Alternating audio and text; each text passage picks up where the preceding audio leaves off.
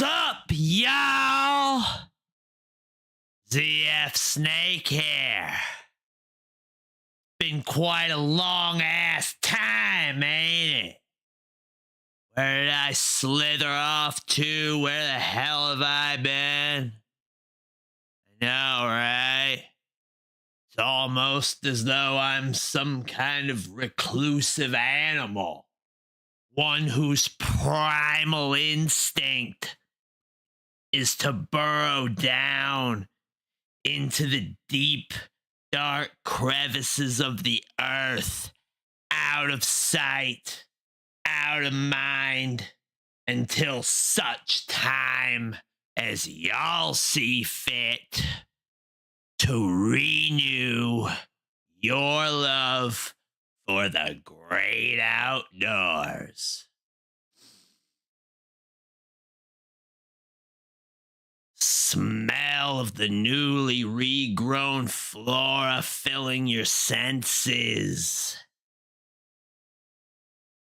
The sun casting its radiance on your exposed skin while you and your besties are all bouncing around the volleyball net, or while you're becoming one with nature on a peaceful yet fulfilling hike. All up until the moment that you find yourself staring at your leg in wide-eyed horror. It only felt like a little sting. It only looked like a couple of flesh wounds. But when you see it, you know that in moments, your vision will blur, your speech will slur, your whole body will be violently convulsing. And you're going to be in dire need of an anti-venom, which, due to my prolonged absence, no hospital in any vicinity has had the means to procure. And tonight, the venom of society once again flows through the bloodstream of YouTube. Now, as for what precisely I'm doing back here in a live format, well, that's just as good a question as it is a loaded one. What am I here to achieve? Is this all just some feeble attempt to be something in this life, or is my goal to become established? Build an audience, build a fan base, build an empire. Which, in the case of all of these big name live streamers, translates into a parasocial relationship with a bunch of mindless drones who will tip hundreds upon hundreds of dollars a night while they sit there on the computer and produce absolutely nothing of value.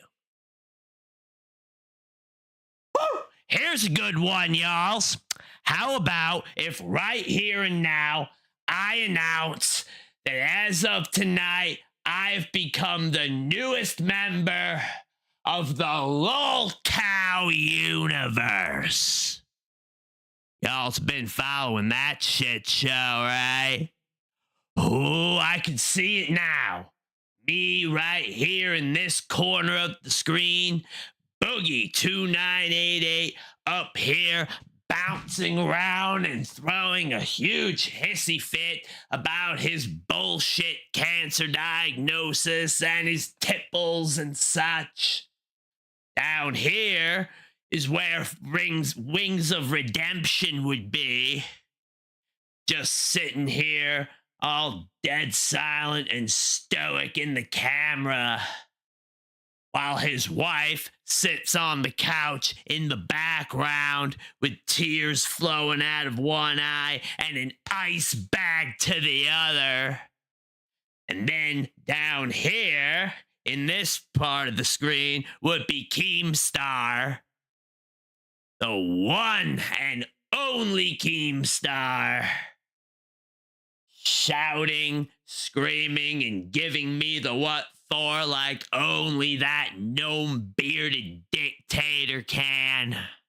And the whole thing culminating with him and all of his everyone else who has sworn their unyielding obedience to him, looking at me and collectively, in perfect unison, saying, "You are impossible to work with!" But for most streamers, it ain't about that. The bottom 99% of all who come on here to broadcast themselves in real time, they're not doing that to hit any goals. They're not doing that for super chats or gifted members. They're doing it for the community, y'alls. They are doing it to parlay their preferred brand of entertainment into a showcase of their own unique perspective. And in doing so, they are creating a haven for those of like mind to come and appreciate and enjoy themselves. But little do they know, they're just broadcasting their brain rot sessions into an empty void.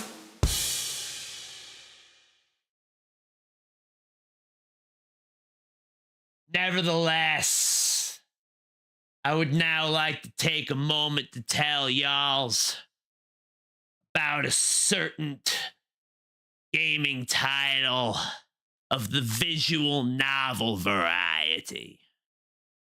One, a true cult classic in the modern world of gaming by the name of Doki Doki Literature Club.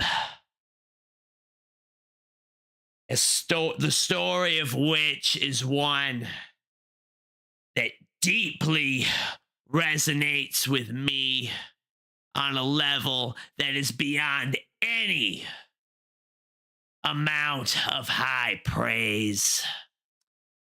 And for the benefit of those of you who are not familiar with this amazing story, indulge me for a 5-minute story synopsis. Have you decided on a club to join yet? Club? I told you already. I'm really not interested in joining any clubs. I haven't been looking either. That's not true. You told me you would join a club this year. Why do I let myself get lectured by such a carefree girl? Well, I thought you might need some encouragement, so I thought, well, that you could come to my club. All words escape me in this situation. This club is full of incredibly cute girls. Okay, I've decided then. I'll join the literature club. One by one, the girls' eyes light up. Yes, I'm so happy! Everyone, remember tonight's assignment. Write a poem to bring to the next meeting so we can all share. Alright, I'll just need to make the most of my circumstances, and I'm sure good fortune will find me.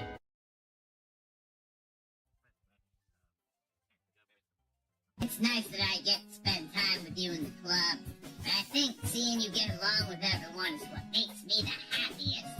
And I think everyone really likes you too. This is your first time writing a poem, right? Ah, so it's that bad? No. Here's Monica's writing tip of the day. Sometimes when you're writing a poem or a story, your brain gets too fixated on a specific point. You try so hard to make it perfect, and you'll never make any progress. Writing's the best. I'm gonna keep writing until I die. Don't get ahead of yourself. Smiles from everyone, okay? That's all that matters. Go play with everyone else. I'm gonna go home a little bit early today. Alright? Tell Monica I wasn't feeling well, okay? I'll see you tomorrow. Before I can say anything else, Sayori cheerfully walks out of the classroom humming to herself. It's the day of the festival. Of all days, I expected this to be the one where I'd be walking to school with Sayori. Sayori isn't answering her phone.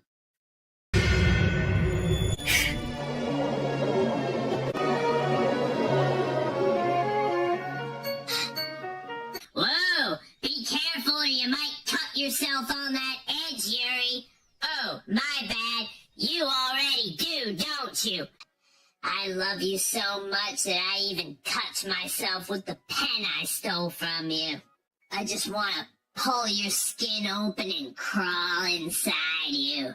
I want you all to myself. Tell me you want to be my lover.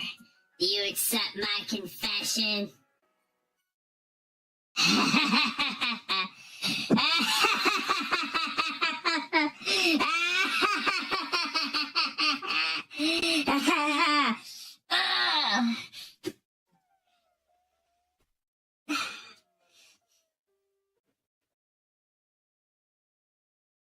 Alright, it's festival time. Wow, you got here before me? I thought it was pretty... And she puked. Just want to have a cupcake real quick. Now that that's out of the way, I guess I owe you an explanation. About that whole thing with Yuri. Well, I kinda started to mess with her, and I guess it just drove her to kill herself. I'm sorry you had to see that, though. Also, the same thing happened with Sayori. Gosh, it's been a while since you've heard that name now, hasn't it? Yeah, it's because she doesn't exist anymore. Nobody does. I deleted all their files. What kind of cruel game is this?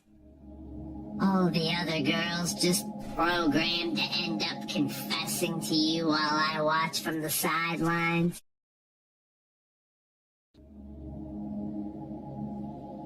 Did you do this? Did you? Did you delete me? Can't wait to spend every day like this with you. Forever and ever. O-F-O-R-E-V-E.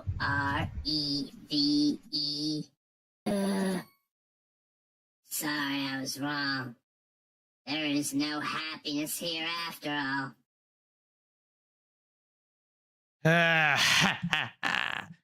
All right, y'alls. So as you just saw, okay, so we got a few problems after what you just did. One, you didn't put a trigger warning on that, so anyone who has tuned in so far could potentially be on the floor hyperventilating now. Two, you used someone else's gameplay footage, which leaves us wide open for a copyright strike. But regardless if either of those things happen, you completely spoiled the game that we're supposed to play tonight. One, trigger warnings never outweigh morbid curiosity. Two, fair use provision, look into it. And as for why I would just straight up spoil the subject of my debut stream right out the gates, Well, that's because we're doing something a little different.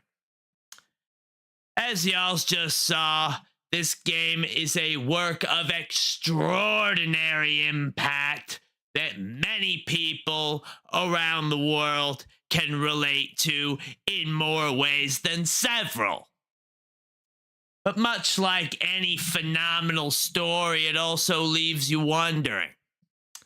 As powerful and intense as it no doubt is, through the eyes of some invisible bonehead whose sole purpose for existing is simply to represent the player, how much more so could it be if we were to see the events transpire through the eyes of the most deeply afflicted?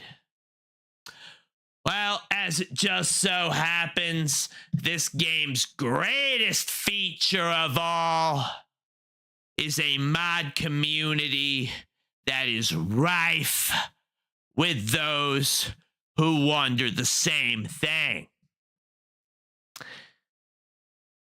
So, without further ado, let's dive into Doki Doki Rain Clouds, a mod that tells the original story from the perspective of the cutesy, ditzy, bubbly girl Sayori, and a mod that many reviewers of claim royally fucked them up and should not be completed in one sitting.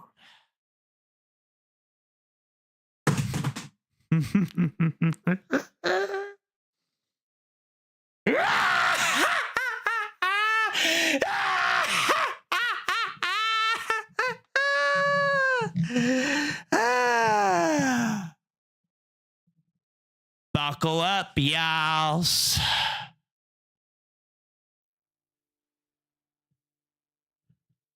Okay. So, starts off familiar enough. Only difference here is instead of putting our name in, we wants to know what is the name of your childhood friend. All my friends are gone. They died. Only one name's appropriate to put here.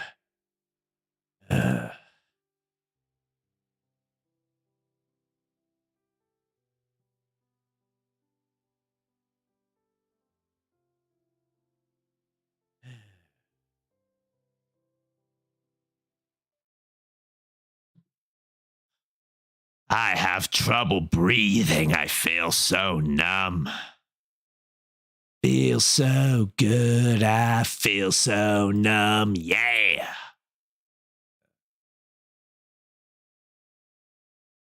Yes. There we go.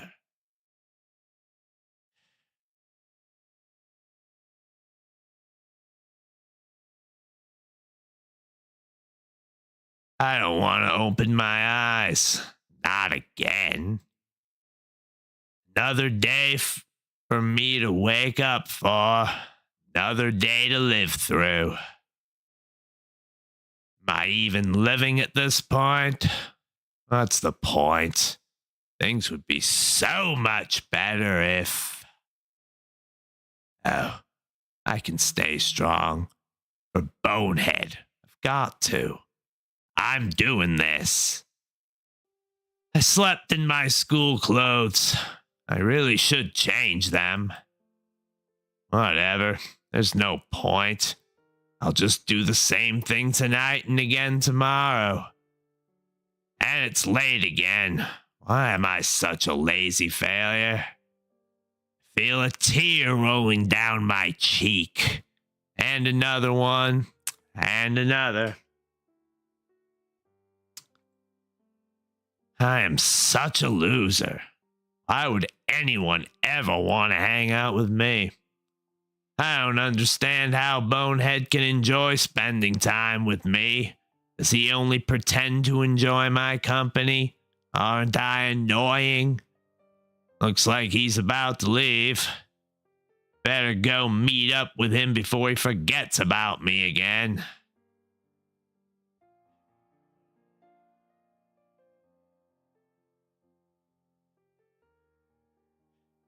Ugh.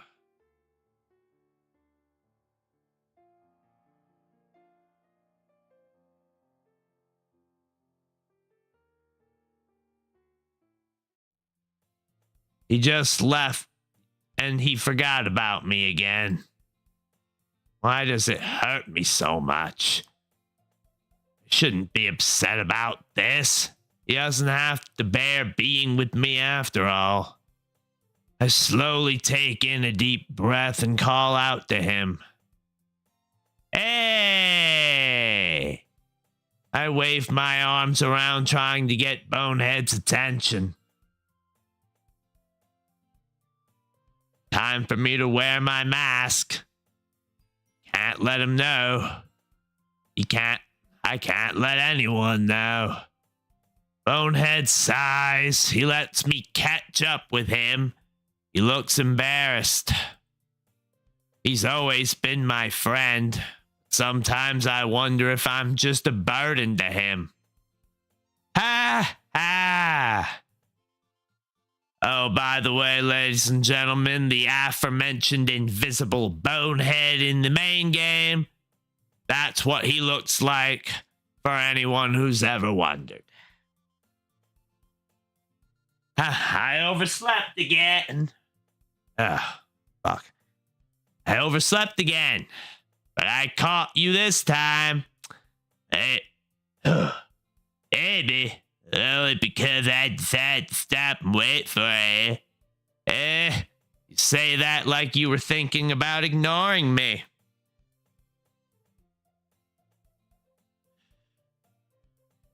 He was going to ignore me. Does he really hate seeing me that much? That's mean, Bonehead. What if people stare at you for acting... What if people stare at you for acting weird, then I don't want them to think we're a couple or something? Acting weird, huh? How am I supposed to act normally when I don't know how to? Fine, fine. But you did wait for me after all. I guess you don't have it in you to be mean even if you want to. If you say so, eh?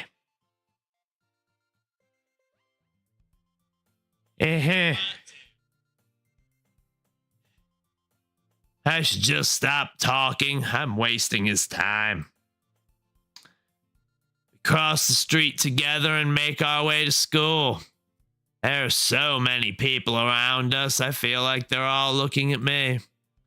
Bonehead just walks in front of me as if nothing's wrong. Can't blame him. I wish I could just go to the literature club already. It's so much more peaceful in there. If only. Maybe. By the way, Bonehead, have you decided on a club to join yet? Told you already, I'm not really interested in joining a club. I haven't been looking either. That's what I thought. Want him to come with me even if it means I'm being selfish. That's not true. You told me you would join a club this year. Bonehead is deep in thought. He's probably thinking of a polite way to shut down my plea. I was talking about how I'm worried that you won't learn how to socialize or have any skills before college. Your happiness is really important to me, you know. And I know you're happy now, but I'd die at the thought of you becoming a NEET in a few years because you're not used to the real world. I wouldn't be able to stand seeing him unhappy and isolated like me. You trust me, right? Don't make me keep worrying about you. Please don't add any more to my hefty daily burden. I'm already struggling to keep up with everything else. I'll look at a few clubs if it makes you happy. It promises there. I should be happy right now, yet why does my smile feel so fake? Will you at least promise me you'll try a little? I guess I promise you that. Yay! I really hope Bonehead will come to the literature club. Everything is so calming there. He'll get to meet the other girls, too. It's selfish, but I hope he won't leave me behind after meeting them. I spent the entire day staring blankly at my papers. I don't even remember a single thing that was discussed during class. I'm a bit scared. Bonehead lied to me. Will he really check out the clubs? I don't want to go and annoy him again, but I'll just go and talk to him. I didn't tell him about the club yet, did I? I approach his classroom. As I get ready to enter, I hear him muttering. Clubs. Am I going to have to come in? So sorry. So sorry for coming to bother you again. Hello? Hey, Harry. He looks surprised. Thank God he isn't angry. Bonehead looks around. He seems really lost and confused. Thought I'd catch you coming out of the classroom, but I just saw you sitting here and spacing out, so I came in. Honestly, you're even worse than me sometimes. I'm impressed. I'm actually insulting him at this point. Who am I to say such things? You don't need to wait up for me if it's gonna make you late for your own club. Why does he keep acting like he's unhappy to see me? Just want to disappear. Shouldn't have come here. Well, I thought you might need some encouragement, and so I thought, you know.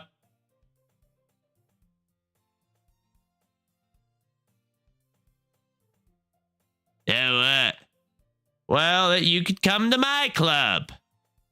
Gives me an awfully cold look. Why didn't I think before speaking? Of course, you won't agree to come. I'm not even that interesting.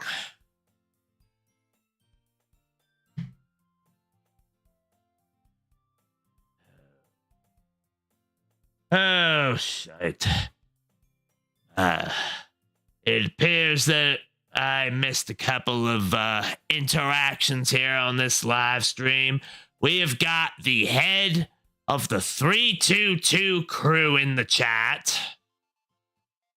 And supposedly Death himself. What's up, Yall'S?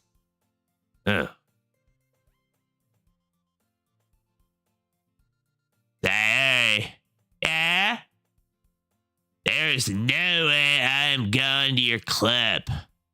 I just want to bang my head on the floor and scream right now. I'm so worthless, hoping for him to come. Meanie! Why do I keep this cute attitude? I just want to cry. That's it.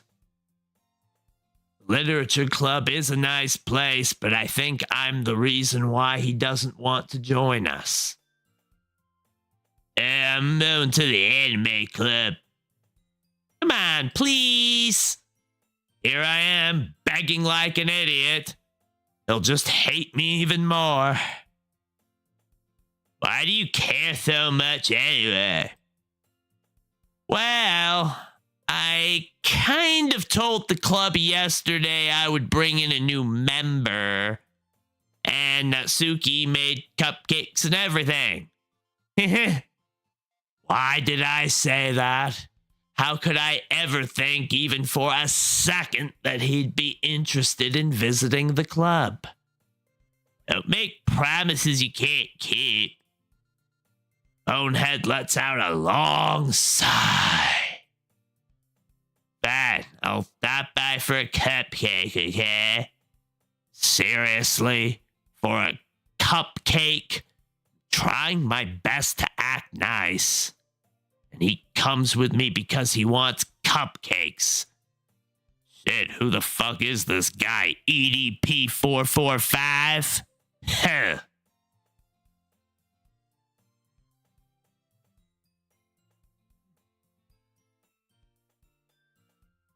Doesn't he even realize how hurtful he's being?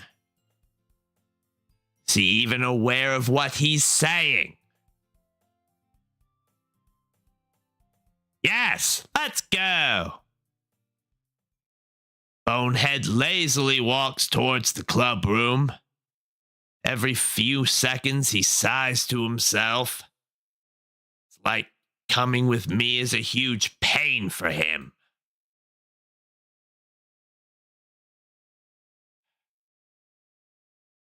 He glances at me, his gaze harshly cold. Doesn't enjoy being with me at all.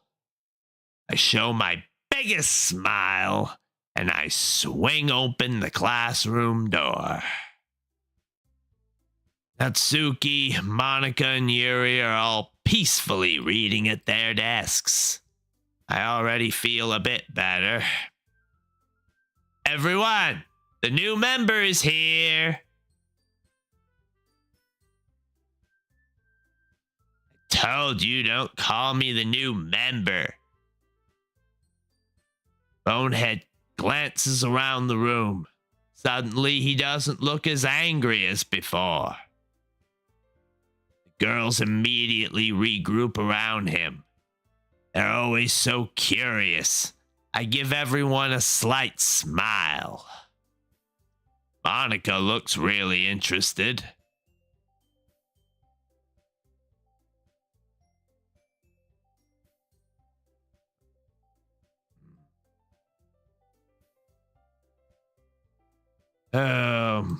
My apologies, y'all. Stupid window.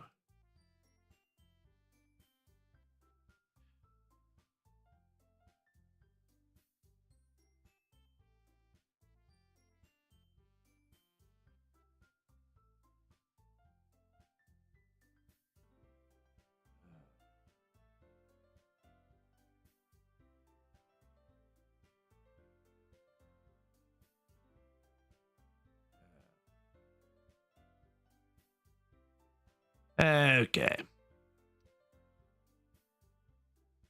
Welcome to the Literature Club. It's a pleasure meeting you. Sayori always says nice things about you. Bonehead doesn't seem to care about the last part of Yuri's statement.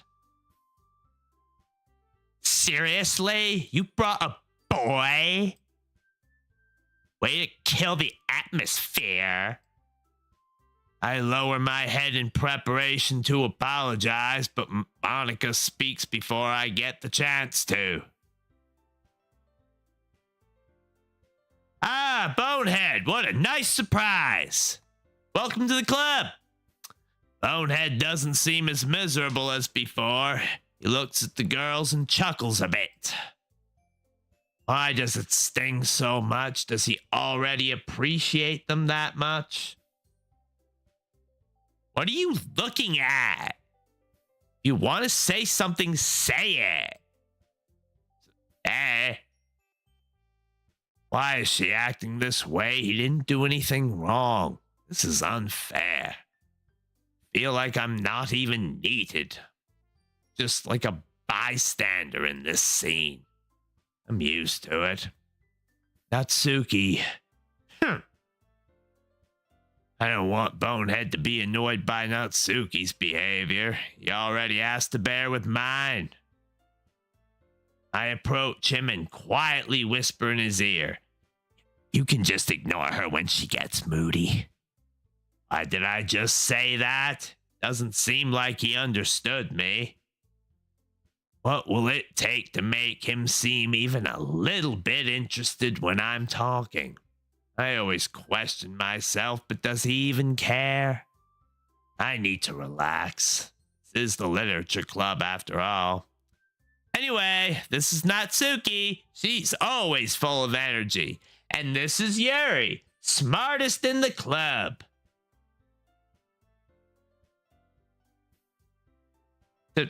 Don't say things like that.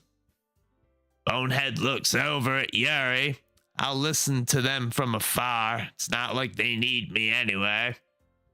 Sit down at the table and watch everyone talk amongst each other. Well, it's nice to meet both of you. Bonehead shyly waves his hand. Why is he acting so sweet now? He looks like Monica knew him already. Did they know each other before? Sounds like you already know Monica, is that right? That's right. It's great to see you again, Bonehead. You too, Monica. His smile seems so genuine. It's heartwarming, of course, but why don't I ever get that smile too? Can't just let him stand there blankly after his interaction with Monica. Come sit down, Bonehead. We made room for you at the table so you can sit next to me or Monica. I'll get the cupcakes. Please, Bonehead, come sit next to me, please. Hey, I made them. I'll get them. Sorry, I got a little too excited. Why did I think that was a good idea? She made the cupcakes. I have no right to do that. I'm just dumb. Then how about I make some tea as well? I can't even do anything useful. Bonehead walks towards our table looking around. He seems more and more interested. Pretty sure Monica is the only one who caught his attention.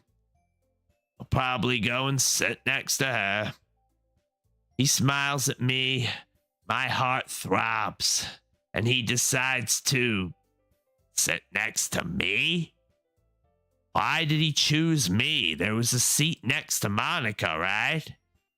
I should stop overthinking things. This is killing me.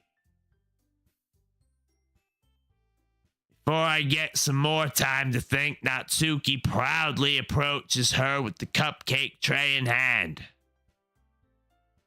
Okay, you ready? Ta-da! Whoa! Natsuki lifts the foil off the tray to reveal a dozen white, fluffy cupcakes decorated to look like little cats. She's so amazing. She does so many things. I wish I could be as cool as her.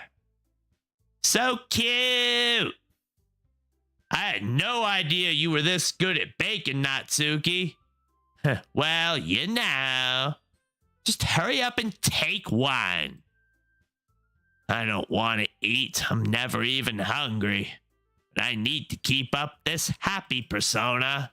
I'm the first to grab a cupcake, followed by Monica, and then Bonehead.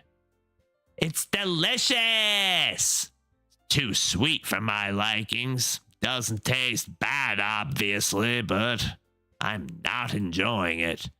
Bonehead is still looking at the cupcake. Doesn't he want to taste it? Natsuki keeps glancing at him. Looks like she doesn't hate him as much as she pretends to. After a while, Bonehead decides to take a bite. This is really good, ain't you, Natsuki? What? Why are you thanking me? It's not like I eat. Suki should learn how to appreciate compliments. Doesn't she realize it can hurt people when she brushes off compliments like that? Made them for you or anything? I thought you technically did, Sayori said. He's right. I said it. This is all my fault. Well, maybe, but not for, you, dummy. I quietly sigh. I wish I got compliments like those. Oh, now's not the time to act selfish. I've got to enjoy this moment. If Bonehead is having a good time, then I'm having a good time. Harry's done with the tea. She puts the set on the table and serves some tea to everyone. You keep a whole set of tea in this classroom? Don't worry, the teachers gave us permission. After all, doesn't a hot cup of tea help you enjoy a good book? Yuri's so mature. Bonehead looks captivated and a bit intimidated. It's rare to see him acting like that. I guess. Don't let yourself get intimidated. Yuri's just trying to impress you. That was uncalled for. Yuri looks away, clearly hurt by Monica's comment. Why would she say that in the first place? It's not like there's bad blood between them or anything. I meant that, I believe in you. Well, tea and reading might not be a pastime for me, but I at least enjoy tea.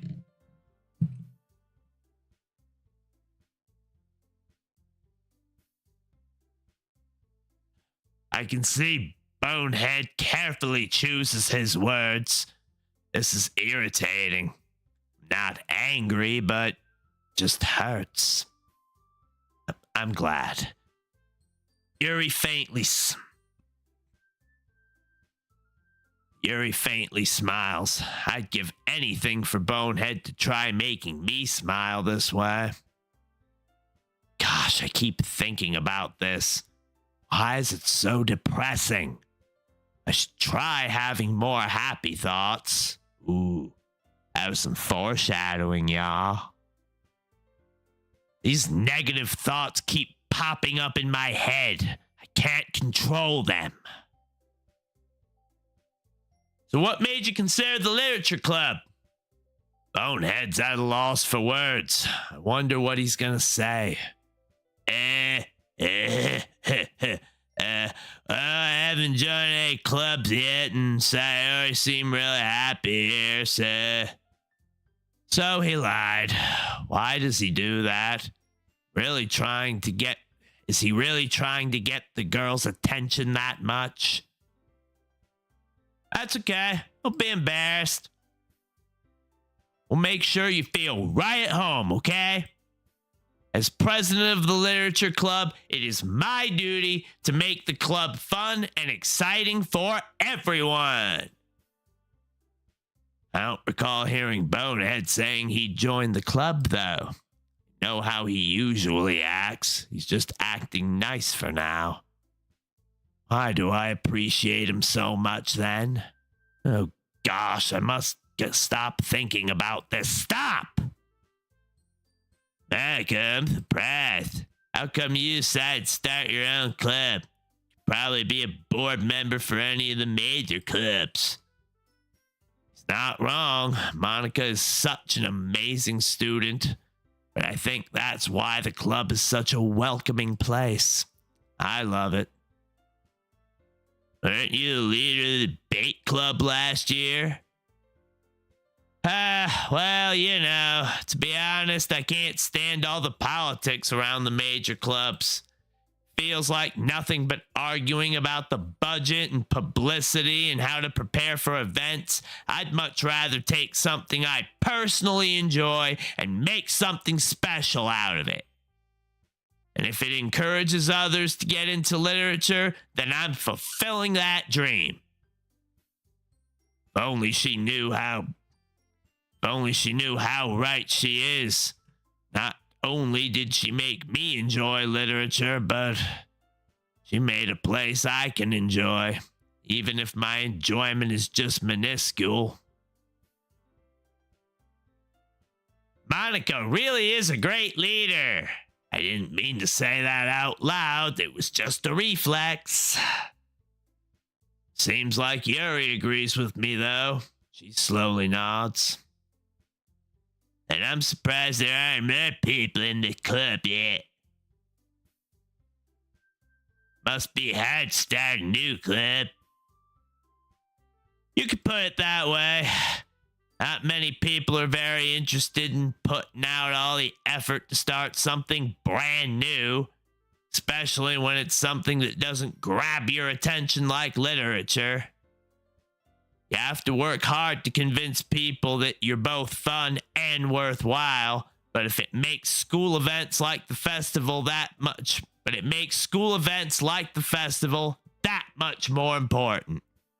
I'm confident that we can all really grow this club before we graduate. Right, everyone? Well, that was impressive. Just for a moment, I forgot all my sad thoughts. Her speech was really uplifting. I really admire her. Yeah! We'll do our best. You know it. Feels good to see the entire group smiling and cheering. Bonehead looks amused. I wonder what he's thinking right now. Does he think we're lame? Or maybe he just appreciates our motivation. Or perhaps he's just thinking about the other girls. So, Bonehead, what kind of books do you like to read? I have never seen Bonehead read. Answering this question is going to be tough for him.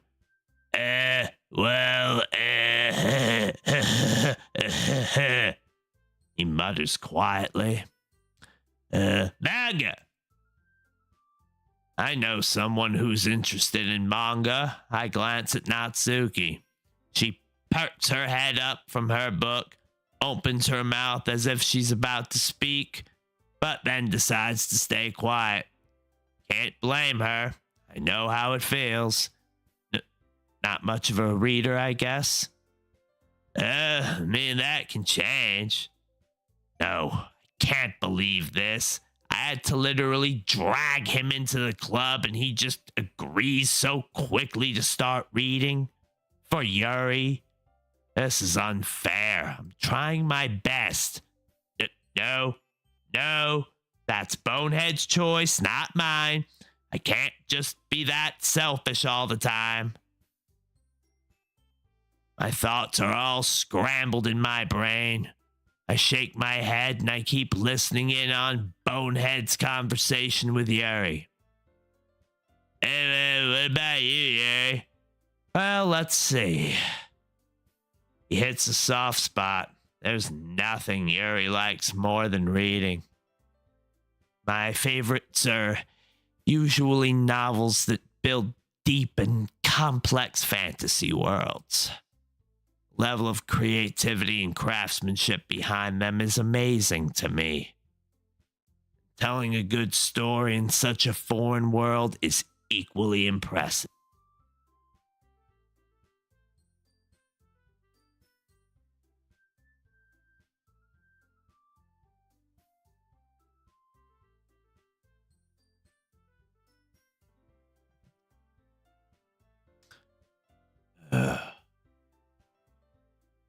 She keeps talking about her love for books.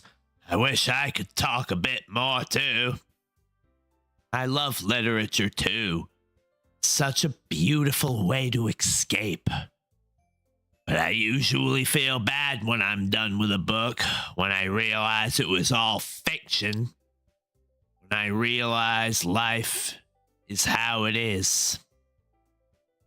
But, I like a lot of things. Stories with deep psychological elements usually immerse me as well. Isn't it amazing how a writer can so deliberately take advantage of your own lack of imagination to completely throw you for a loop? Anyway, I've been reading a lot of horror lately. I read a horror book once. Yuri totally ignores Bonehead. I feel sad for him. He's trying his best. Although I don't think he's ever read any horror books. Is he just trying to impress Yuri? Really? I wouldn't have expected that, Yuri. For someone as gentle as you. What a naive conclusion. Does she usually think getting in people's minds is that easy? I guess you could say that. But if a story makes me think or takes me to another world, then I can't really put it down.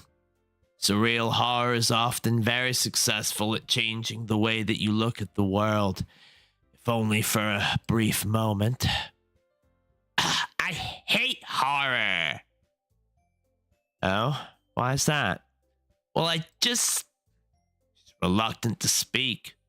It's as if she doesn't dare talk when Bonehead is around. She's genuinely cute. Never mind. That's right. Ugh. That's right. You usually like to write about cute things, don't you, Natsuki? But what? What gives you that idea? You left a piece of scrap paper behind last club meeting. It looked like you were working on a poem called Don't Say It Out Loud. Give that back. So Natsuki is also a writer, right? Why is everyone so good here? I can't write a single good poem. Fine. I'm going to have a bit of fun. I'm allowed to enjoy my time here after all. Your cupcakes, your poems, everything you do is just as cute as you are. I put my hands on Natsuki's shoulders. I'm not cute. Bonehead doesn't seem to care. He's too focused on Natsuki. Why is he acting like I don't exist at all? Is this all I'm worth? Suki, you write your own poems? Well, I guess sometimes. Why do you care? I'm just here watching them talk. Maybe Bonehead decided to ignore me. That'd be better for his health. Must be boring to stay with me. Here I am thinking about the same things again and again. I think that's impressive. Why don't you share them sometime? No! Looks away. Doesn't she see an opportunity to show how talented she is? I don't think people realize all the lost occasions they had. You wouldn't like them. They're a very confident writer yet. I understand how Natsuki feels. Sharing that level of writing takes more than just confidence. Truest form of writing is writing to oneself. Must be willing to open up to your readers, exposing your vulnerabilities, and showing even the deepest reaches of your heart. I wish I could write about what I feel, but how am I supposed to explain something I can't understand myself? I hope I'll become as good as Natsuki one day. Her poems may be cute, but she's always so expressive when she's writing. Do you have any writing experience too, Yuri? Maybe if you share some of your work, you can set an example and help Natsuki feel comfortable enough to share hers. She's so shy. I know how great her writing skills are. I don't think Bonehead would dislike her poems. Guess it's the same for Yuri. I wanted to read everyone's poems. Everyone looks at me, yet no one says a word. There's an awkward silence. We're all sitting at the table. Is it my fault? Did I say something wrong? Monica decides to break the silence. I wish I were brave enough to do that.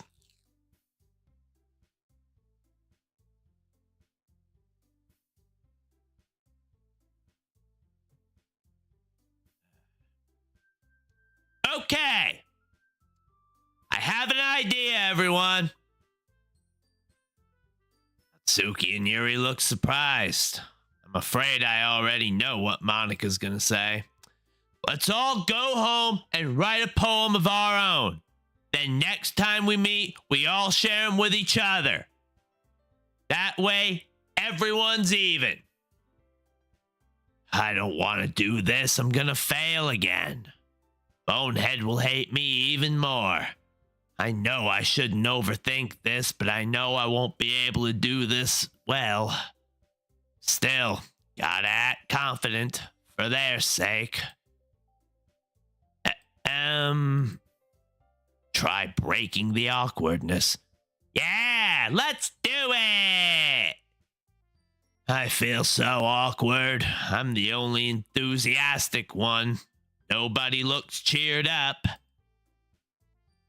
Plus, now that we got a new member, I think it'll help us all get a little more comfortable with each other and strengthen the bond of the club. Isn't that right, Bonehead? She gives Bonehead a big smile. Of course, he can't resist. Hold on, there's still one problem. What's that? I knew it. I'm certain he's going to find an excuse not to join us, most likely because I'm already in the club. I never said that I would join this club. So you already may have convinced me to stop by, but I never made any decision. Still have other clubs to look at, and I suppress my urge to cry. Why? Why is he so hurtful when I am trying my best to make him a bit happier? Not the only disappointed one, it seems. The other girls all look sad. Bonehead stares at us for a few seconds. He barely looks at me. But I'm sorry, I thought. Bonehead, you After a bit of thought, he lets out a long sigh. Cross my fingers behind my back. Please just let him stay with us. Right. Okay, I've decided then. I'll join the literature club. Without thinking, I wrap my arms around Bonehead. I wish I could stay like this a bit longer. Yes, I'm so happy. I don't know what was this feeling I just had. Was it happiness? Bonehead makes me feel weird things. Maybe I can bring him to stop hating me after all. Maybe the literature club will change me for the best. Maybe. You really did scare me for a minute. If you really just came for cupcakes, I would have been super pissed. That makes it official. Welcome to the literature club. Thanks, I guess. Okay, everyone. I think with that, we can officially end today's meeting on a good note. Everyone, remember tonight's assignment. Write a poem to bring to the next meeting so we can all share. She glances at Bonehead.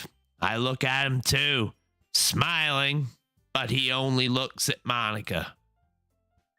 He only notices Monica. Bonehead, I look forward to seeing how you express yourself. Everyone is happily chatting amongst themselves. I'd want to join in, but I just can't find anything to say. Bonehead looks like he's thinking. Is he thinking about a poem? I wish I could see what's in his head. I wish I could know how to make him appreciate my company. Can't really complain, though. He finally joined the literature club. He really is a great person. Would it bother him if...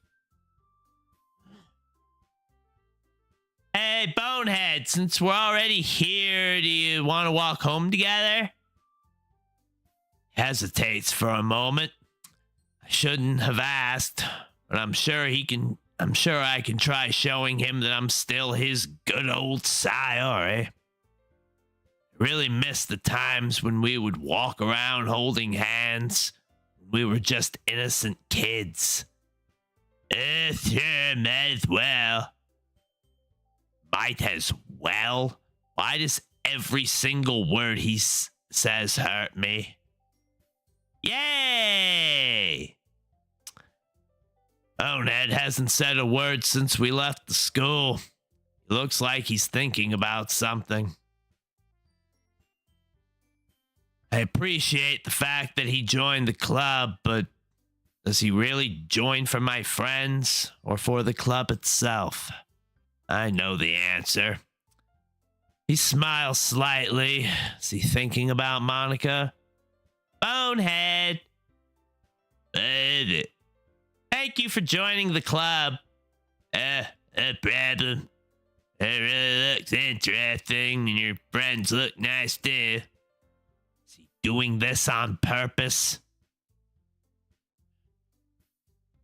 Well, I'll let you work on your poem. I'll see you tomorrow.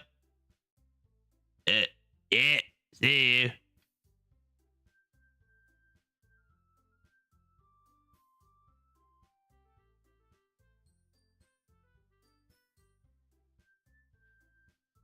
He opens the front door and disappears into his house. I sigh. It's exhausting to act happy and cute all day long, but I feel like Bonehead took a step forward today. I just want to sleep. I don't even bother with the light. Laid down on the sofa and looked to the ceiling. Poem. Wish I could find something to write, but no ideas come to mind. I feel like maybe I can make something pretty decent. What would Bonehead like? Funny.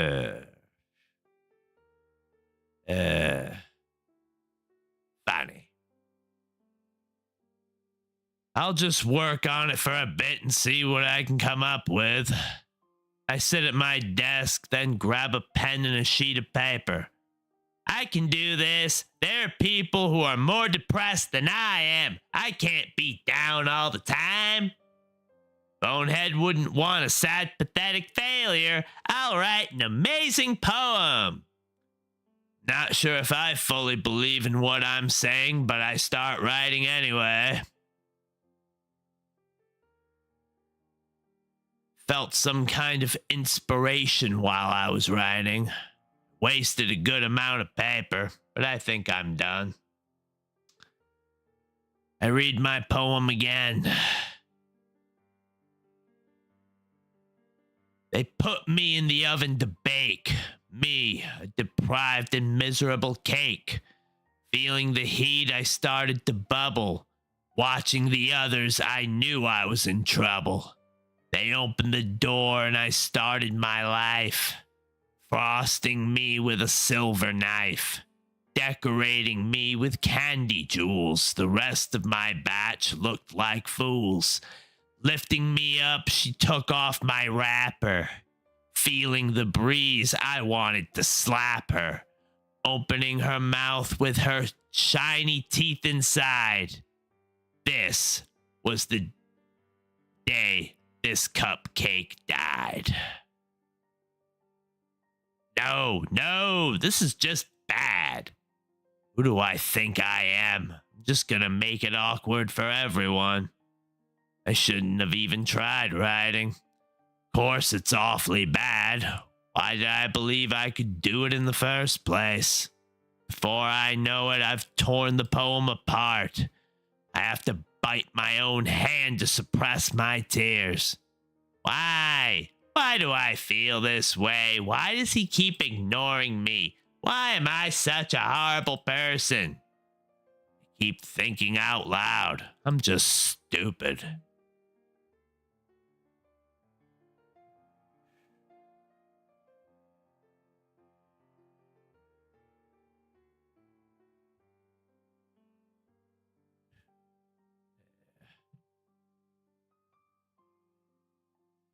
Hey, just a moment, Yall'S.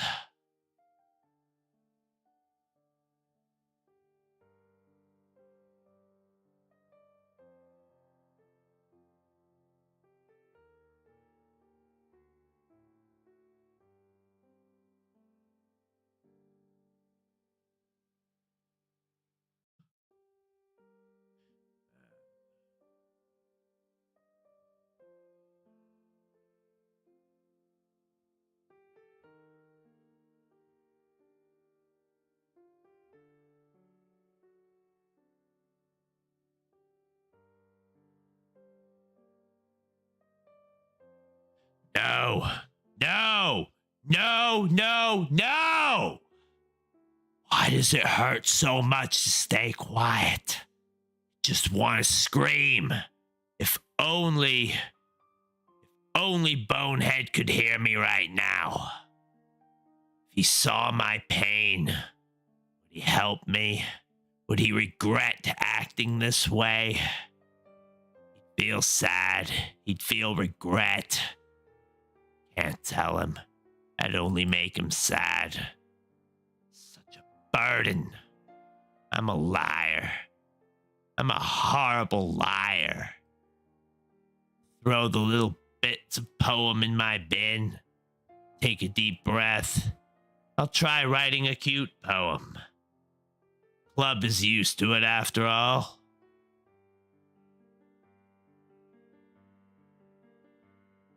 Put it in my bag. It'll have to do. I lay down on my bed, as usual. I remember the happy times I had back then with Bonehead. I wish I could be happy again. If only I could go back in time. I can't even say why I want to. Everything feels like a mess. My vision gets blurry. Am I crying? I've got to stay strong. I can do this. I know. I know I can. Sayori, do you really think things are that easy? Think about it. Why do you think Bonehead hates you that much? That's because you're useless. You're a burden. Can you find one positive thing about yourself? I want to scream. What is this? Where am I? You're so hopeless. Bonehead doesn't care about you. Isn't it clear? Why do you hold on to that hope? You deserve to suffer. You deserve to see him happy without you. You deserve to be alone. You deserve... Enough! Please! Please! I can't breathe. Sobbing uncontrollably. Everything feels so strange around me. No! No, please! I can't stand it anymore. These bad dreams... My pillow is drenched with tears. I want to vomit. My mind is making me suffer. I'm the one saying these horrible things to myself. I can't stop tears from falling. I said I'd stop crying. But who wouldn't break down after such a dream? Bonehead, please, tightly hug one of my plushies. I've done that since I was little. My sobbing stops. I can't think clearly. I need some fresh air. I open the window for a bit and I peek outside. Bonehead's already gone. I remember that dream. What's happening to me is my fault. I deserve it. I stare at my bin. I can still see the bits of the poem I wrote yesterday. Why did I get so happy about Bonehead joining the club anyway? He only joined it for the other girls. I have nothing to do with it. I lower my head. I'm ashamed of myself.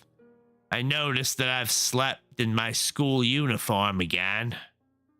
I don't feel like changing them, but I know I have to. I don't want anyone to ask questions. Feel like all I'm doing is staring at nothing. I feel lifeless. I sit on the floor.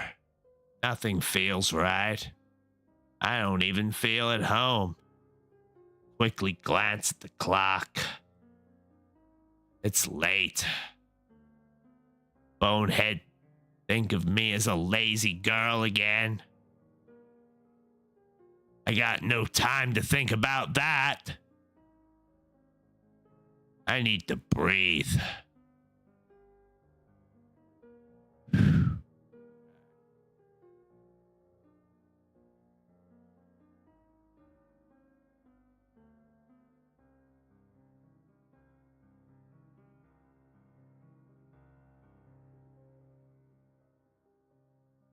I exit my house.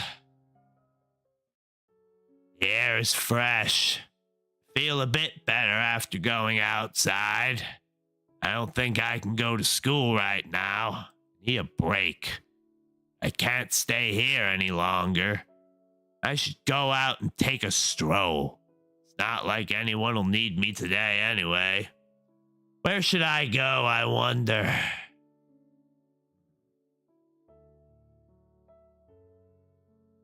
Oh.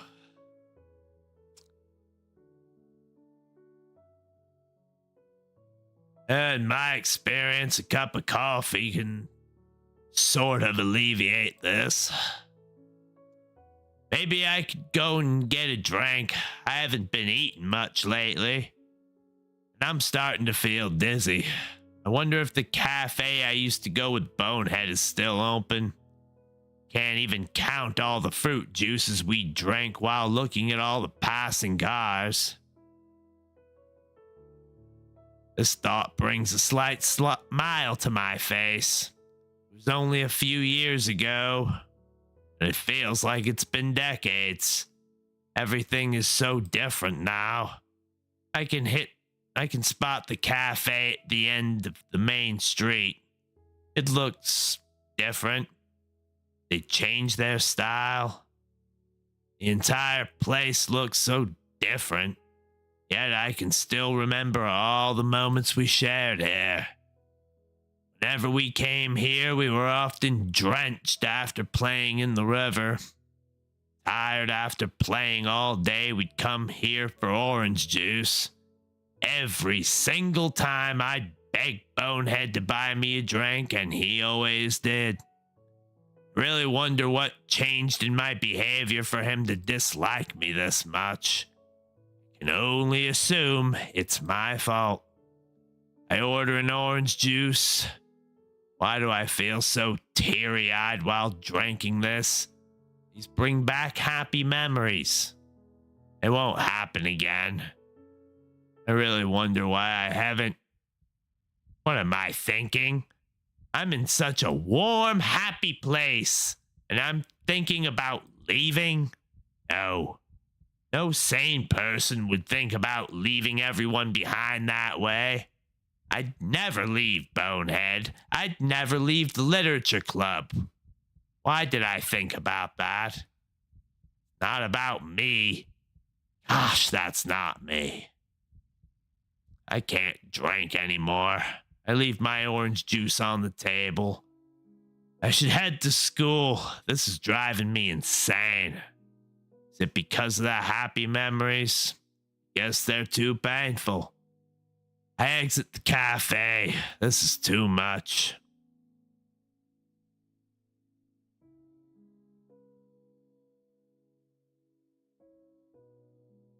Bonehead must be in class right now.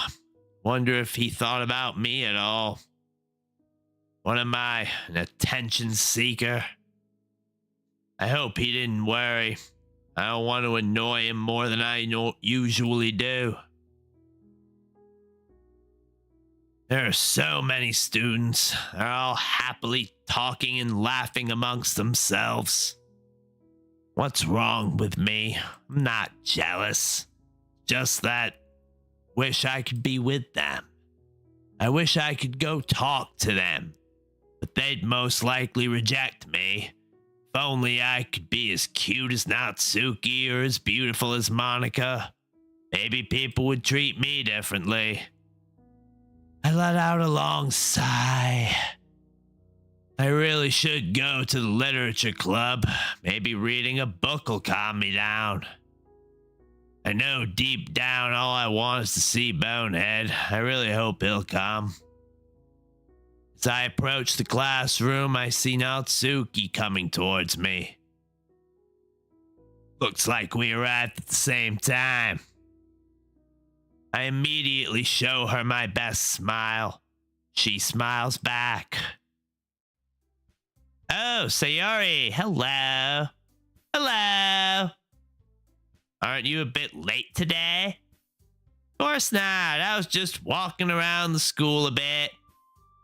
Natsuki gives me a weird stare. Does she suspect something? All right, Bonehead should arrive soon.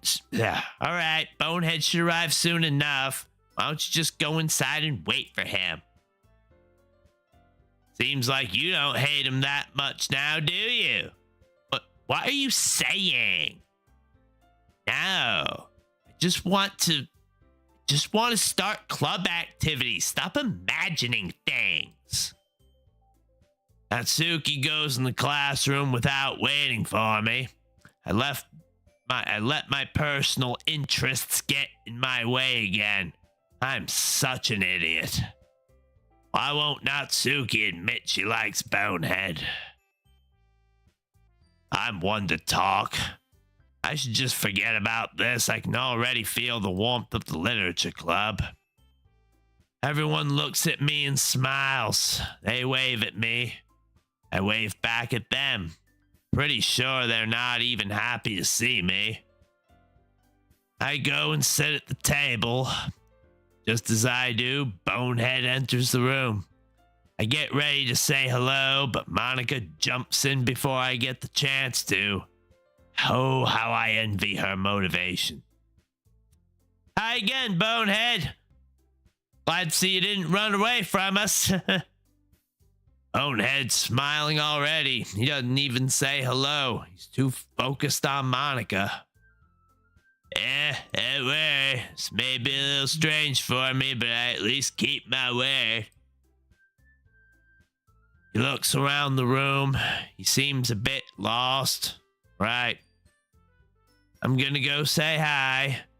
Thanks for keeping your promise, Bonehead. I hope this isn't too overwhelming of a commitment for you. Making you dive headfirst into literature when you're not accustomed to it. Oh, come on, like he deserves any slack. Sayori told me you didn't even want to join any clubs this year. And last year, too. Bonehead gives me a cold glare. It's my fault that Natsuki is so angry right now. I just said Bonehead wasn't interested before he joined. I don't know if you plan to just come here and hang out or what, but if you don't take us seriously, then you won't see the end of it. Why is she being so harsh? Bonehead doesn't seem to react, though. I don't even know if he's listening. Natsuki, you certainly have a big mouth for someone who keeps her manga collection in the club room. She hits a soft spot. Monica knows where to strike. Does she know about me? No way. There's no way she can know. Natsuki clenches her fists. Why did Monica have to aggravate her further? Isn't our goal to have a peaceful club? Manga is literature.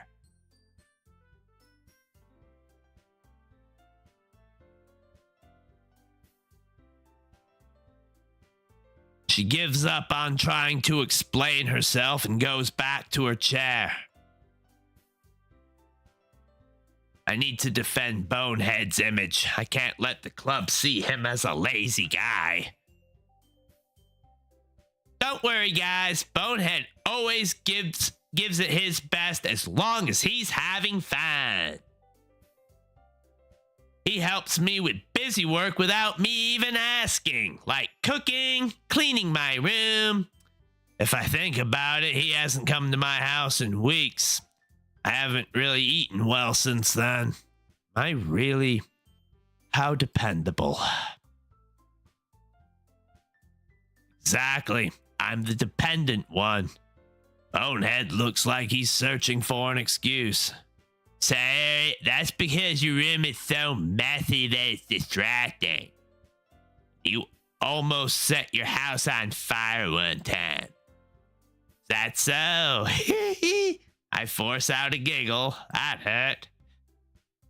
To him, I'm just a clumsy, lazy girl. Is that it? Where are all the qualities he claimed to see in me years ago? You two are really good friends, aren't you? I might be a little jealous. How come? You and Bonehead can become good friends too.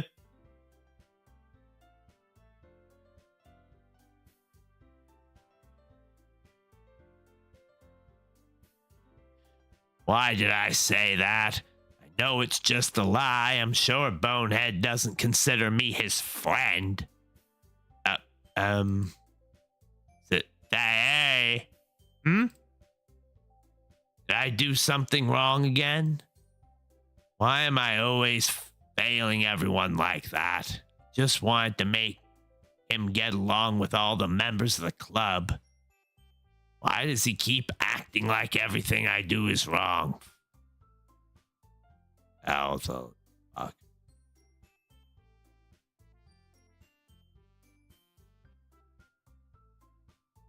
Maybe it's because everything I do is indeed wrong.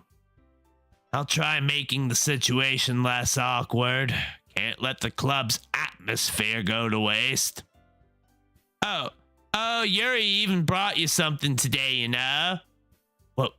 Wait, Sayori. Me? Not really. Don't be shy. It's really nothing. Is it? Never mind. Sayori made it sound like a big deal when it's really not. Oh, what do I do? I'm sorry, Yuri. I wasn't thinking. It's even more awkward than before. Why can't I do anything right? I'll just shut up. I don't even want to look at Bonehead's face anymore. I slump into my seat and stare at the table. Don't worry about it. First of all, I wasn't expecting anything in the first place. So any nice gesture from you is a pleasant surprise. It'll make me happy no matter what. Those words hurt me more than they should have. I'm trying so hard to make him happy too. Is that so? I won't make it a big deal if you don't want it to be. Alright. Well, here. Yuri gets a book out of her bag. I didn't want you to feel left out. So I picked out a book that I thought you might enjoy. It's a short read, so it should keep your attention even if you don't usually read. And we could, discuss it if you wanted. She's amazing. How can she be so shy yet so confident? She knew what Bonehead would like. She even took the time to pick out a book for him. If only I could get some ideas of how to make Bonehead happy.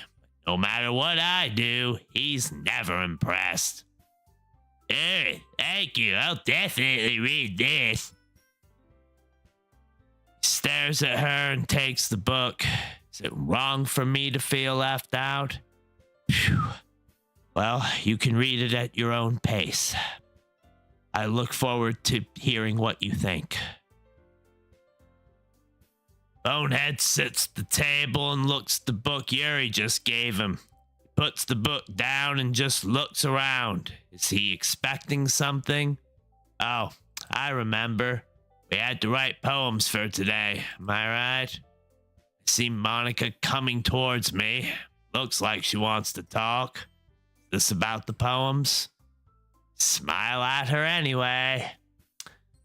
Yuri, I was thinking we could talk about the cultural festival. Oh, the cultural festival. Are we doing it this year? Of course we are. We're probably gonna seem really lame compared to the other clubs, though. Bonehead gets up and walks towards Natsuki. They start talking. He looks so happy. Nope.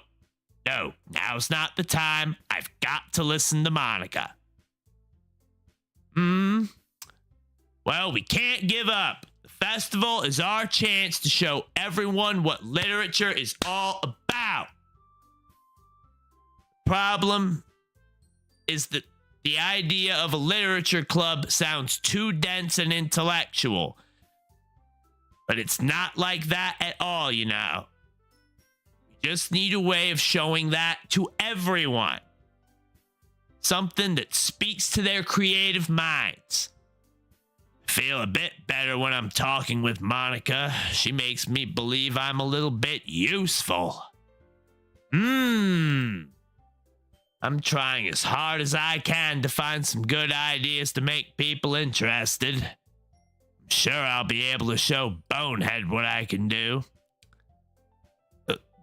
That doesn't solve the problem, though. What do you mean? Even if we come up with the most fun thing ever, nobody'll come in the first place if it's a literature event. So it's more important to figure out how to get people to show up in the first place, you know? And after they come, we can do the thing to speak to their creative minds. What am I saying? This sounds too well thought out for someone like me. Glance at Natsuki and Bonehead again. They're both laughing. My heart sinks. I'm just hurting myself by looking at them. That's a good point. In that case, do you think food will do the trick? What kind? I don't care about food. I'm just making myself look like a fool. Well, I guess we could... Cupcakes! This'll give Natsuki something to do. I know she loves baking. Good thinking. Natsuki would love to do that. Here we go. Ah, you're right. Natsuki makes the best cupcakes. That works out perfectly. That wasn't why you suggested it. I don't even know why I'm acting all cute and clumsy all the time. I perfectly knew why I was asking that. I feel disgusted in myself. I'm just a fake. But maybe it's better in a way. People saw the real me, they'd leave me. Cupcakes speak to my creative tummy. Cupcakes it is then. I'm hungry. Why? Lies all the time. Anyway, we still need to work out the details of the event itself. But we'll be taking care of that when everyone will be ready to listen. She looks at Bonehead. These two sure got along well, didn't they? Stop this. It hurts. They do. I'm so happy Bonehead got to meet new people. Want to slap myself. You know, I'm glad you brought him here. This looks like a pretty interesting guy. You're so lucky he's so close to you. Is that really how she sees it? Is she blind? You think? He obviously really likes you. But you know, seems like he's also getting really interested in Natsuki. She smiles. The two of them are now peacefully sitting on the floor reading a manga. I want to cry. She gave me hope for a moment, and then she burnt my happy thoughts the moment after. Well, I'm just gonna go rest for a bit. All right, don't fall asleep, okay? Of course I won't. Can't risk having a bad dream again, not in the club. I sit down, close my eyes. Not planning to sleep, but I just want to rest. Feels so warm here. Feel like I could just forget all my problems. I don't even know what my dad would do if he found this. At least it's safe here in the club room. Am I eavesdropping? This isn't good. But I can't help it. Want to hear. What if they talk about me? Except Monica was kind of a jerk about it. Just can't win, can I? Paid off in the end, didn't it? I mean, here I am reading it. Well, it's not like that solves any of my problems. Hey, babe, but at least you're enjoying yourself, right? Want to enjoy myself too, even if it's just 10 minutes with Bonehead. So, jeez, that's enough. Yeah. There's a moment of silence. Then I hear Natsuki laugh. I totally forgot that happens. Minori is my favorite character. You always feel a little bad for her since she's so unlucky. But it gets especially bad when... What? When does it get especially bad? What is this gloomy feeling? Why can't I hear Natsuki anymore? I can only hear my own heartbeat. What's wrong? Did I fall asleep? No, I don't think so. I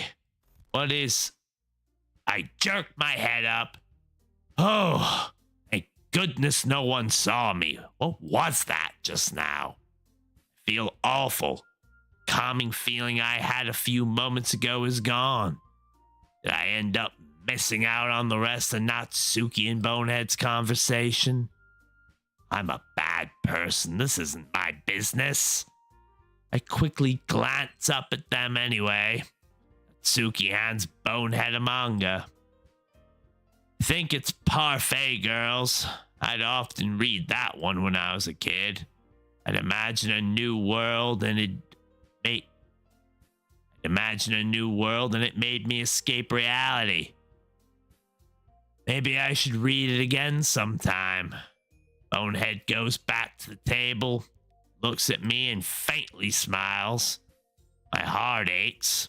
Not in a bad way, but it hurts. Gonna go do my best to try and talk to them. I can do this. Quietly mutter. Bonehead? He didn't hear me. Monica's getting ready to speak anyway.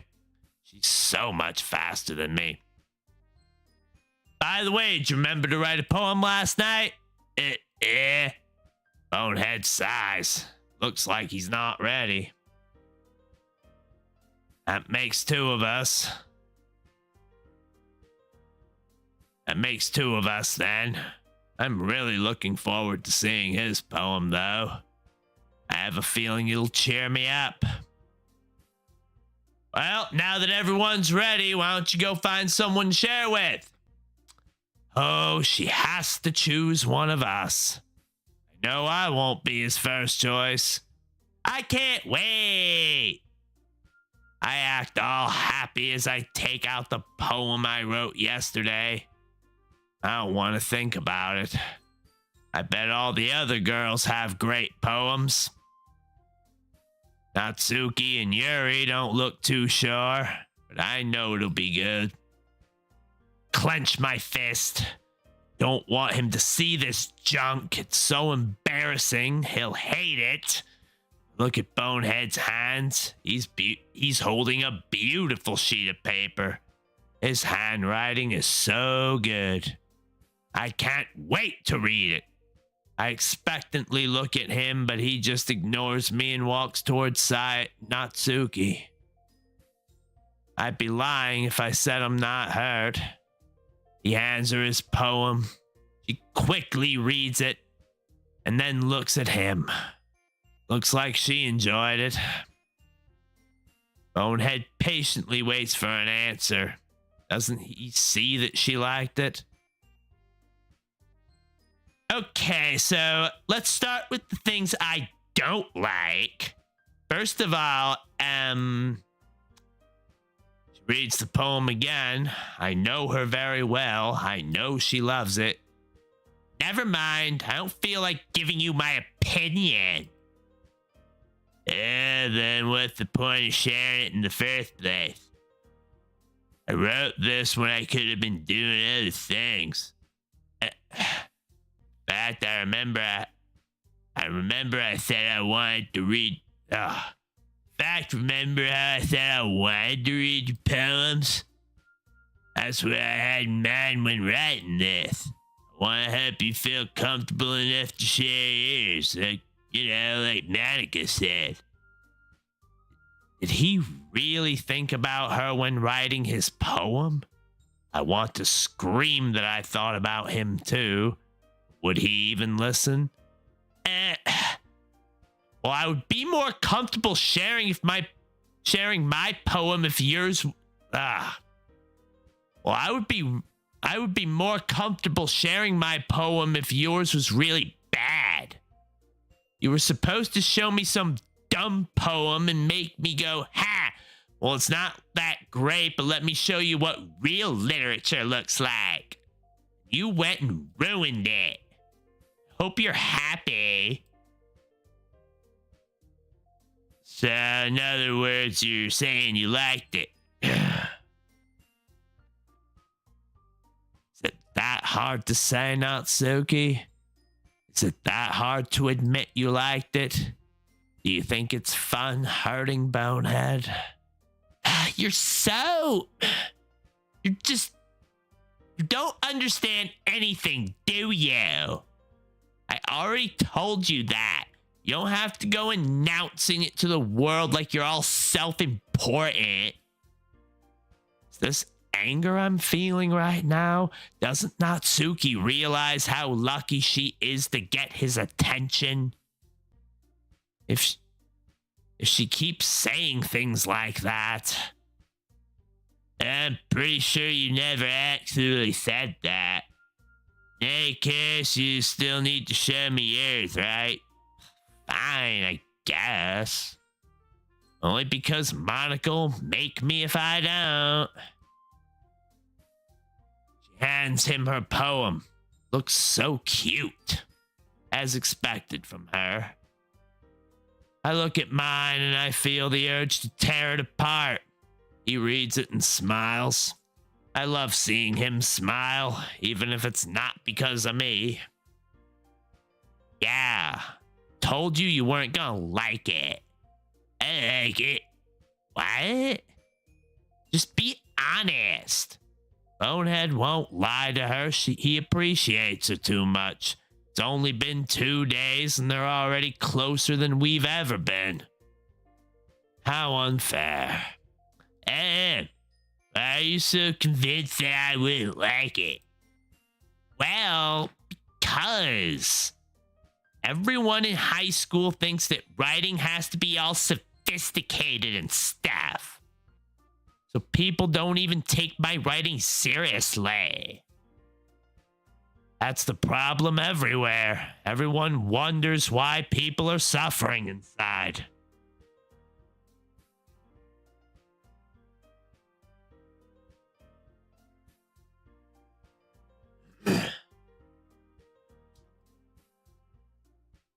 But if you don't let them express themselves, how can anyone ever be happy? Isn't the point of poems for people to express themselves? Writing style wouldn't make your message any less valid. I chuckle. We've always had the same way of thinking. Yes, exactly. I like it when it's easy to read, but it hits you hard. Like in this poem, seeing everyone around you do great things can be a little disheartening. So I decided to write about it. Why does that make me want to cry? Is it because I relate to her poem? That's probably it. Everybody here is so amazing, yet I'm so useless. Yeah, I understand. But the other nice thing about simple writing is that it puts more weight on the... The other nice thing about simple writing is that it puts more weight on the wordplay. Like I set up for a rhyme at the end, but then made it fall flat on purpose. It helps bring out the feeling in the last line. So elaborate. Will I be able to say something like that about my poem? Yeah, you did. I guess more went into that than I realized. That's what it means to be a pro. I'm glad you learned something. Didn't expect that from the youngest one here, did you? She winks at him. He laughs a little bit. Ponders for a moment. Please come see me, please. Before I can finish my thought, he goes for Yuri. I want to bite my hand. Why does he make me feel so worthless? Bonehead happily hands Yuri his poem. She reads it eagerly. She's intensely staring at it. Looks like she's not even really impressed. I can tell by her expression. Feel sad for Bonehead. She'll teach him a lot about poems, though.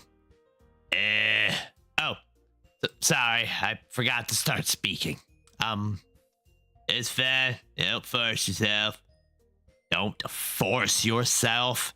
I'd love him to tell me that. Can't complain, though. I'm the one who's hiding my true feelings. I'm not. I just need to put my thoughts into words. Hold on. Okay. This is your first time writing a poem, right? Here it comes. Yeah, why do you ask? I'm just making sure. I guess that it might be after reading through it. Oh, so it's that bad? Can hear the disappointment in his voice. Yuri then realizes she may have sounded a bit too harsh. No. Did I just raise my voice? I'm so sorry.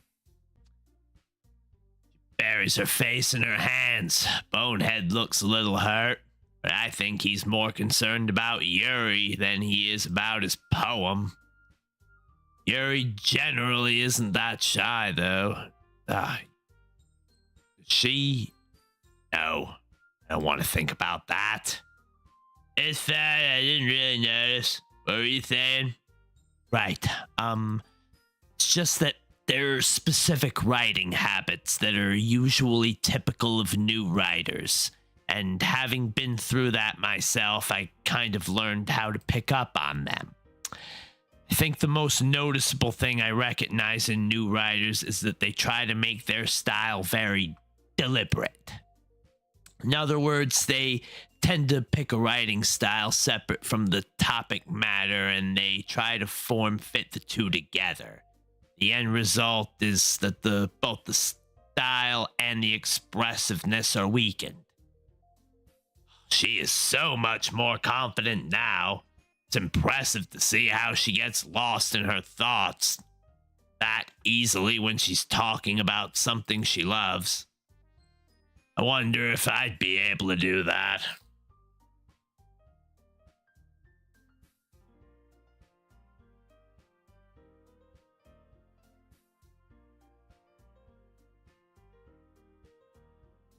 Of course, that's not something you can be blamed for. There are so many different skills and techniques that go into writing even a simple poem. Not just finding and building them, but getting them to work together is probably the most challenging part. It might take you some time, but it all comes with practice and learning by example and trying new things. I also hope that everyone else in the club gives you valuable feedback. Natsuki can be a little bit biased, though. This is unlike her. She'd never pick on Natsuki like that. She trying to impress him? Best. Well, never mind. I shouldn't be talking about people like that. Sorry. It's that. I don't think Bonehead realizes she's talking to herself more than to him. Glance at Monica. She's peacefully waiting next to him. She want him to show her his poem before me? No. Oh, I'm just paranoid. Monica wouldn't want to do that. She knows I'm close to him. She wouldn't do it on purpose. Do you mind if I read your poem now? Oh, please do. I'd love to share my thought process behind it. She looks so happy to share her poem. I'm pretty sure that she knows Bonehead's going to like it. Takes the poem and studies it very carefully. I can see him struggling to read. I'm sorry I have such terrible handwriting. I wasn't thinking about that at all. But it took you a long time to read. Well, that's just because I don't read script very often. I actually think your handwriting's pretty. He'll compliment her no matter what. I'm not jealous or anything. If he's happy, I'm happy. Clench my fists once again. I'm just lying to myself. This isn't even the right place to think about that.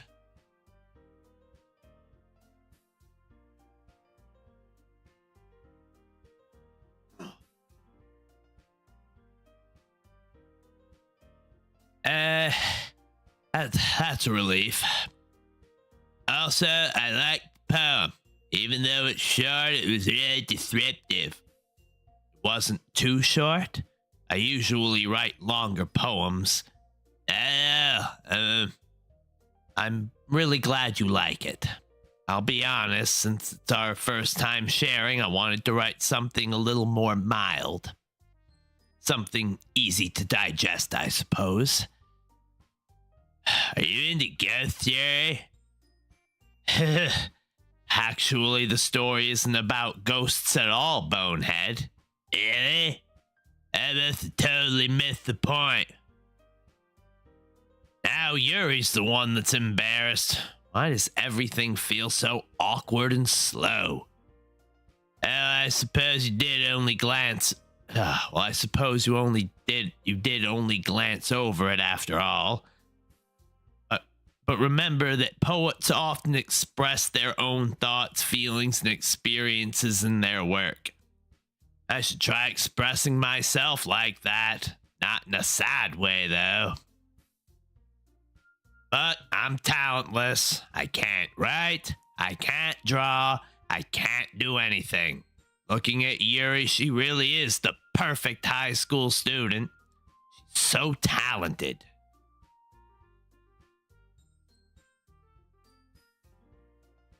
They usually do more than tell a simple story or paint a picture. In this case, perhaps the subject of the poem is only being symbolically compared to a ghost. Lingering in her last remaining place of comfort, unable to let go of the past, and soon to be left with nothing. Soon to be left with nothing.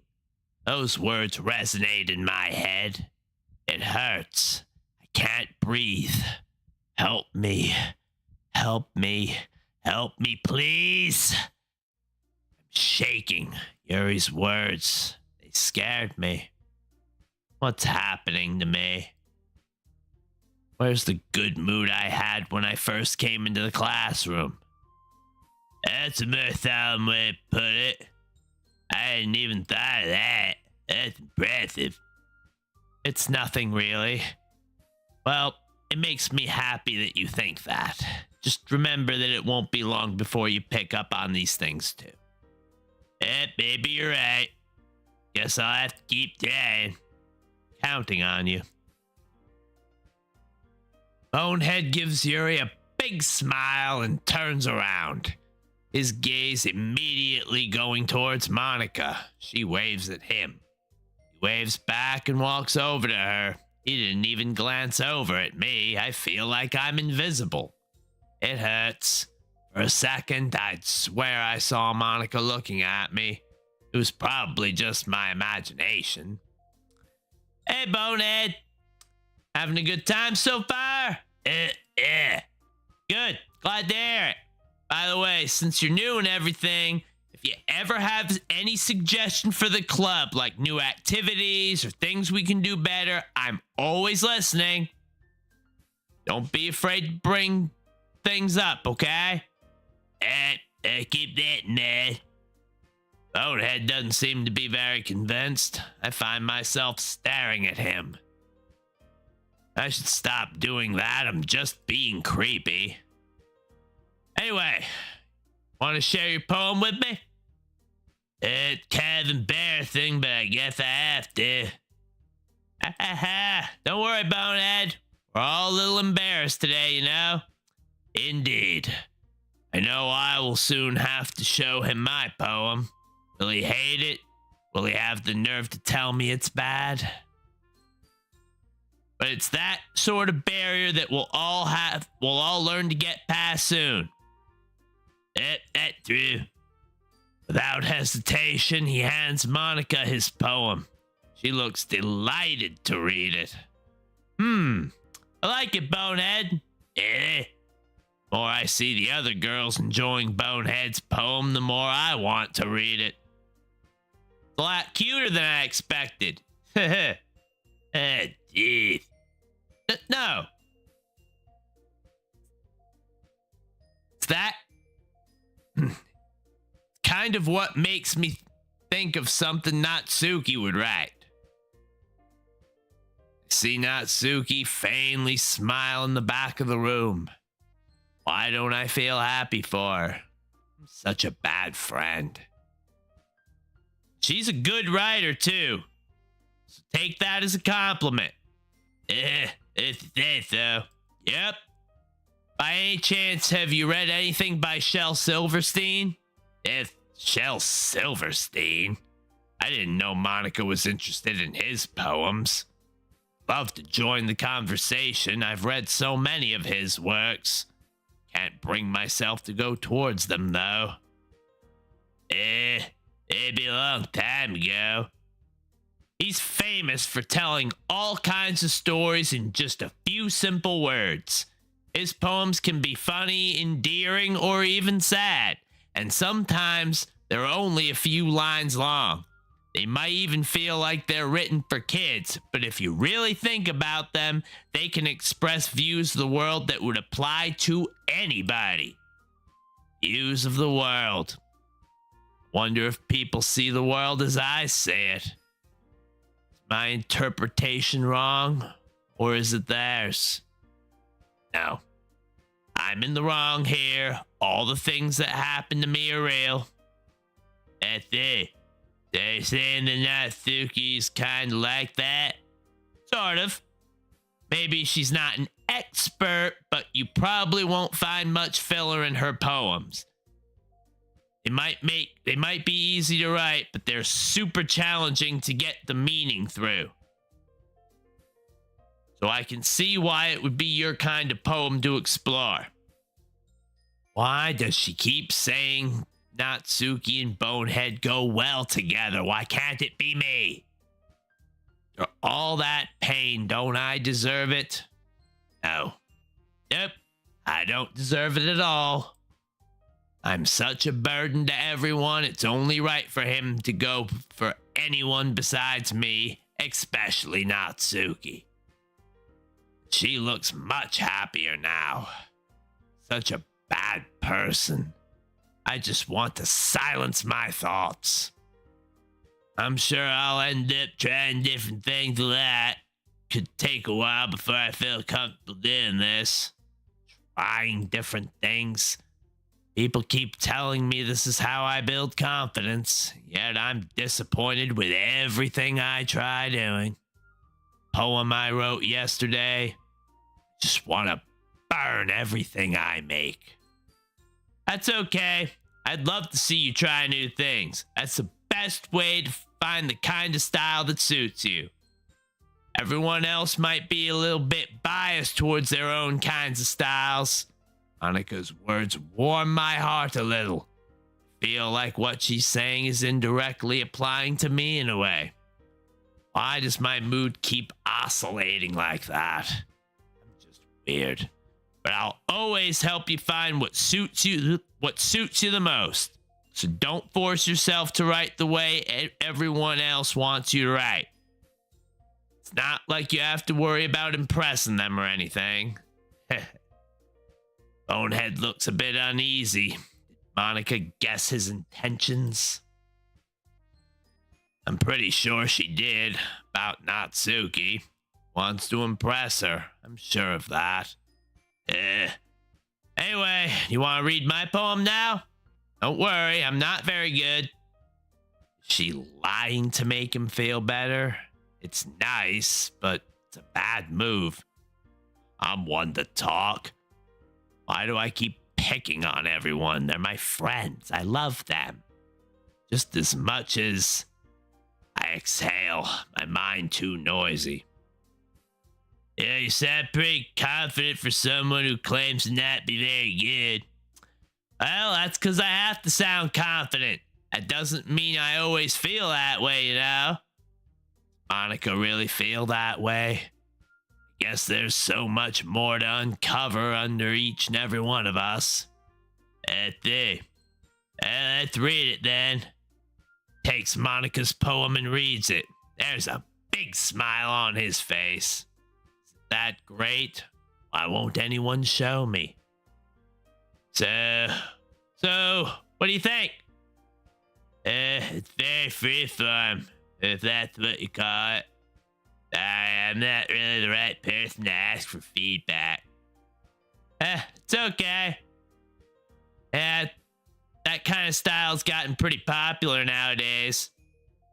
That is, a lot of poems have been putting emphasis on the timing between words and lines.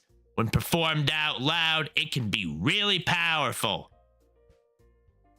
What if I tried performing it out loud? Would it sound any better?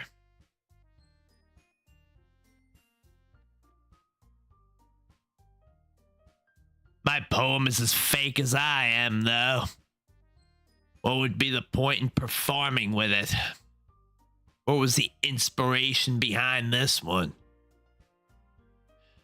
Well, I'm not sure if I know how to put it. I guess you could say that I have some kind of epiphany recently. It's been influencing my poems a bit. Epiphany? Yeah, something like that. Kind of nervous to talk about deep stuff like that because it's kind of coming on strongly.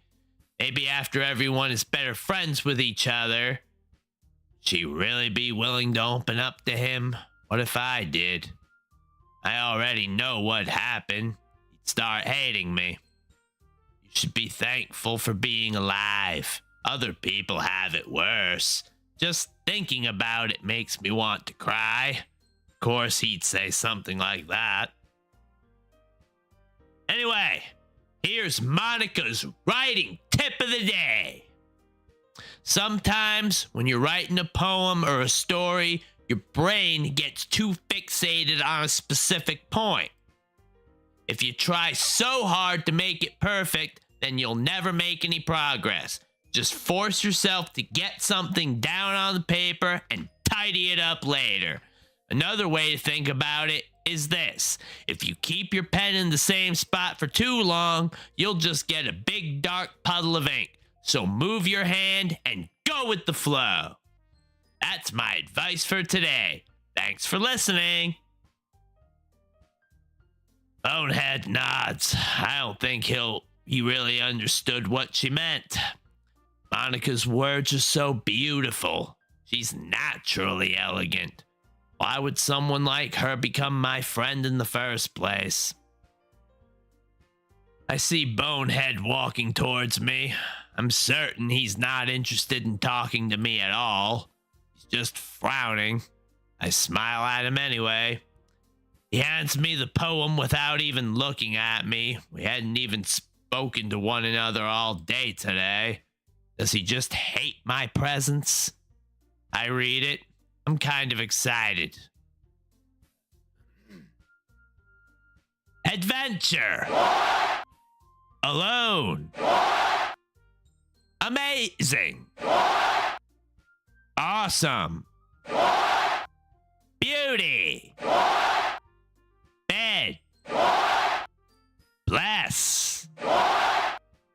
Broken. Calm. Charm. Cheer. Childhood. Clumsy.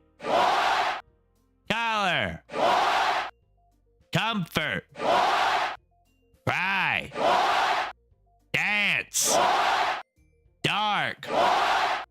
Daydream. Dazzle.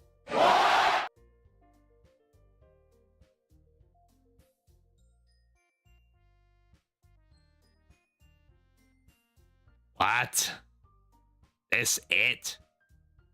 Feel some kind of power emanating from it. Just makes me want to say good things about it, strangely. Oh my goodness! This is so good, Bonehead! I love it! I had no idea you were such a good writer. These words are escaping from my mouth just like that. I feel like I'm a different person. Ori, you must be seriously overreacting. I'm not a good writer at all. I honestly have no idea what I'm doing. Looks like he didn't really put much thought into it after all, but it's Bonehead's poem. Is that why I just want to say I love it anyway? Well, maybe that's why. Because I have no idea what I like either. I meant that. I truly meant it. Did. Bonehead doesn't even laugh with me. Shakes his head and lifts an eyebrow. Are you sure you don't like it just because I read it? Touche. Well, I'm sure that's part of it. I think I understand you better than a lot of other people, you know. I didn't mean to say that. So when I read your poem, it's not just a poem, it's a Bonehead poem. And that makes it feel extra special. Like I can feel your feelings in it. That was truly heartfelt, but I don't know why I said it out loud. Will it reach him? You're so weird, Daddy. I feel like I've been stabbed. It hurts so much. Even when I say the truth, he doesn't seem to care. I pathetically giggle. I'm really happy just that you wrote one. It just reminds me of how you're really a part of the club now. Noticeably sighs. Doesn't he realize I can see him? Not even trying to hide his boredom. Well, of course. Not really into it yet, but that doesn't mean I'll break my promise. See? Deep down, you're not selfish at all, you know? I can feel my own voice shake as I speak. I'm the selfish one. Trying new things like this for other people, that's something only really good people do. Thanks, Of course, I know he only joined for my friends. Does he think I don't know about his motives? He hates me so much. Why do I enjoy his company that much? Yeah, and I'm gonna make sure you have lots of fun here, okay? That will be my way of thanking you. He's smiling. Why does it feel like such a big accomplishment? Alright, I'm gonna hold you to that then. Yay! He waits a bit and expectantly looks at me.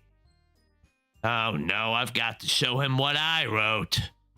Will his smile disappear? Now you'll read my poem too, right? Don't worry, I'm really bad at this. My hands shake as I give him my poem. If you bet that. Bonehead reads it. He has a funny expression on his face. Thank goodness he's smiling. Hey, this is just a guess, but did you wait until this morning to write this? No! Can't tell him I've been out all morning. What would he say? Am I going to have to lie again? Just a little bit. Can't answer just a little bit to a yes or no question. His smile is gone. I feel awful. Why did I lie? I'm so stupid. I forgot to do it last night. At least that makes me feel a little bit better about myself. Oh, don't be mean. I still tried my best. Yeah. I didn't mean to say it was a bad poem. It came out nice, or, how should I put it? It sounds just like you. So he doesn't suspect a thing. I'm relieved.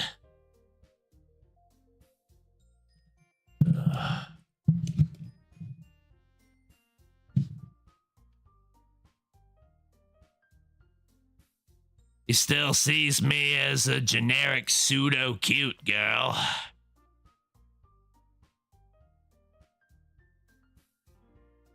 Really? He looks amused. Is he making fun of me? Yeah, especially that last time. I made eggs and toast. Lies, lies, lies. Always, my life is a lie. Even though you were late to school, how am I supposed to explain the fact that I'm late every day? After all, I just have to keep using the same image. It's bad to skip breakfast. I get all cranky. Well, I guess there's no point in arguing. Anyway, thanks for showing me. This was so much fun. Monica's the best. Why did I say that? I swear I just heard her giggling behind me.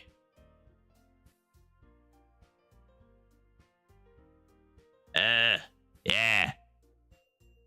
But next time I won't forget, and I'm gonna write the best poem ever. Well, I guess I look forward to it.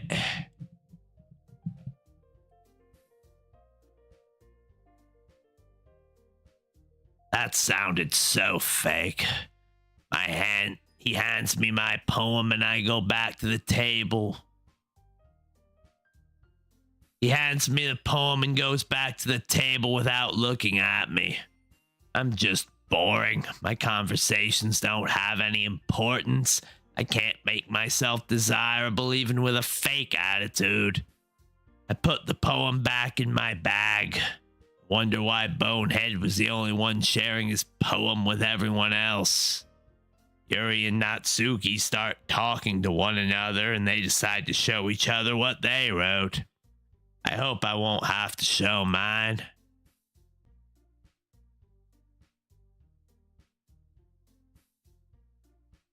They look so disappointed in each other.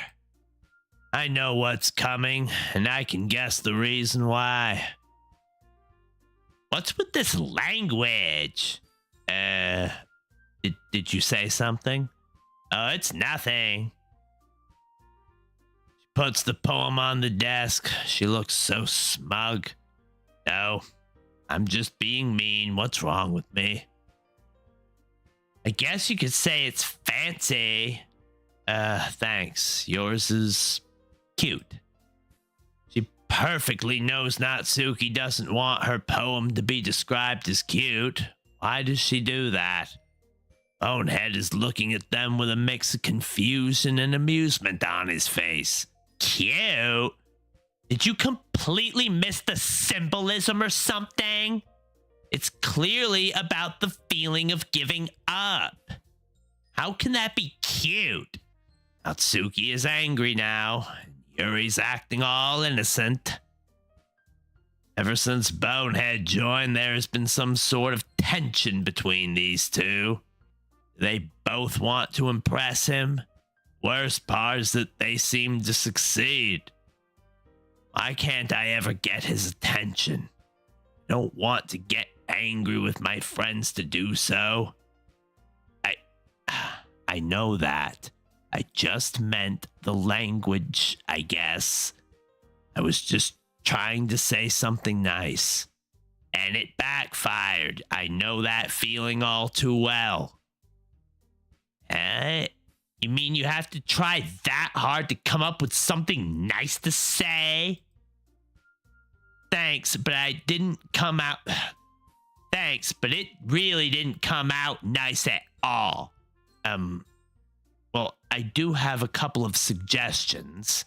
If I was looking for suggestions, I would have asked someone who actually liked it. Which people did, by the way. Sayori liked it. Liar. She didn't even show it to me. She was so focused on Bonehead. Lying for your own interest is fine, but lying to impress someone else, that's low. And Bonehead did too.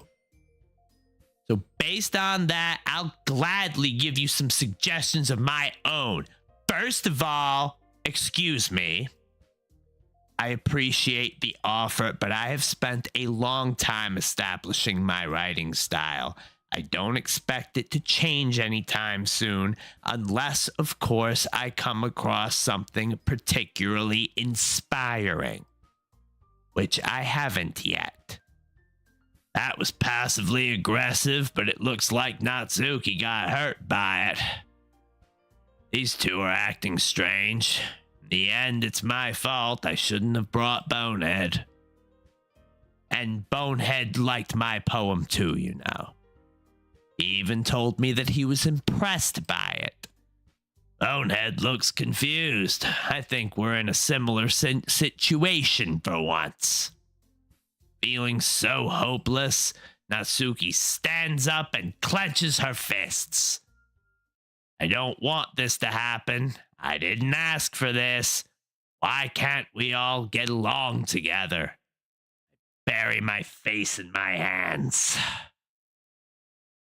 Oh, I didn't realize you were so invested in trying to impress our new member, Yuri. That's not what you're just... Yuri stands up. She looks really fed up. Think Bonehead's starting to worry too. I just want to leave. I don't feel peaceful anymore. Maybe you're just jealous that Bonehead appreciates my advice more than he appreciated yours. Huh? And how do you know he didn't appreciate my advice more? Are you that full of yourself? Oh, no, please stop. I can't do anything to change this situation. I'm so worthless. This is my fault. No.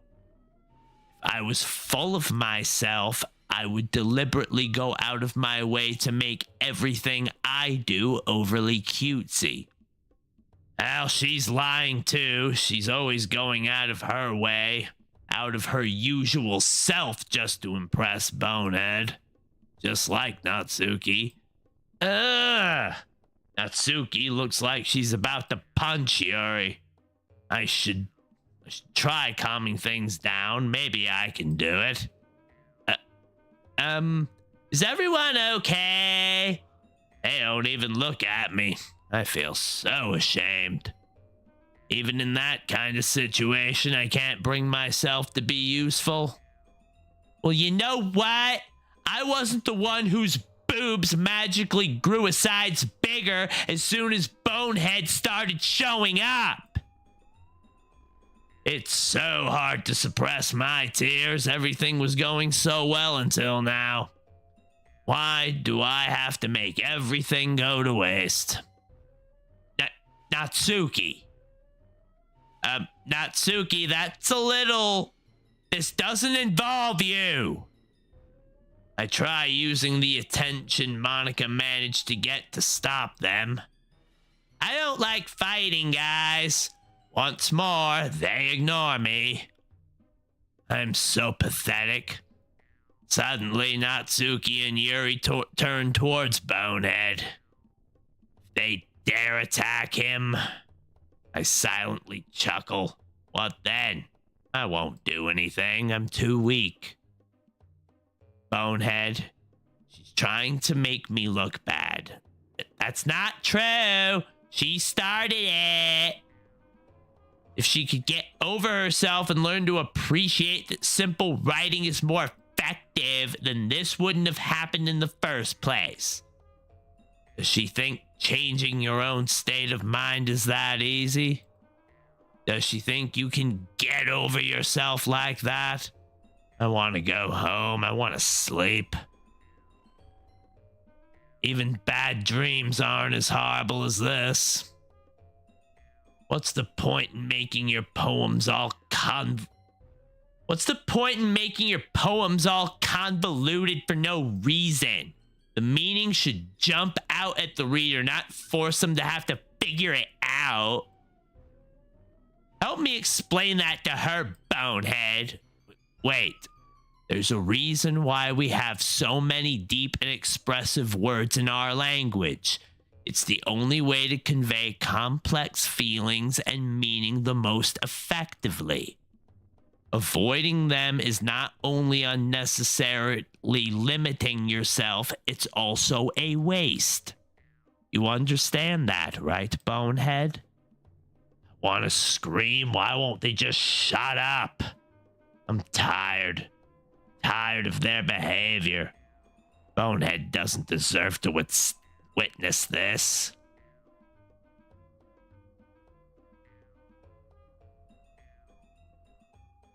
If he doesn't find a way to calm them down, I'll try again and again until they do.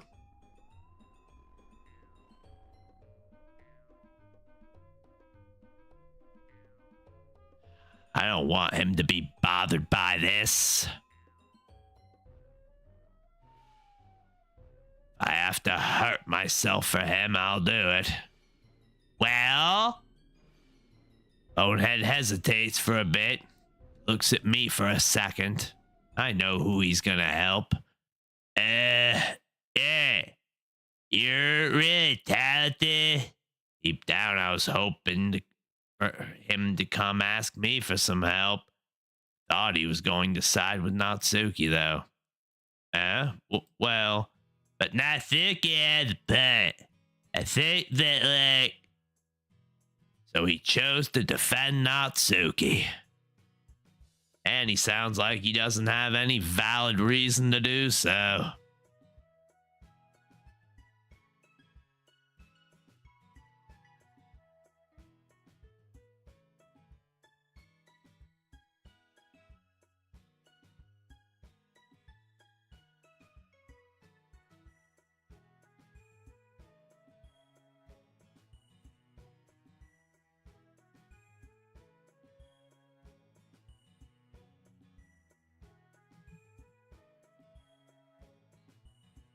Does he appreciate her that much? I shouldn't bother with the pain. He made his own choice. But it feels like my heart has been set on fire. I think that conveying feelings with few words can be just as impressive as well. Let's the reader's imagination take over. Natsuki's poem did a really good job at that. Natsuki has such a smug look on her face. I can feel all the hatred Natsuki and Yuri feel. Why would anyone ever fight like that? Top of that, Bonehead made things worse. Trying to act responsible, but he's just siding with Natsuki in the end. Yeah! It did, didn't it?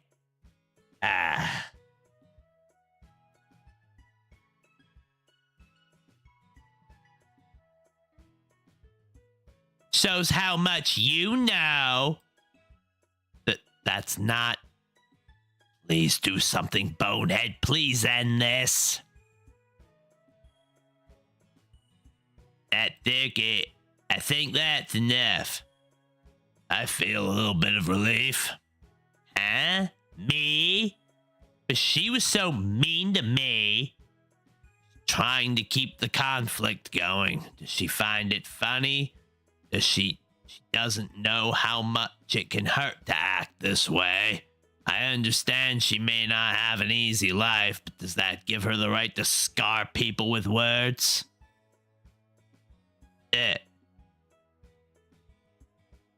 What we talked about yesterday was right.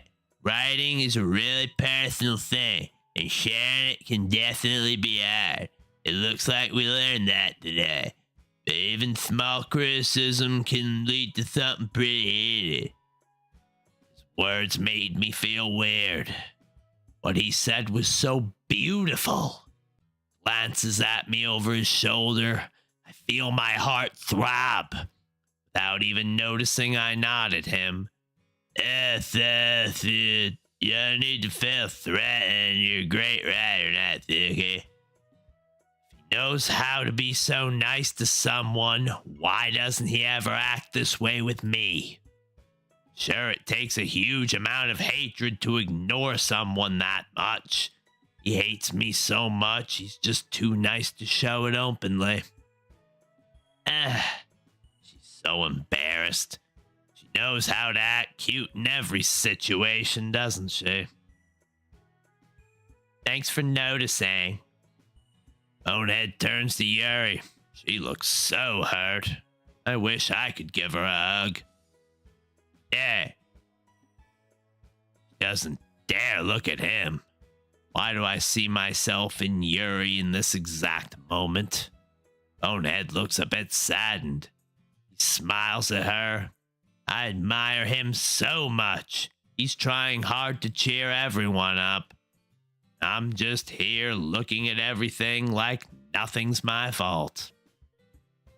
I'm sure that Natsuki didn't mean everything she said, so you don't need to feel threatened either. Well, if you say so. Yuri looks so hurt, my heart aches. Hey! It's not like you need to apologize for me, Bonehead. Sheesh. Looks like she's struggling to find her words. The thing about... She inhales and looks around the room. She doesn't want to look Yuri in the eye. feels a bit better to see the tensions are kind of gone. Everything feels a bit more peaceful. I was so scared. Scared that the club wouldn't come back. Would everyone stop staring at me? That hard to apologize? Can't really know. I can't judge other people's emotions. I look away. Natsuki inhales once again. Anyway, thing about your boobs. I didn't mean it, okay? That's all. I look at them again, seeing Yuri's sad face. I just want to do something. Yeah, you're naturally beautiful, Yuri. Hey. Well, what did I just say? I'm dumb. I am really dumb. That didn't help. That was just stupid. Hate myself. I hate the things I say. I'll go make some tea. Bonehead looks at me coldly. I want to apologize. Not sure he'll accept after all. I just ruined his efforts to cheer everyone up.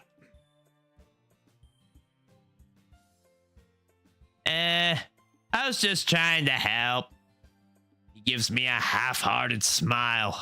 Looks so disappointed. I'm sure she appreciated it, Thayer. Pats my shoulder. Suddenly, everything feels so much better. I don't know how to describe what I'm feeling, but it's so strange. Suddenly, Monica starts speaking. I had completely forgotten about her for a minute. She just watch us? Did try helping, though. Well, now that we're past that, everyone read each other's poems, right? Look at my bag. I don't even know what I'm gonna do with it. I'll probably just burn it. I hope that was worthwhile for everyone, especially you, Bonehead. And to be honest, it's a nice change of pace from lazing around a little like we used to. I disagree with Monica. Maybe this is the reason why I love this place, because there were no obligations. But writing a poem every day will just remind me of how talentless I am. And it'll hurt more. So my joining the club was responsible for ruining the atmosphere? No, that was my fault. Oh, not at all. Not at all. There's still time before we go home, so we'll all relax for a bit. Of course, besides chatting, we do literature-related things in the classroom, so maybe we can take the chance to pick up a book or do some writing. After all, that's what the club is for. No, that's not what the club was about in the first place. I shouldn't be talking like that to Monica, but I disagree, Monica. About what?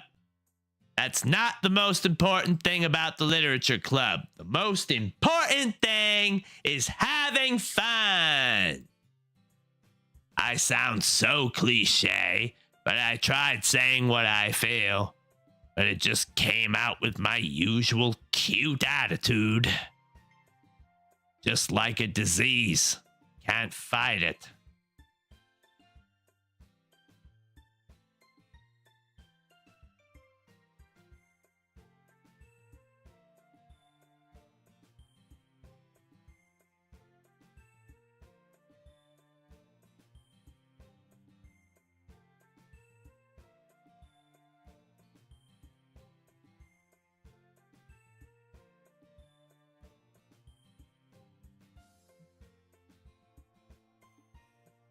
Of course. Ah, crap. Shit. Yeah.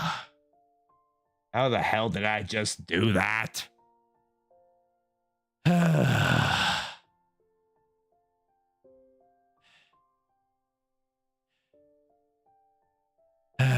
Okay. Oh, my apologies, y'all. I don't know how the hell I just fucking hit that on the fucking keyboard.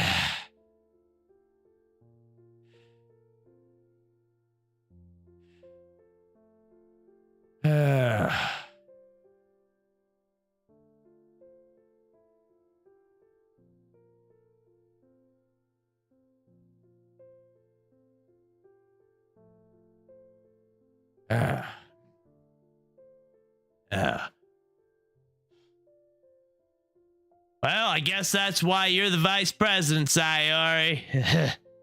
She didn't mean it. I just sounded dumb. She just didn't want to hurt me. I'm acting like a kid. Everyone sits at the table. Bonehead starts reading the book Yuri gave him. I don't want to read or write. I just want to breathe some fresh air. I'll go out for a bit. Everybody nods. I don't know if they heard what I said clearly, but I go out anyway. I inhale and close my eyes. Fresh air. I feel a little bit better. Natsuki and Yuri apologized. Bonehead talked to me and smiled at me. I really hope he's starting to hate me a little bit less. I walk towards the border of the roof. If only I could fly. There are so many people down there, I wonder. How many of them feel the same way as me? How many of them would hate me? How many of them... Oh, Monica! Hey, saw you sneaking out of the classroom, so I wanted to come with you. You feeling all right? It's quite uncommon for you to go on the roof. Yep, I'm fine. I'm just a little tired, so I thought I'd enjoy a little bit of fresh air. Oh, don't you get enough sleep? Of course I do. I just haven't eaten much today. Why is she asking these questions? You know, you really brought us a valuable member. He managed to cheer everyone up. Isn't he amazing? Bonehead he's an amazing person, and he's an amazing person indeed. So they all enjoy his company, and he enjoys their company. I wish I could fly away. What'd you say? I didn't say anything. Something about flying away, right? How did she... Did I say it out loud accidentally? Oh, sorry, I was dreaming. All right, then. It's almost time to leave. I'll let you breathe a bit. Don't return too late. I won't, don't worry. I wouldn't want to miss anything. I feel uneasy. Does Monica know something about me? If she does, will she talk about it with Bonehead? Of course she won't. I sigh. Back to business. I enter the room. Everyone is peacefully reading. I don't think they noticed me. Monica, however, gets up as soon as she sees me. Okay, everyone. Just about time for us to leave. How did you all feel about sharing poems? She looks at me intensely. I'll just lie again. It was a lot of fun. Monica nods and turns to Yuri. Well, I'd say it was worth it.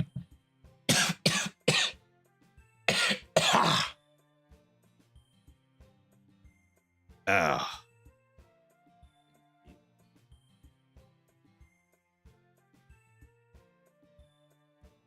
It was all right. Well, mostly. Bonehead, how about you? Yeah, I'd say the same. It was a neat thing to talk about with everyone. Pretty sure it wasn't as good as he says it was. He can't just tell us it wasn't enjoyable. Awesome.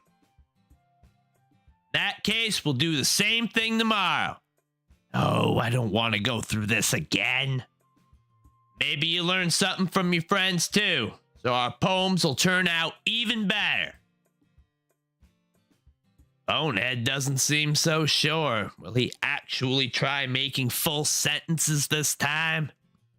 His poem was inspiring, though. Maybe I could try making something better, too. I'll probably end up hating myself more, but I'll try. Since Bonehead is just sitting there, I decide to try my luck. Bonehead! Ready to walk home? Yeah. He accepted, and he's still smiling.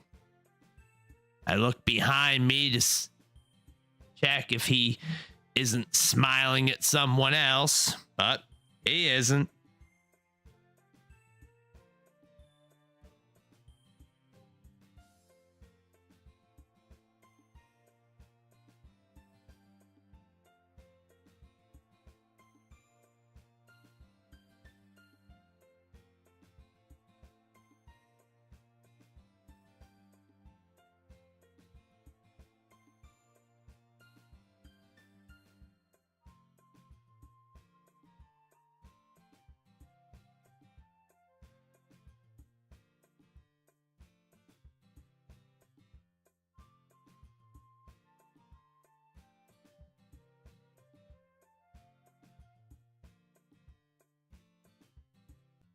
When did he start enjoying our time together?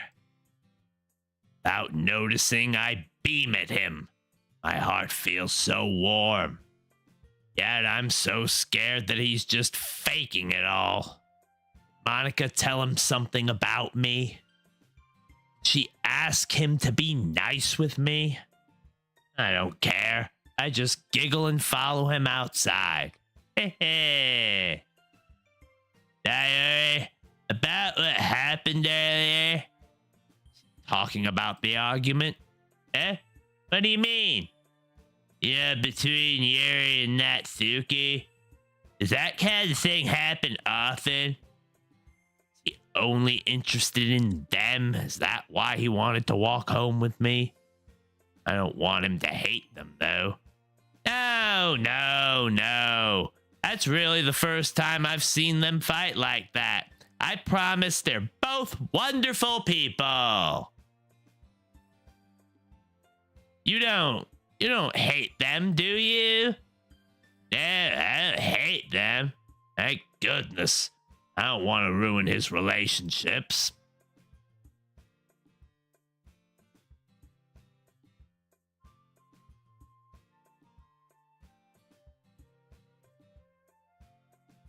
I just wanted your opinion, that's all. I can see why they'd make good friends with you. Does he really think they're good friends with me? They wouldn't care if I didn't come tomorrow or any day of the week. Phew. You know, Bonehead, it's nice that I get to spend time with you in the club. But I think seeing you get along with everyone is what makes me the happiest. And I think everyone really likes you too. I feel a knot in my stomach. I feel like I'm going to throw up. I'm trying so hard to make him happy and I'm hurting myself. Every day is going to be so much fun. Did he get bothered by the fact that I said friends? I think that's it. So he really wants to get closer to them, but not as a friend. I should be happy he gets to go and meet people. He has 3 wonderful girls to hang out with, and here I am thinking about myself. I'm a horrible, horrible person. We'll just have to see what future holds there. Pats me on the shoulder again.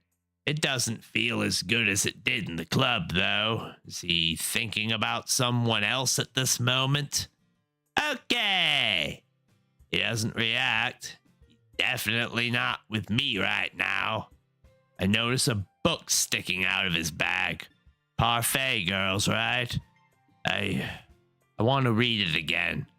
I want to escape my reality for a bit. But I can't just ask him to borrow it. Natsuki lent it to him. Guess I could go buy it. I don't want to go home anyway. Bonehead, I'll see you tomorrow. I've got things to do. You mean you're gonna go eat some more, is that it? You're gonna go eat some more, that it? I hate that this is how he sees me, but then again, I created this image. Maybe. Oh, then, there. Then turns around and takes another street. Sure, he's thinking about Natsuki. Anyway, now's not the time to worry. Gonna go enjoy my manga. I head to the nearest bookshop. It's getting late. I'm the only one in the shop. So many books. Can't find Parfait Girls, though. I spot it on the shelf behind another book. How to Lift? What kind of book is that? It's expensive, but I barely use my money anyway. I take the first 2 volumes and I pay at the counter. I don't want to go home. Oh, time out, y'all. Went from the bookstore to the mall. Do you know where we were, right? Now I'm reading in a mall with no intent to buy it all, but they can't make me leave if I'm pretending like there's something I need. Barnes and Noble, Barnes and Noble, Barnes and Noble. Okay, time in. I don't want to go home. There should be a place where I can read peacefully. I can go home later. No one's waiting for me there after all. I look around me. I feel like I'm being watched. I don't like it. There has to be some place I can be alone, right? Maybe I'll just walk around and pray to find a park or something. There's a slight cool breeze. There's nobody around. Total silence. Just me and my thoughts. I spend a minute staring at the horizon. I feel so weird. It's a mix of peace and pain. Wish I could fall asleep. I don't want to die. I just want to disappear until I'm okay again. I grabbed the first volume of Parfait Girls. Cover reminds me of my childhood already. I harassed Bonehead to get it.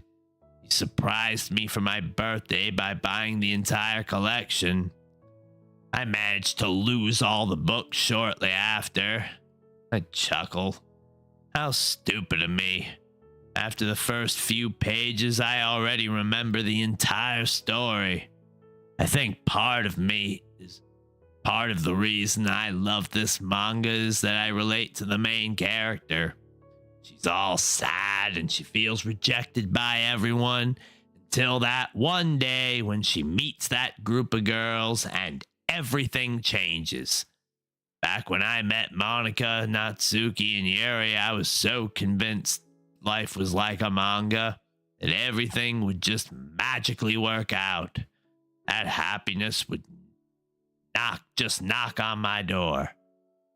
And I slowly realized this isn't how life goes. It's only fiction.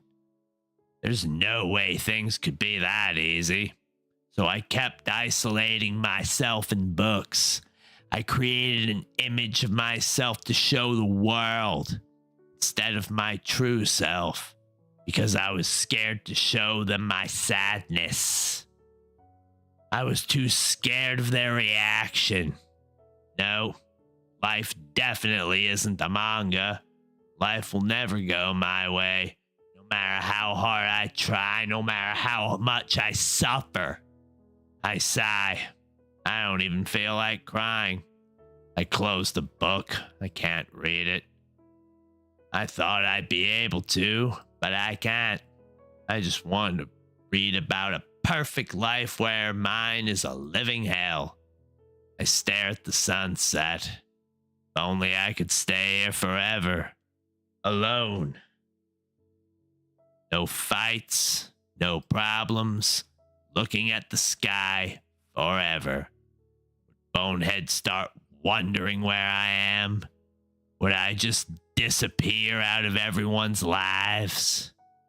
Would they forget about me? Maybe it'd be better for me to leave. Wait. No. No, I'm doing it again. I can't just... In a way, there's nothing wrong with it. I know I won't do it. I'm just too weak. But thinking about it, it'd just be nothingness. No more pain. No more questioning. No more hiding. No more suffering. No more pretending. It's already that late. I got lost in my thoughts again. Shake my head. What did I just think about? So blurry.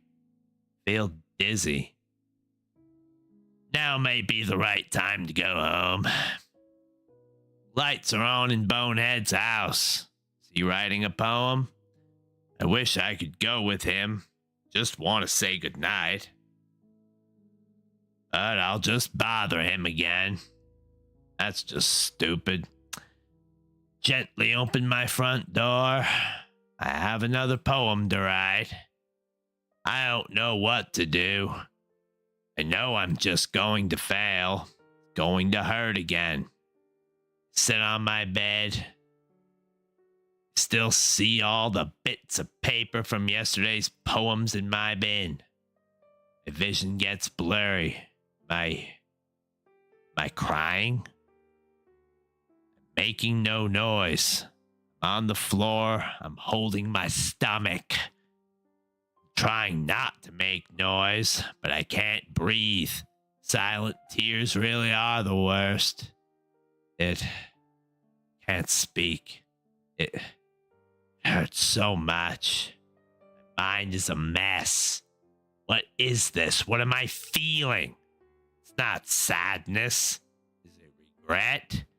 Is it because I miss the old times?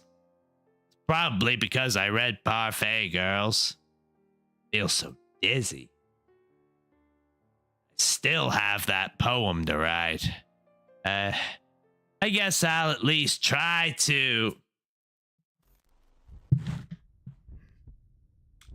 Welcome back, Sayori. What are you feeling right now? Are you scared? You should be. Everyone's starting to hate you, you know. Bonehead's just faking everything because he doesn't want to be a bad person.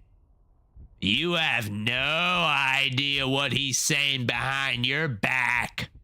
And here you are believing he's finally smiling at you. No, your death wouldn't really matter. You know that yourself, don't you? Am I dreaming? I can't speak at all. Because what I'm hearing is the truth. You're so pathetic. There's no more hope for you. Well then, go ahead. Enjoy that miserable little life of yours. Keep lying. Gasp for air. What happened? Where am I? On the floor? There's blood on the floor. Did I hit my head? My forehead hurts. Looks like I collapsed yesterday. The poem. That's right, I wanted to write a poem.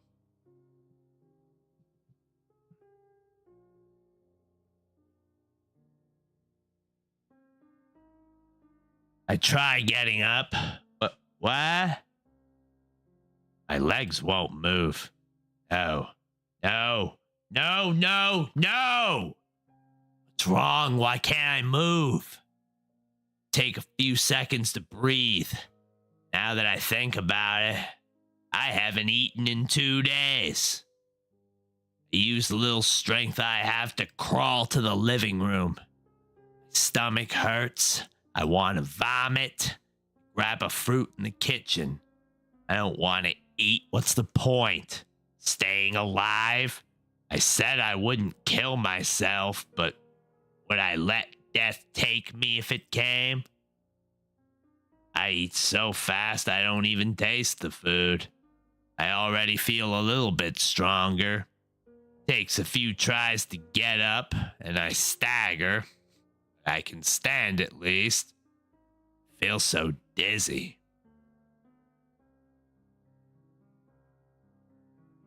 I've got to try writing a poem. Monica will hate me if I don't.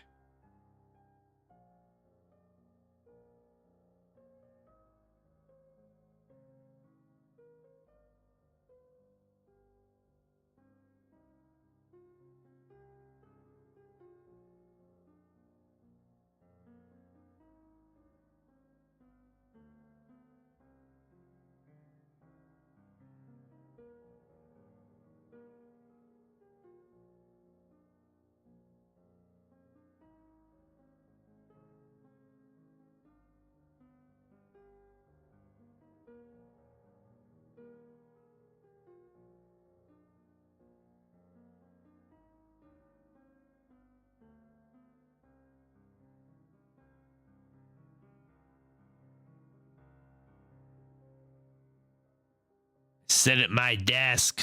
I don't feel strong enough to write. Got to do it, though. I stare blankly at my sheet of paper. What if I tried drawing?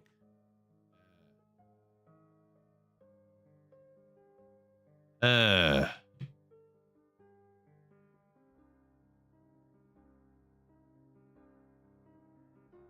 that'd be funny. I feel so stupid. What would Bonehead say if he saw me drawing him? I grab a pencil and I start sketching. Feels peaceful. I rarely draw, but when I do, it's calming. My heart slows down a bit. I feel slightly relaxed. After a bit, I put the pencil back on my desk.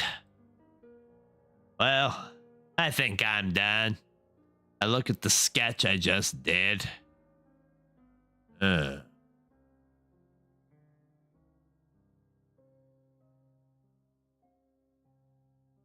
That's not... I didn't imagine it like that. Looks so bad. That's not Bonehead at all. Why am I so worthless? Why do I keep failing? I can't think. There's a huge wound in my arm. Blood is dripping everywhere. The lines of my drawing aren't visible anymore. I want to move, but I'm too shaken. What did I... Cut my mouth with my hand. Wish I could scream. Pull the scissors out of my arm. Can't even describe the pain. Ow, ow. Ha! I'm panting. Bleeding won't stop. I throw the scissors as hard as I can against the wall. What is wrong with me? I don't want to look at my room anymore. Want these thoughts to stop. Leave me alone! Stop! Please, Bonehead. Come, help me. Grab one of my bed sheets and wrap it around my arm. I need to clean it. Head to the bathroom. I feel like showering, but I need to stop the bleeding. I also need to change my clothes. It would be too easy to see the blood. Bleeding stopped and my mind's a little clearer. Can't believe I did this so quickly without thinking. My arm hurts, but I can move it. It's already time for me to go to school, but I haven't even written my poem yet. I'll just go for a walk again, write it on my way. Close the door behind me and I sit outside for a minute. So cold. Didn't bother with a coat. I don't really care anyway. Maybe I could go rest for a bit near the river. I brought Parfait Girls again. Maybe I'll find some inspiration with it. I walk towards the river path, holding my bag with my intact arm. I may have gone a bit too far into the forest, but I like the scenery. It looks so out of this world. If only I could do this every day instead of going to school and worrying about everything. I wish Bonehead could be here with me right now. Glance at my arm and lift my sleeve. Makes me shiver to see the open wound, but I deserved that. All the bad things in my life happened because of me. I'm responsible. Heavily sigh. Let's write this poem then. I opened Parfait Girls on the page I ended at yesterday. For some reason, I don't feel as sad now as I did when reading it. Feels like all my memories are slowly being deleted and replaced.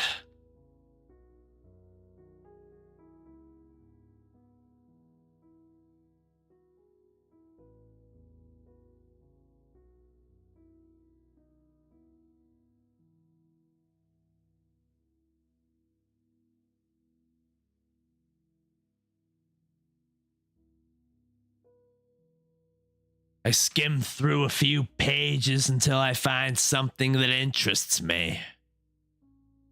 Like little rain clouds, happy thoughts. Rain clouds, happy thoughts. That metaphor sounds amusing, yet so deep. Could I possibly write a poem about it? I close the book and I get a sheet of paper out of my bag. Takes a few tries, but I think I like what I wrote. I stuff it in my bag without even looking at it again. I hope you will like it, Bonehead. Get ready to leave. Ow! Forgot about my arm. I almost fell in the water. Think it's getting late, but I don't even know what time is. I hope the literature club hasn't started the activities without me. I've missed the entire day of school again. I should be worrying. Why don't I care? Is it because I know there's no future for me? I'm thinking about so many things at once. I'll just put my problems aside and go into the club since all the tensions are gone. It'll only be good for me. I make sure my sleeve is in place as I make my way into the building. I glance inside the room. Yuri and Natsuki are already sitting at the table reading books. I knock. They don't answer. I enter anyway. I give them both a bright smile. Hello, girls. Hey, Sayori. How are you? Why do they look so happy? Did something happen? I'm all good. They all look at each other. Did you oversleep again? I may have. Make sure you get a good sleep cycle, right? Did you at least get some time to write a poem? Why are they so interested? It's as if everything is different when Bonehead's not here.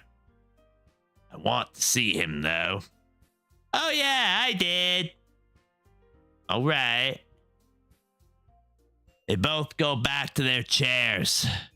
Did I say something wrong? Were they expecting me to show them my poem? I'm so stupid. I throw my bag into a corner and I sit on the desk. I spot Bonehead's head through a door window. He quietly enters the room. I want him to notice me this time. Just being selfish, but I said I'd do my best. Hi, Bonehead. Say, looks like you're in a good mood today. And it looks like he isn't. Is it because I talked to him? I'm just still not used to you being in the club, that's all. That's it. That's a pretty simple thing to get you in a good mood. It's not. I guess it's always the simple things with you anyway. Always the simple things? Is that really what I sound like? Ever since he's joined the club, I've been feeling like the way I present myself to the world isn't good. Do I simply look like an airhead? I probably do. Speaking of which, I'm kinda hungry. Will you come with me to buy a snack? Thanks. I was expecting that, so why did it hurt so much? Just wanted to go walk with him. I'm the one who used an excuse, so it's my fault, but why is it necessary to reject me so coldly? That's not like you at all. I have my reasons.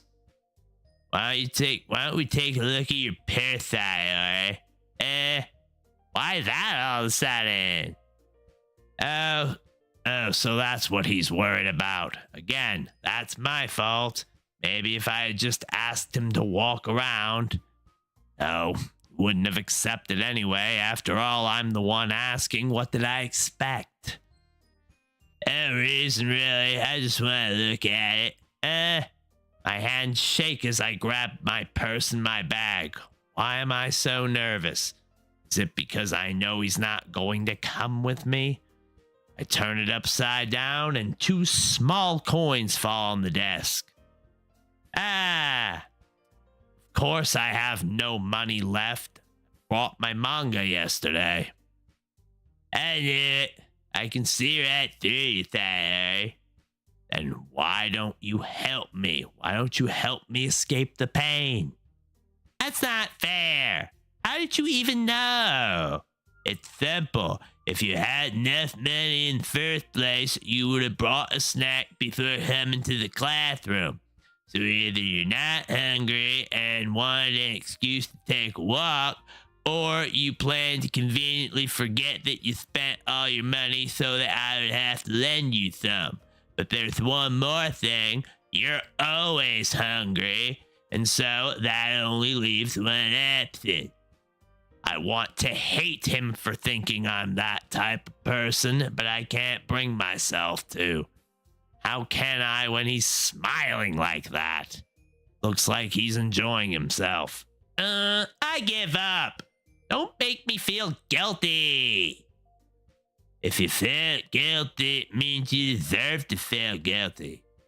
What? Why? Why does it hurt so much?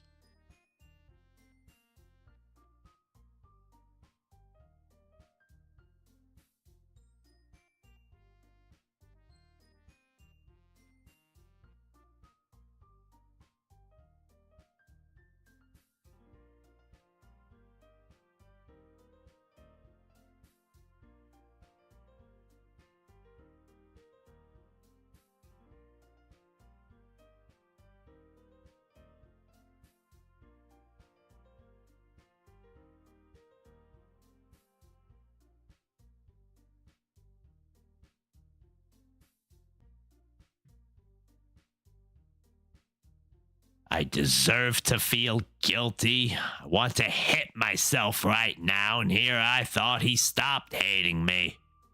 I look away. Yuri scared me a little.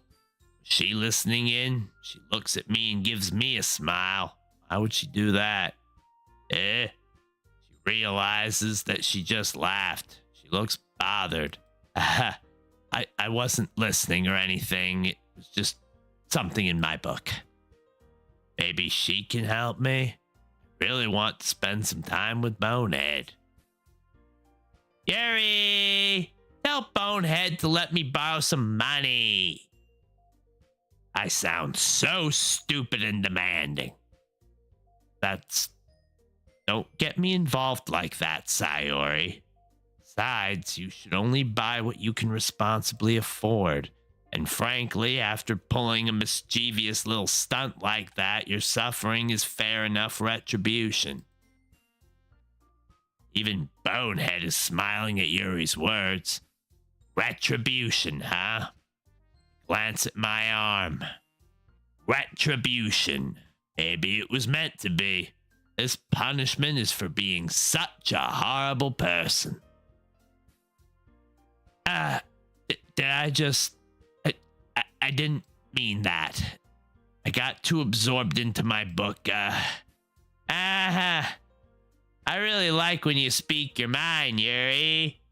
My laugh sounds so fake, but I don't want Yuri to feel bad. It doesn't happen much, but it's a fun side of you. There's no way you could think that. You were right, though. I did something bad, and now I have to accept the revolution. Retribution. Did I say revolution? I am so dumb. Bonehead looks at me with a funny look, like I'm some kind of idiot, which I am. Still, coming from you, Sayori, I guess there's a little devil inside of all of us, isn't there? I'm a horrible devil. If only they knew. They wouldn't have to deal with my presence all the time. Out there for you. Sayori knows exactly what she's doing. After all, she told you guys she was bringing me to the club before she even told me.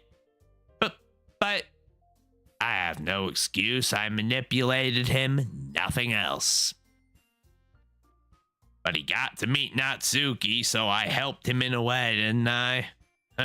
What am I doing? Trying to act like I'm the good guy here?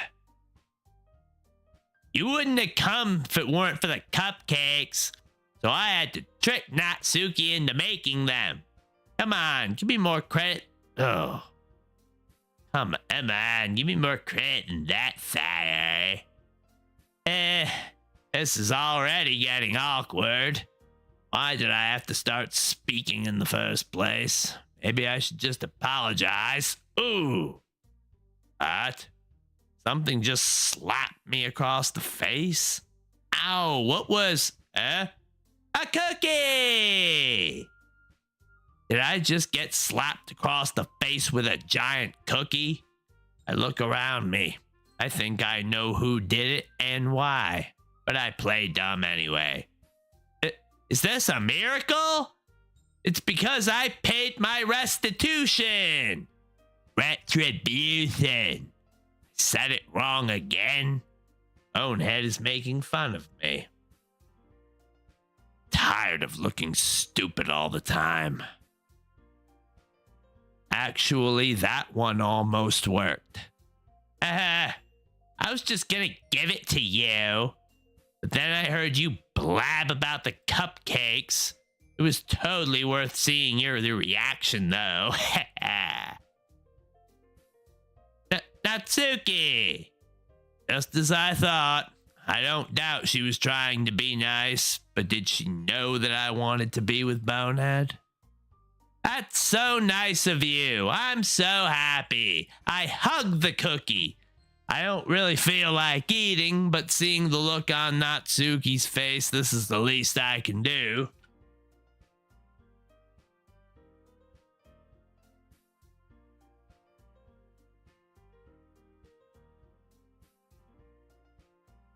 Jeez, just eat it.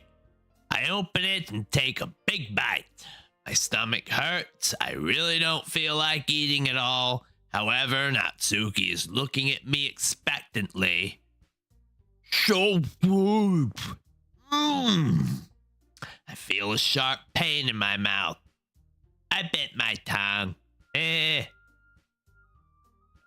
You're really going through a lot over just one cookie.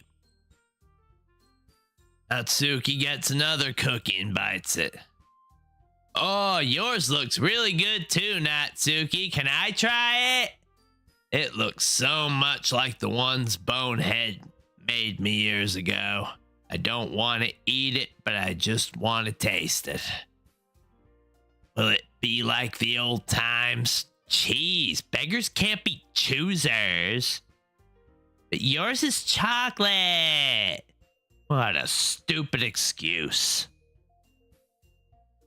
Yeah, why do you think I gave you that one? Fine. Still, I'm really happy that you shared this one with me. Happy. I keep using this word. It's a bit like the word retribution. I don't know how to use it, but I still do. How do I sound so edgy? Just thinking to myself, this is pointless. Get behind Natsuki and wrap my arms around her. Ah, jeez. I get it. Natsuki tries nudging me off of her. I take a bite out of Natsuki's cookie. I'm acting childish and dumb, but I just couldn't resist. Tastes like, just like I remember, just like Bonehead. Hey! Did you seriously just do that? I walk away. I know Natsuki's just kidding, but I feel guilty. Yuri and Bonehead laugh. They look so good together. What am I thinking? They're just laughing. I'm being paranoid. Moreover, Bonehead is interested in Natsuki, isn't he? Jeez, you're such a kid sometimes. Monica, can you tell Sayori? Natsuki glances around. Indeed, Monica still hasn't arrived. It's strange. Is this why the ambiance feels different? Ugh, where is Monica anyway? Good question. Have any of you heard anything about her being late today? Not me. I haven't either. That's a bit unusual. Just doesn't feel right. Monica would have told us if she was planning to be late. I hope she's okay. Of course she's okay. She probably just had something to do today. She's pretty popular after all. You don't think she has a... I wouldn't be surprised. She's probably more desirable than all of us combined. That's true. Monica is such an attractive girl. I wish I could be like her. Not cute enough, though. Excuse me? Before Natsuki gets the time to say something, the club door swings open. Monica comes in. I feel a bit of relief. Sorry. I'm super sorry. There you are. Bonehead looks so happy to see Monica again. It's obvious. I didn't mean to be late. I hope you guys weren't worried or anything. Monica chose the club over her boyfriend after all. You're so strong-willed. Boyfriend? What on earth are you talking about? Glances at Bonehead. Does she think it's his fault? Never mind that. What held you up anyway? Well, my last period today was study hall. To be honest, I kind of lost track of time. So strange. Looks like she's hiding something. Bonehead doesn't seem to notice. That makes no sense, though. You would have heard the bell ring at least. I must not have heard it since I was practicing piano. She plays the piano? That's such a beautiful instrument. You can understand why she'd play it. Piano? I wasn't aware you played music as well, Monica. I don't really. I just kind of started recently. Kind of. I've always wanted to learn piano. That's so cool. You should play something for us, Monica. I really love the piano. It has that power of creating melodies that just change your state of mind. They can make you feel sad or they can make you feel nostalgic. I wonder what kind of music Monica plays. That's... Glances at Bonehead. She trying to impress him too. Wish I could play an instrument too, but I know I'd fail if I tried. Maybe once I get a little bit better, I will. Yay! That's cool. I also look forward to it. That's so. In that case, I won't let you down, Bonehead. Monica looks so happy to see he's interested. I'm a bit jealous, as selfish as I may sound. But I'm happy for her. She gives Bonehead a big smile. I didn't mean any pressure or anything like that. Don't worry. Been practicing a whole lot recently, and I'd love the chance to share once I'm ready. Makes me smile a bit, seeing her this motivated. In that case, best luck.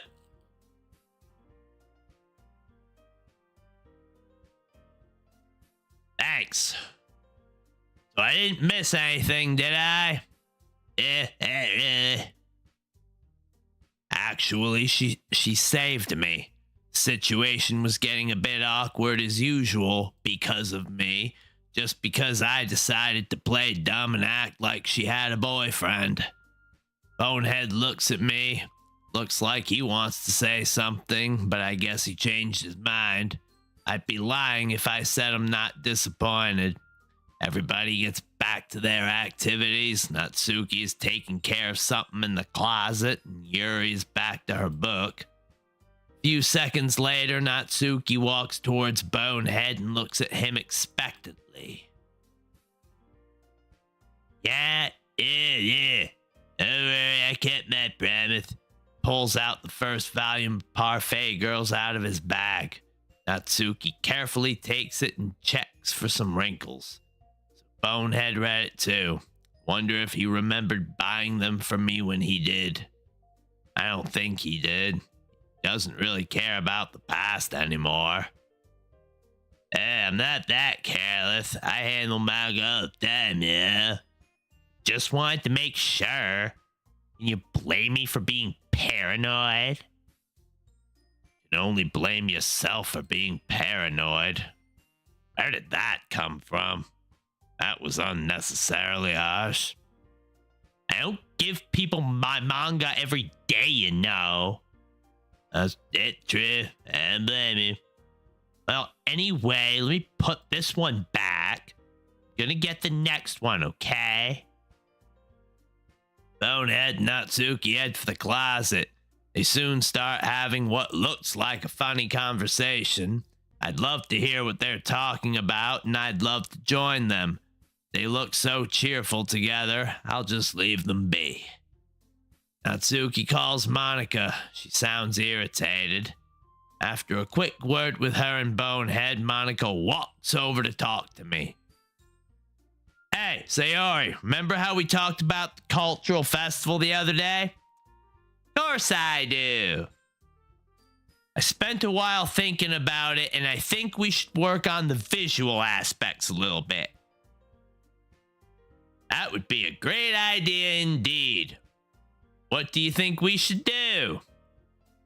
Well, how about making some posters and stuff? It could be a great way to spend some time together, and people will enjoy it, right?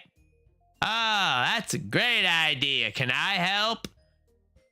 Well, maybe we could use some supplies, you know, like crayons, glue, that sort of thing. I'm on it, President. And if you found something to do during the event, since we have to entertain our newcomers, Well, what about a poetry performance? After all, our poems aren't so bad. It would be an enjoyable experience. Sure, it would be enjoyable. I feel a knot in my stomach. Isn't going to go well. I just know it. I'll just go and get what Monica needs for now. Glance at Bonehead. I'm sure he's not interested to go with me. So, where can I get what you need? Well, there should be a storage closet in the empty classroom on the 3rd floor. Be careful, it's a bit dark. Don't you worry, I got this. Monica doesn't seem too convinced, but she lets me go anyway. I hear some noise in the club room. They must be having so much fun without me. Atsuki and Bonehead are still laughing together. I wish Bonehead would accompany me, but he seems so busy. Suddenly, I stop walking. A poem contest? I hadn't realized how bad that was. I can't do it. I really can't. I'll fail. Bonehead will be disappointed in me. My friends will leave me, and I will hate myself. But I can't go against Monica's will. What am I supposed to do? I have trouble breathing again. I know something's wrong, but I can't pinpoint what it is. Shake my head. Have to do it. Can't show Bonehead I'm weak. I'll need to make him happy. What if I tried? Between my feet, the last remaining flower beckons to me. I twist the stem, freeing it from its clinging roots, caressing the final joyous moment between my fingers. But to what ends have I summoned this joy? For now, when I look in every direction, the once prosperous field before me is but a barren wasteland. I sound so stupid. Surprised I still remember this poem, though. I find it beautiful. If I could recite it properly, I'd love to do it in front of Bonehead. I'm not good enough for that, sadly. I sarcastically laugh at myself. So pathetic. I head for the stairs. I need to go to the upper floor. I hear someone. Sounds like heavy breathing. Someone in pain? Is anyone there? I hear a gasp of surprise. Is this? Yuri, is that you? I'm scared. Silence of this place is broken by this sound. I see Yuri's feet at the top of the stairs. It's me. Don't be scared. What? What? Why is Yuri? Yuri, are you all right? Sayori. Oh my. Feel bad. What is happening? Why is Yuri bleeding? Did she do it herself? Don't tell me you... Sayori, please don't. Don't tell anyone. Please, I beg you. My mind is suffering. Should I tell someone? No. I did it too. I know how it feels. I know it happens too fast to stop it. Seeing my friend act like that. Sayori! Yes, I won't tell anyone, Yuri. Don't worry. She staggers. I'll get going. Yuri, please don't. You have no right to talk about that, Sayori. That came out of nowhere. What did she mean? Why would she do something like that? Shaken. Why do I want to cry so much? I hear the club door open in the distance. Can't believe what I just saw. Is this how people would see me if I decided to stop pretending? I can't let that happen. Take a deep breath and I climb up the stairs. I spot a few blood stains on the steps. Makes me shiver. Why am I feeling this way? I just wish Yuri could be happy too. Trying my best. But as usual, my best isn't enough. The windows are open, yet everything looks darker here. I try switching the lights on. They just won't work. I enter the nearest classroom and it looks like this is the one Monica was talking about.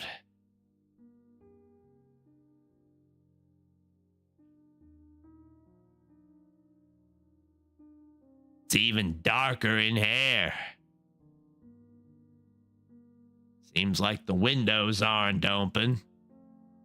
There's dust everywhere. Isn't the school supposed to clean every room? Doesn't matter.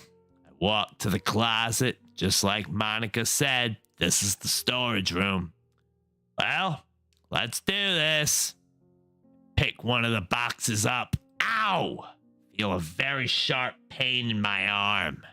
The box falls. Oh gosh. Thank goodness I didn't. Ow. Did I trip on the box? I feel the blood under my bandage. I must have hit my arm. Don't want to get up. My body aches. I can still see Yuri in my mind. Why can't I help her? Why do I have to be so worthless?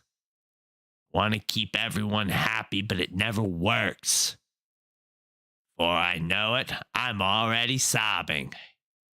Don't want any of this anymore. Just want to sleep. But Monica may already be waiting for me. What if she comes to get me? She'll find out, just like I did with Yuri.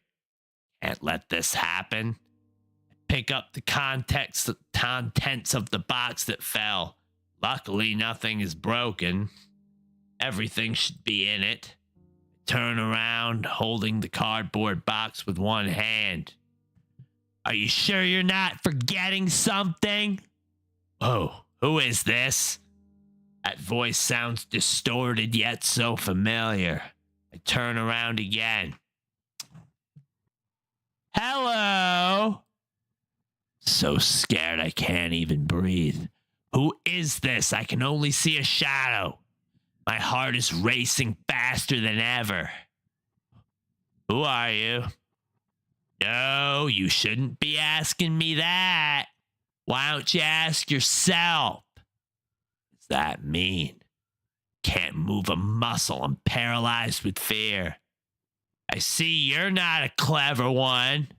Aren't you tired of lying to everyone? It must be exhausting. I open my mouth to talk, but no words come out. Don't even try talking. You'd only say more useless things. If I didn't come here to scare you, you know, I think you can take care of that yourself. You're just scared of everything, aren't you? You're a paranoid, selfish girl, and you wonder why Bonehead doesn't want to be near you? Even a blind person would be able to see that. You're worthless. It's as simple as that. My eyes are shut. If I open them, will this thing still be there? I don't even know what I just saw. What was that? Are you still there? I answer, I open my eyes. It's gone. Those horrible things it said to me. Why were they so accurate?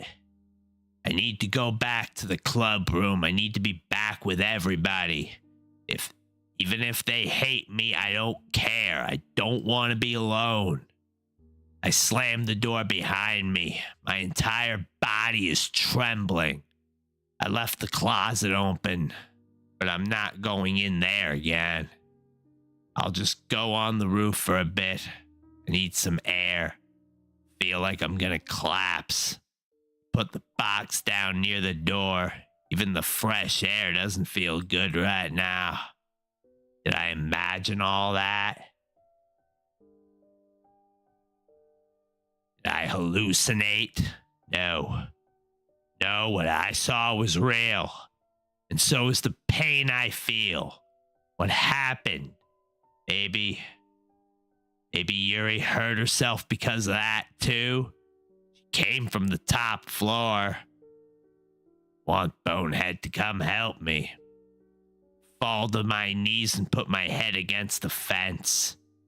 I will keep going for you. But please help me deal with the pain. My voice is barely audible. Why am I speaking in the first place? No one's around. Monica will get impatient if I don't bring the supplies. Get up. My muscles hurt. I grab the box and I head to the club. Peek inside. Yuri's reading her book as if nothing happened. I didn't even notice her exiting the club room earlier, now that I think about it. I slowly exhale and I open the club door. Ah, you're back. Good timing. I was just about ready to start with sharing our poems. I'd forgotten about that. Not too disappointed with the one I wrote, though. Feel like it somehow represents me. What took you so long, though? Oh, no, she noticed. I somehow managed to fall asleep on a table. Monica gives me a strange look, but smiles anyway. That's so. I don't know why that doesn't surprise me. Me. Quietly sigh. She believes me. Thank goodness.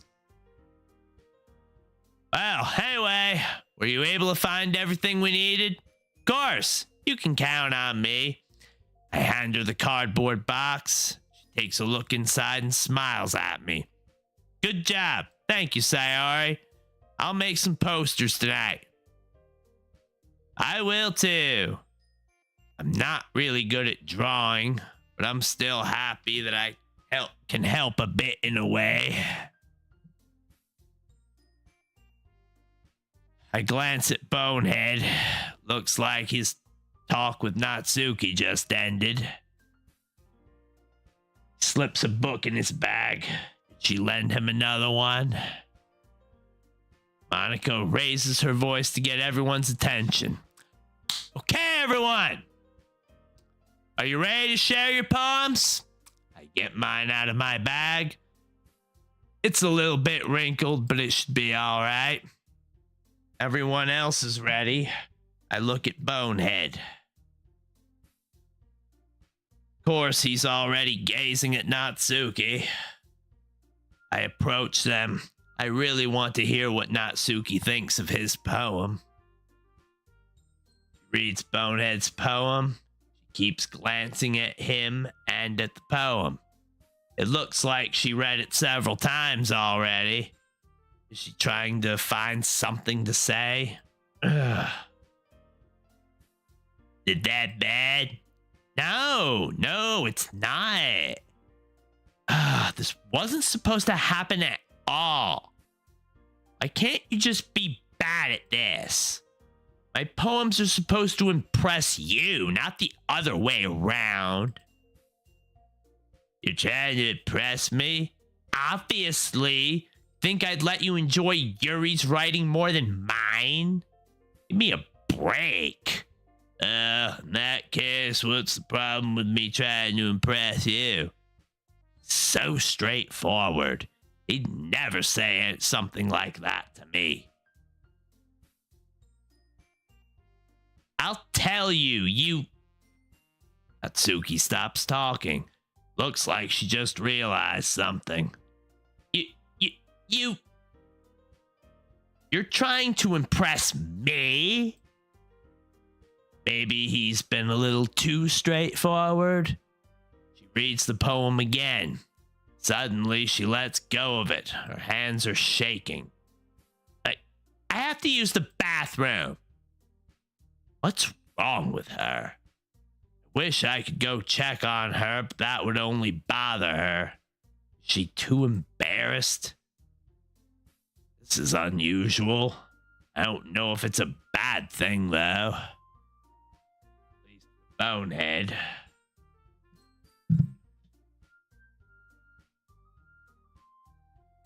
Monica approaches him. She looks a bit concerned.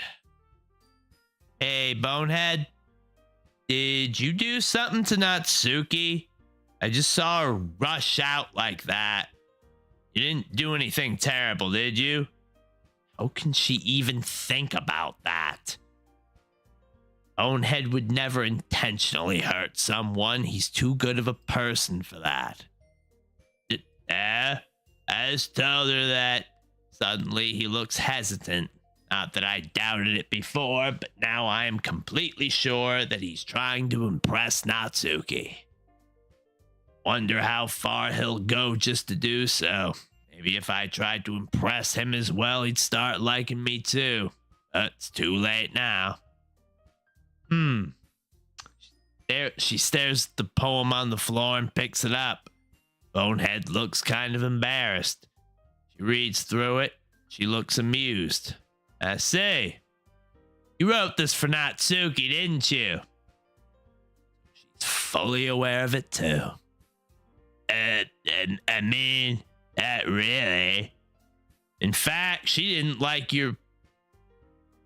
didn't she like your poem a lot the other day too?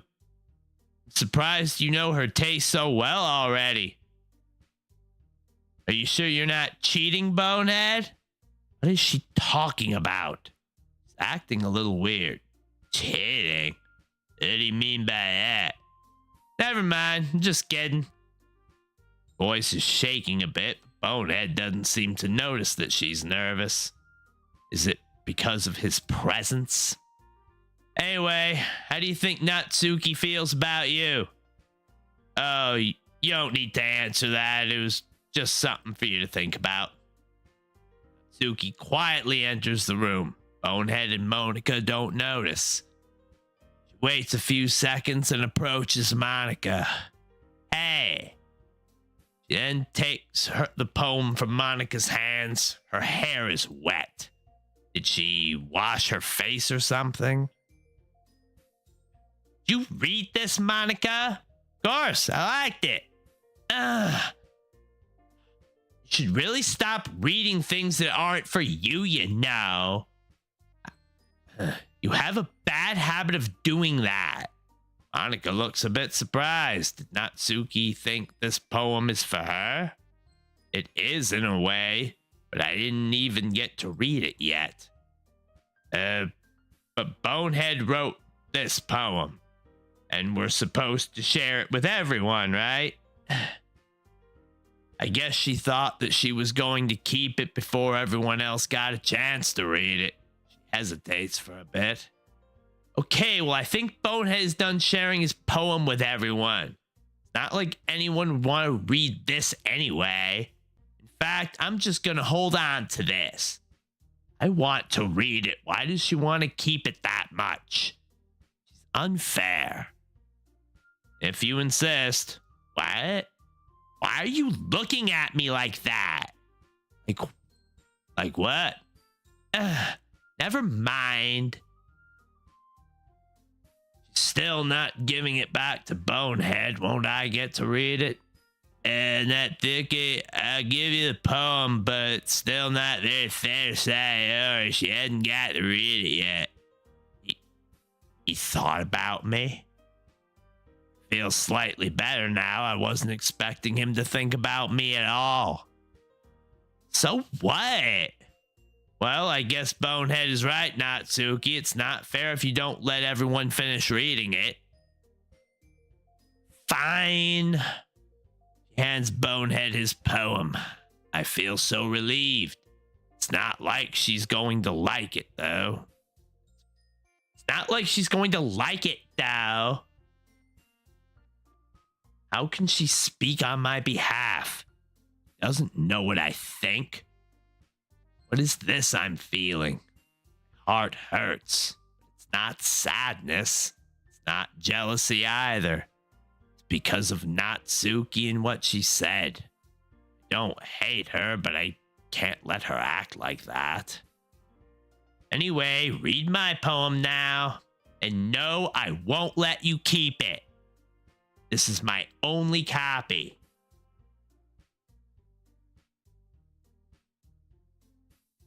She hands Bonehead her poem. I can see she's trying to hide a smile. Such a bittersweet feeling when I look at those two. I'm such a horrible person. Bonehead reads the poem several times. After finishing it, he looks all happy. I've rarely seen such a grin on his face. Not bad, right? Quite a bit longer than yesterday's. Yesterday's was way too short. I was just warming up. I hope you don't think that was the best I could do. Why is she acting all smug all of a sudden? Really trying to impress him, I understand that. But does it justify her behavior? Really can't say anything. Nothing can justify my behavior. Of course not. Anyway, the message is pretty straightforward in this poem. I doubt I'll have to explain it. Sometimes you can explain complicated issues with much simpler analogies. And it helps people realize how stupid they're being. Like anyone would agree that the subject of this poem is an ignorant jerk. You know people at that? Yep, that would be me. Of course. It's about how everyone thinks that doesn't matter. It can be about anything. I wrote it to be easy to relate to. I'd love to relate to her poem if only I could read it. But since I didn't even share mine when I arrived, I doubt she'd want to show me hers. Everyone has some kind of weird hobby or a guilty pleasure. Something that if you're afraid that if people find out, they'd make fun of you or think less of you. That just makes people stupid. Who cares what someone likes as long as they're not hurting anyone and it makes them happy? I think people really need to learn to respect others for liking weird things. Feeling I had a moment ago is gone now. I didn't know Natsuki thought about that kind of thing. Is it because she can relate to it? I wish I could be as expressive. You're definitely right. At least I relate to that. I'm sure a lot of other people can too. Suddenly, Natsuki's expression softens. She looks much calmer. Now, I'm glad that you can appreciate this kind of writing. I mean, I know I was talking about that yesterday, but I've been enjoying sharing my writing with you, so consider yourself lucky, okay? Thanks for being honest. His smile looks so genuine. Will I be able to smile like that one day? What's that supposed to mean? I'm always honest. Jeez. Just look forward to tomorrow too, okay? Natsuki takes a manga out of the closet and sits on the floor to read. She humming? Monica and she already read the poem. So I guess Bonehead has to choose between me and Yuri now. Choose. Like this is some kind of game. It's just stupid. Just as I expected, he walks towards Yuri. I'm not even surprised. Bonehead smiles at Yuri and hands her his poem. Let's see what you've written for today. She smiles back and starts reading it. It's pretty good, Bonehead. Were you influenced by seeing everyone's writing styles yesterday? I think there's one specific person who's been influencing him, actually. Sounds so bitter. This isn't like me. Feel like I'm becoming another person. Need to shut up. I guess you could say that. I was also a bit surprised by how differently everyone writes. So I respect you for trying new things. You don't need to be afraid to be a little more daring. Metaphors can go a long way. Don't feel like you need to work your brain like turning a bunch of gears. That sounds just so much like me. However, if I don't actively think, I end up writing stupid things or making stupid drawings. I remember the drawing I made yesterday. I want to burn it. Try letting your mind wander through your feelings and write down the things you see and hear. That's one way to truly enable your reader to see into your mind. It's a very intimate exercise. I slightly smile. Maybe I could try that. I feel a bit inspired. I know I won't feel this way this evening, so I should enjoy it while I can. That's it. That's certainly an interesting technique.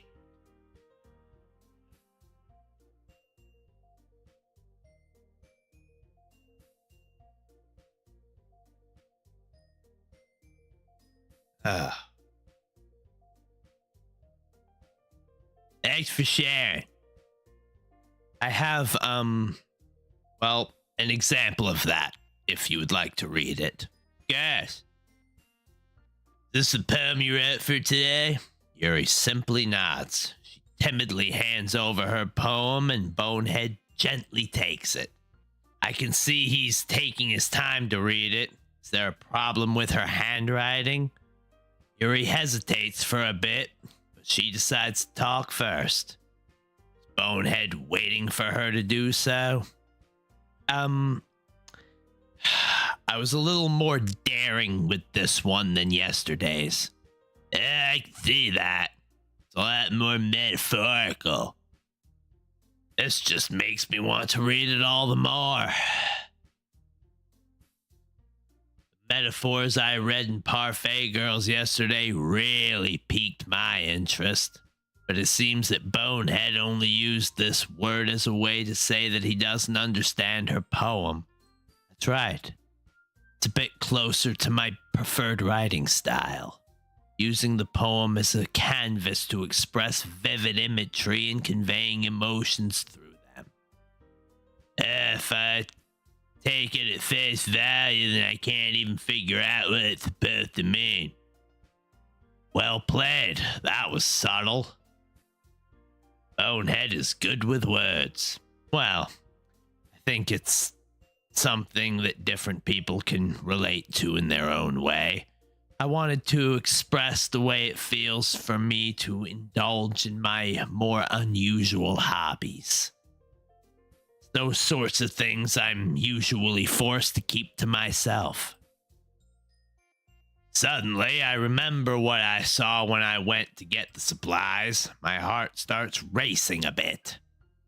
Is that what she meant by unusual hobbies? So, sometimes I enjoy writing about them.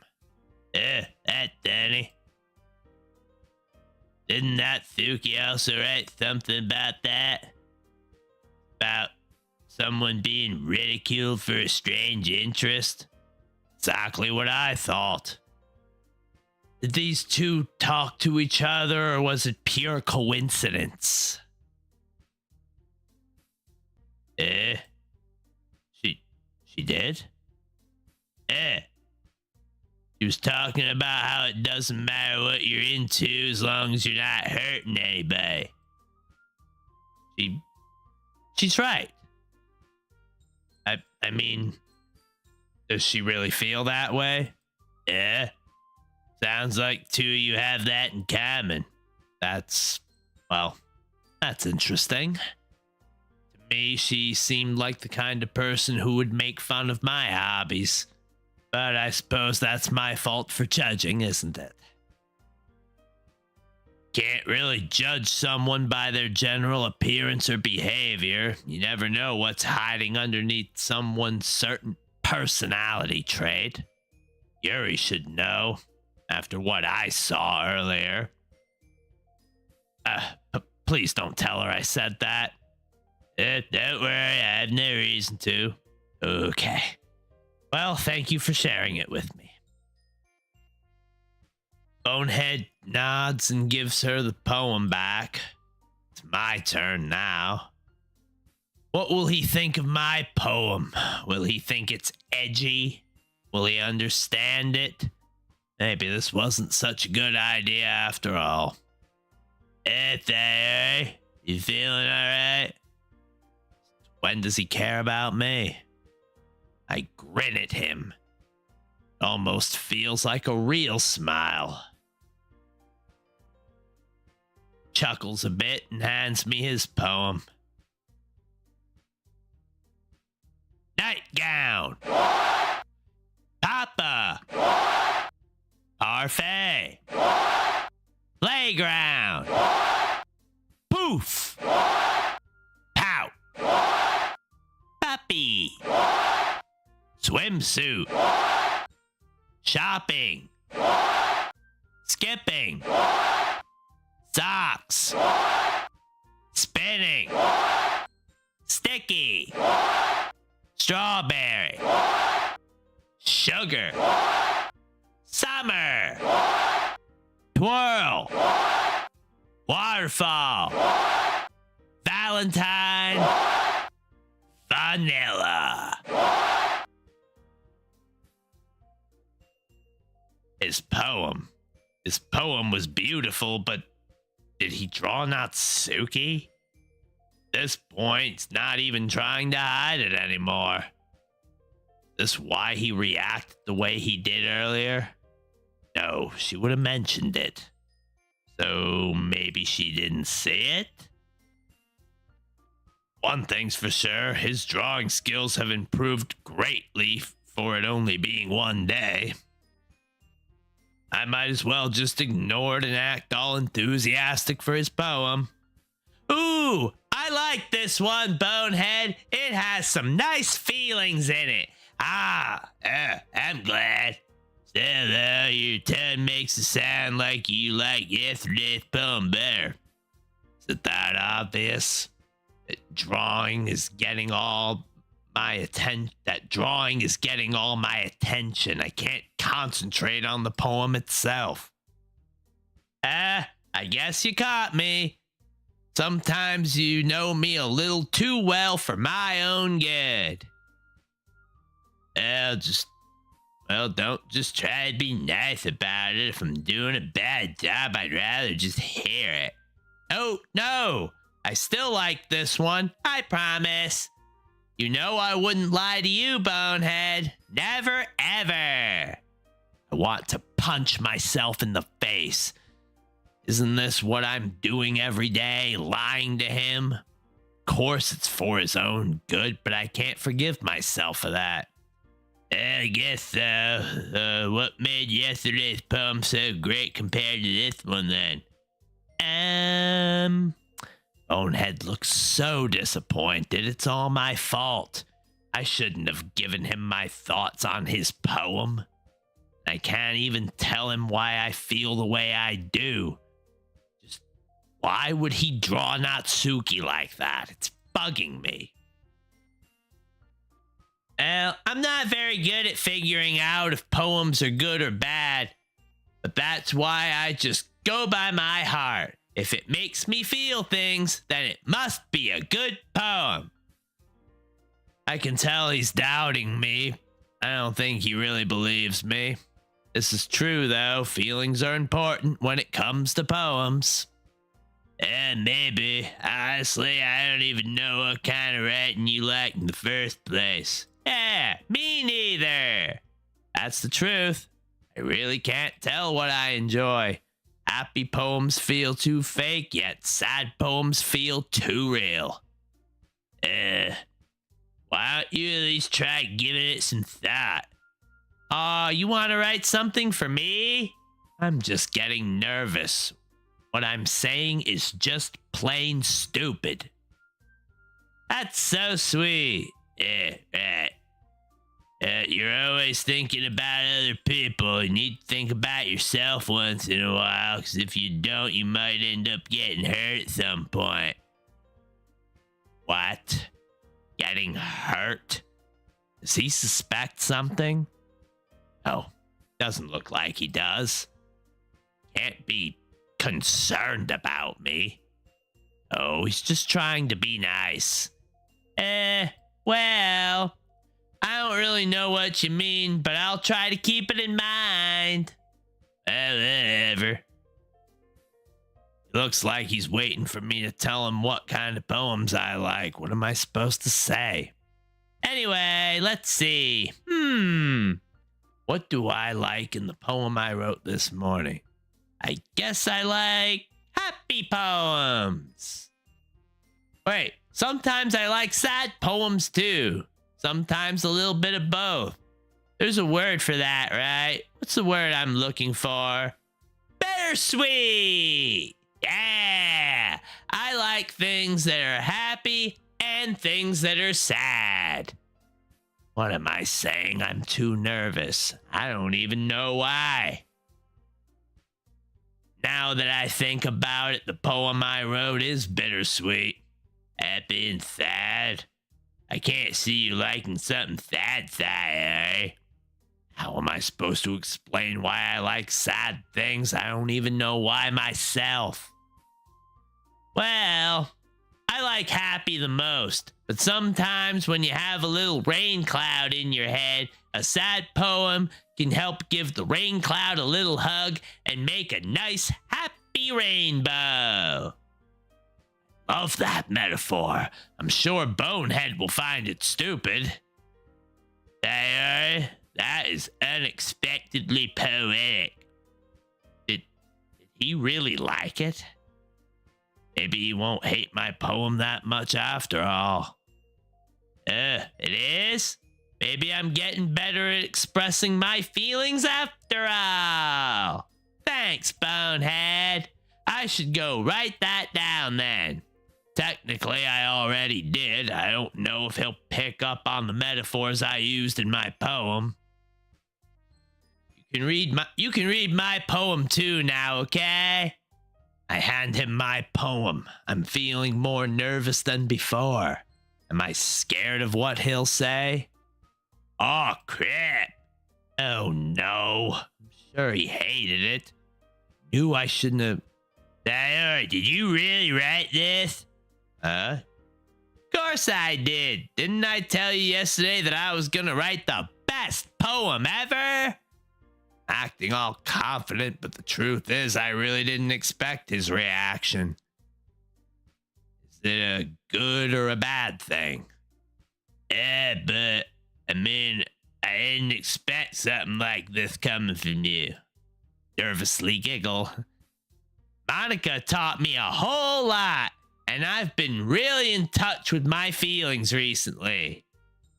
Shiver runs down my spine at the thought of what's happened in the empty classroom. In touch with my feelings? I can see that. It's almost kind of creepy. Creepy? Not exactly. Maybe because I'm so used to you being so cheerful. Never mind. Was I too clear in my poem? Please don't find out, please. I'm thinking too hard about it. Point is, it came out good, so you should be proud of it. Sigh. That was close. Aw, thanks. I feel like I was meant to express myself this way. It even helps me understand my own feelings a little bit better. Writing is like magic. Usually I'd be lying about that, but somehow the poem I wrote this morning wasn't too bad. Monica was right. Writing is a good way to express ourselves. Getting pretty passionate about this, huh? Hope you keep it up. Yeah, writing's the best.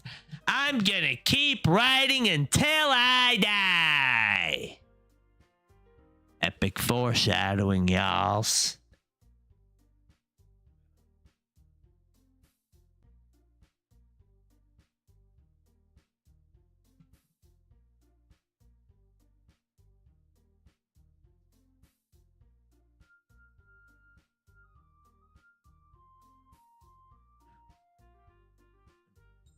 Isn't this a bit too much? Never know where to stop. Don't get ahead of yourself. Gives me my poem back and heads over to the table. I feel really relieved that he liked it. Honestly, it makes me feel a little better about myself. I almost forgot about what I saw today thanks to him. He's got that positive aura around him, I guess. Take a sheet of paper out of my bag and I start sketching out a poster. Monica wanted to make them, right? I don't really know what it should look like, but if it ends up being like my drawing from yesterday... No, can't think about that. Suddenly, Monica begins addressing the club. Feels like she was waiting for me and Bonehead to finish talking. Okay, everyone. We're all done reading each other's poems, right? I have something extra planned today, so if everyone could come sit at the front of the room. We all go to the front of class. Monica has already readied some chairs for us. She's a great president. Is this about the festival? Well, sort of. Oh, do we really have to do something for the festival? It's not like we can put together anything good in just a few days. Just end up embarrassing ourselves instead of getting any new members. She's not wrong. I'm most likely going to ruin everything. That's a concern of mine as well. I don't really do well with last-minute preparations. Don't worry so much. We're gonna keep it simple, okay? We won't need much more than a few decorations. Sayori's been working on posters, and I've designed some pamphlets we can give out during the event. I look at the poster I've been working on. It really doesn't look good. I hope she won't look at it. Okay, that's great and all, but that doesn't tell us what we're actually gonna be doing for the event. Sorry, I thought you'd heard already. We're gonna be performing. I had completely forgotten about that. What will I do? How am I supposed to perform in front of an audience? Just end up failing. Even if I write a great poem, my performance will be bad. Looks like I'm not the only one worried, though. Performing? Monica? Yeah, we're gonna be having a poetry performance.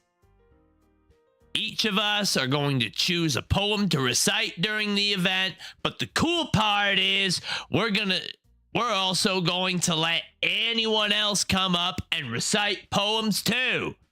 Sayori is putting it all on the posters in case anyone wants to prepare ahead of time. Hey. She looks at me. It seems as though she expects me to show her what I made. I hold it up. Monica nods. Pretty sure she likes hers better. After all, she already put some up around the school. Why do I have to make more? Are you kidding me, Monica? You didn't already start putting those posters up, did you? Monica looks really disappointed. She was so proud of her idea. Well, I did. Do you really think it's that bad an idea? Well, no, it's not a bad idea, but I didn't sign up for this, you know? There is no way I'm gonna be performing in front of a group of people like that. Don't tell me they're going to have another heated argument. I don't want any of this again. Not staying here if they do. I agree with Natsuki. I could never in my life do something like that. She shakes her head. She's so embarrassed. Good mood everyone had is now gone. Looks like Monica is the only one who's enjoying this moment. I want everybody to have fun during the festival, even if I don't want to attend. But guys, no, Sayori, I understand where they're coming from. Monica gives everyone a compassionate smile. Looks like she understands how hard it is to breach one's own comfort zone. Remember that Natsuki and Yuri have never shared their poems with anyone until just a couple days ago. It's a lot to ask for them to recite their poems out loud in front of a whole room full of people. I guess I kind of overlooked that, so I'm sorry. I'd like to side with Natsuki and Yuri, but because I really don't want to perform, but this club is Monica's pride and joy. I can't let her work go to waste, even if it's going to be embarrassing. And even if I end up hating myself more so than I do now, I will do it. But I still think we should give it our best. We're the only ones responsible for the fate of this club. If we start the event and each put on a good performance, then it'll inspire others to do the same. And the more people who perform, the better we'll be able to show everyone what literature is all about. Can't deny that all the things she just said are right. Yeah! It's all about expressing your feelings, being intimate with yourself, finding new horizons, and having fun. Monica flashes me a big smile, but Yuri and Natsuki don't seem too convinced. Bonehead looks like he's thinking. I wonder if he's interested in doing a performance. Will he side with Natsuki?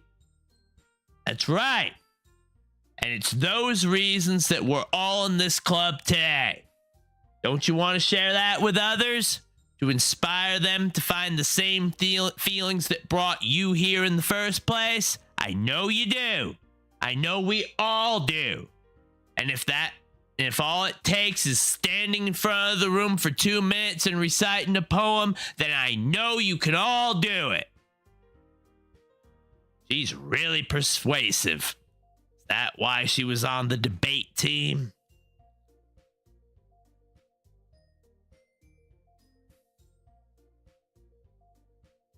At this point, it's just manipulation.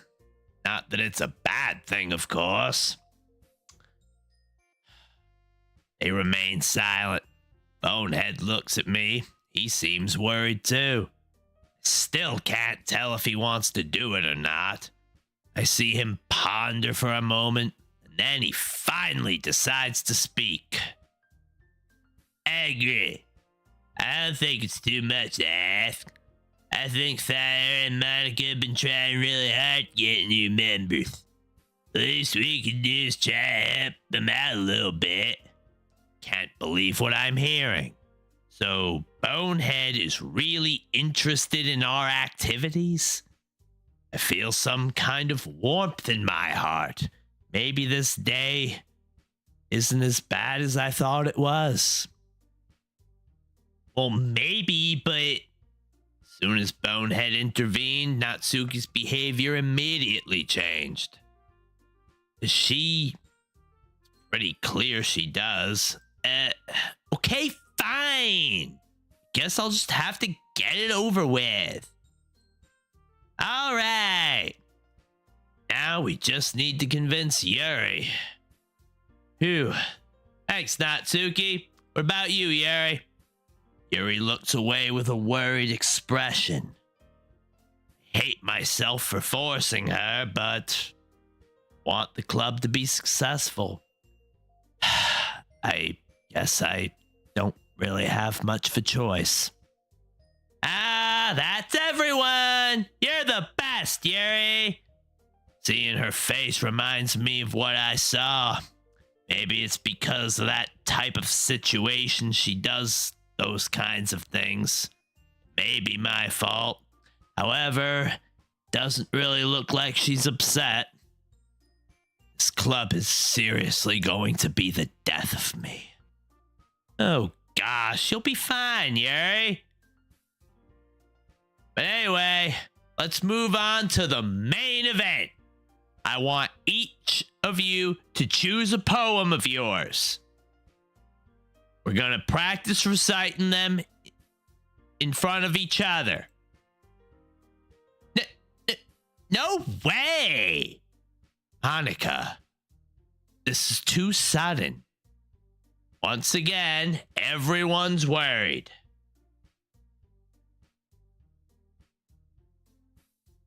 Get out an old poem from my bag. I think it's fairly similar to the one I wrote today, so I hope Bonehead will like it. Well, if you can't recite your poem in front of the club, how do you expect to do it in front of strangers? Oh no. Don't worry. I'll start off, help everyone feel a little more comfortable. Without thinking, I raise my hand. Can I go next? Of course. I don't know why I asked, I just felt like it. I don't think I'll be able to recite it properly. But maybe Bonehead will appreciate it. Or maybe I'm just being too hopeful. It's too late now anyway. Now let's see. Flips open her notebook and skims through it. She looks focused. After a few moments, she stands behind the podium and happily meets all of our gazes.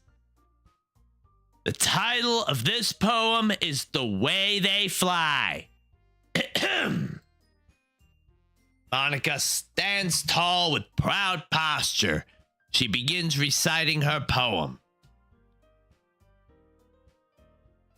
She speaks clearly and loudly. I can tell she's practiced this. I feel so absorbed by her words. It's as if she's the only one in the room. I glance at my surroundings. Bonehead's face is relaxed into a neutral smile. Why does this scene feel so powerful? Yuri and Natsuki both look focused. Are they trying to read into Monica's words? When Monica finishes her recitation, I am speechless. That was incredible. I didn't think of anything else except her and her poem. The four of us applaud. Monica is all out of breath. She smiles at us. That was so good, Monica. Ah, thank you very much. I was just hoping to set a good example. Are you ready to go next, Sayori? Take a deep breath and prepare to perform. I don't even want to think about myself right now. I want to focus on my recitation. Bonehead was right. I'm really getting absorbed by it. I'll go next. Yuri's all fired up all of a sudden. Yuri's ready to start reading. Kind of disappointed. I really wanted to read. But it's my role to make everyone happy, so I might as well just let her read. This poem is called She Anxiously Glances Around Her. She's a bit like me. She impulsively wanted to read her poem and she's lost now. Will it be the same for me? You can do it, Yuri. Yuri gives a determined look and nods her head. It's called After Image of a Crimson Eye. As she starts reading her poem, I can tell she's feeling a bit uneasy. Her voice shakes a little. Her breathing is irregular. This makes me wonder why she was so eager to come up and read it in front of everyone. Is it because she wants to prove she's worth something? Been comparing the two of us to one another ever since our interaction outside the club room. I should stop doing that. After a few lines, Yuri's voice changes and she stops looking at us. She's so absorbed by her own poem. It's impressive. I wouldn't say it's as powerful as Monica's, but her poem really pulls you in. She may not actually remember where she is. I really wonder what's going on inside her head. She sounds like she's in her element. After reading the last sentence, she slowly lifts her head and looks at us. She shakes her head and realizes where she is. She looks embarrassed again. Bonehead is the first to applaud. The rest of us begin clapping as well. Yuri seems very pleased. I think everyone is in disbelief. After all, it's pretty rare to see Yuri act so confidently. I'd love to tell her that I'm proud of her, but I'd just end up looking stupid. She hurries back to her chair, her poem still in hand. Yuri, that was really good. Thank you for sharing. Looks like she's not ready to talk yet. She pushed herself too far. I look around me. Looks like Natsuki isn't ready to go yet. I clench my poem and stand up. Okay. I guess I'm next then. I walk to the podium. I have a big smile on my face, but I feel like I'm going to throw up. This definitely wasn't a good idea, especially after seeing the talents of Monica and Yuri. I'm far from being as good as these two. This one is called My Meadow. They're all looking at me. Sorry, I giggled. Hey, he already looks fed up. It's not my fault. Really don't feel good. It's a lot harder than I thought. How did you guys do it so easily? Try not to think of it like you're reciting to other people. Imagine you're reciting it to yourself, like in front of a mirror or in your own head. It's your poem, so it'll come out best that way. Take a second or two to think about what Monica just told me. I'm doing this for myself. Nobody's around me. I see. Okay then. I begin reciting my poem. My voice shakes at first. For myself. No one around.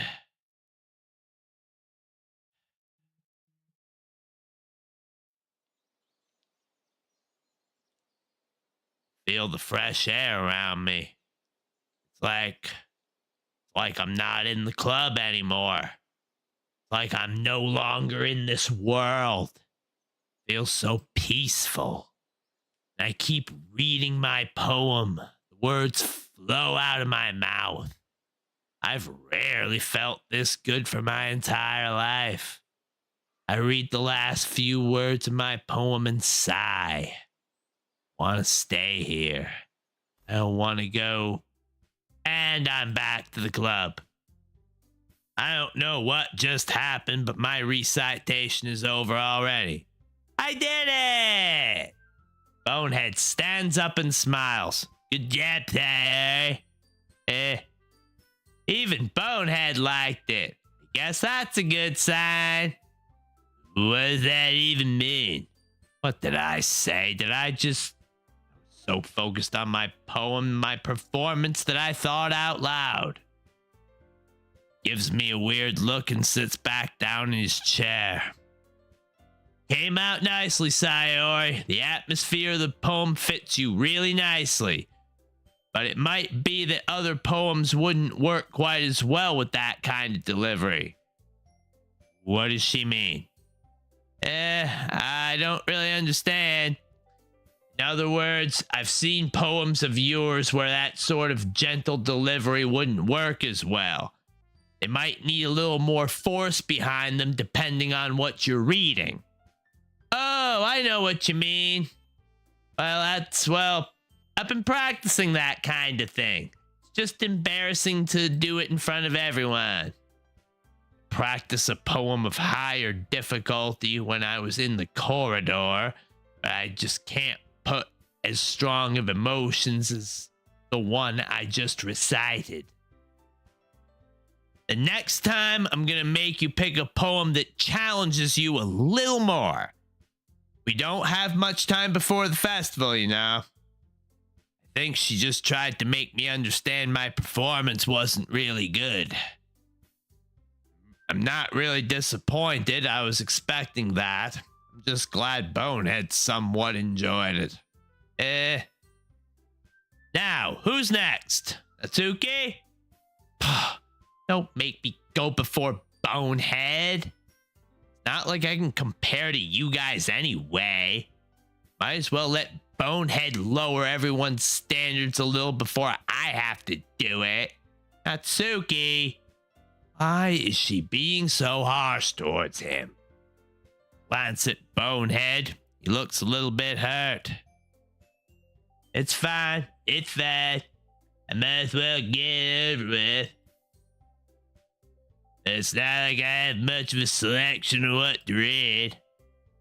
I'll just have to go with what I wrote for today.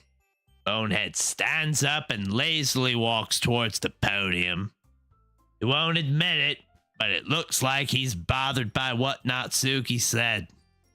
Everyone stops talking and looks at him. He's clearly embarrassed. He starts reciting his poem. Even though it's only composed of simple words, I feel them reach into the bottom of my heart. Keeps nervously glancing around at Natsuki as he reads it. Bonehead heavily sighs after he's done reading. Everyone claps. Natsuki has a huge smile on her face. But she stops as soon as he spots me looking at her. I am not really as good as everyone else. Worry about it so much. I think it's less about your abilities and more about your lack of confidence in your writing. That's something that'll improve over time, though. Baby. All right, then. That just leaves you, Natsuki. Yeah, I'm going. Natsuki's acting tough, but I can tell she's very nervous. Is it because she doesn't want to perform in front of Bonehead? This poem is called... Why are you all looking at me? Because you're presenting. Anyway, this poem is called Jump. She takes a deep breath and begins reading aloud her poem. She's trying to avoid our glances as much as possible.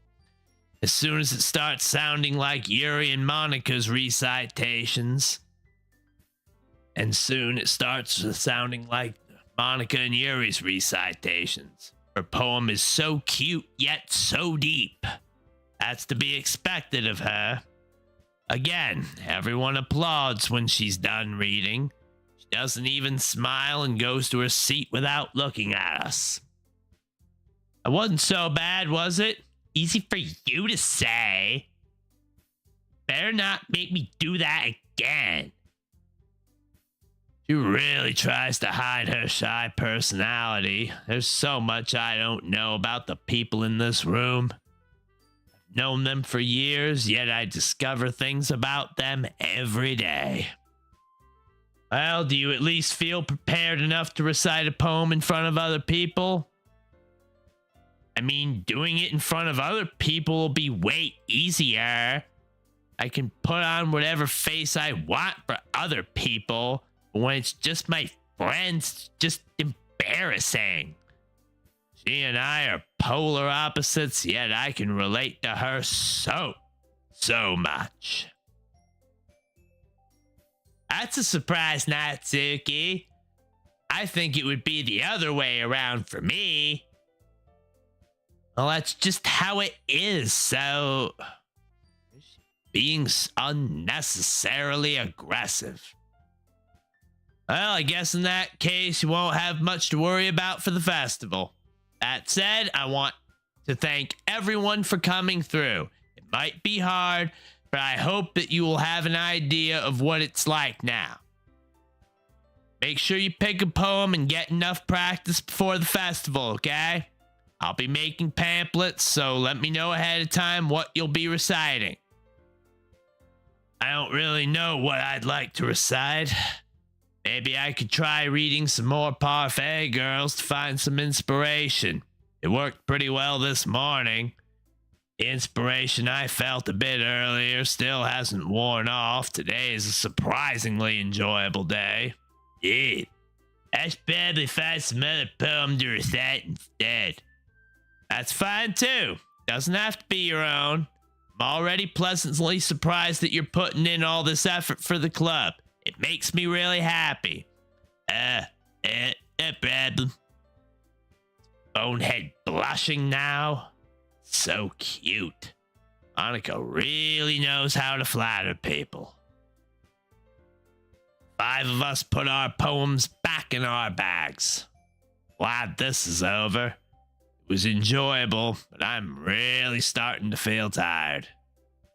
Okay, everyone. I think that's about it for today. I know the festival's coming up, but let's try to write poems for tomorrow as well.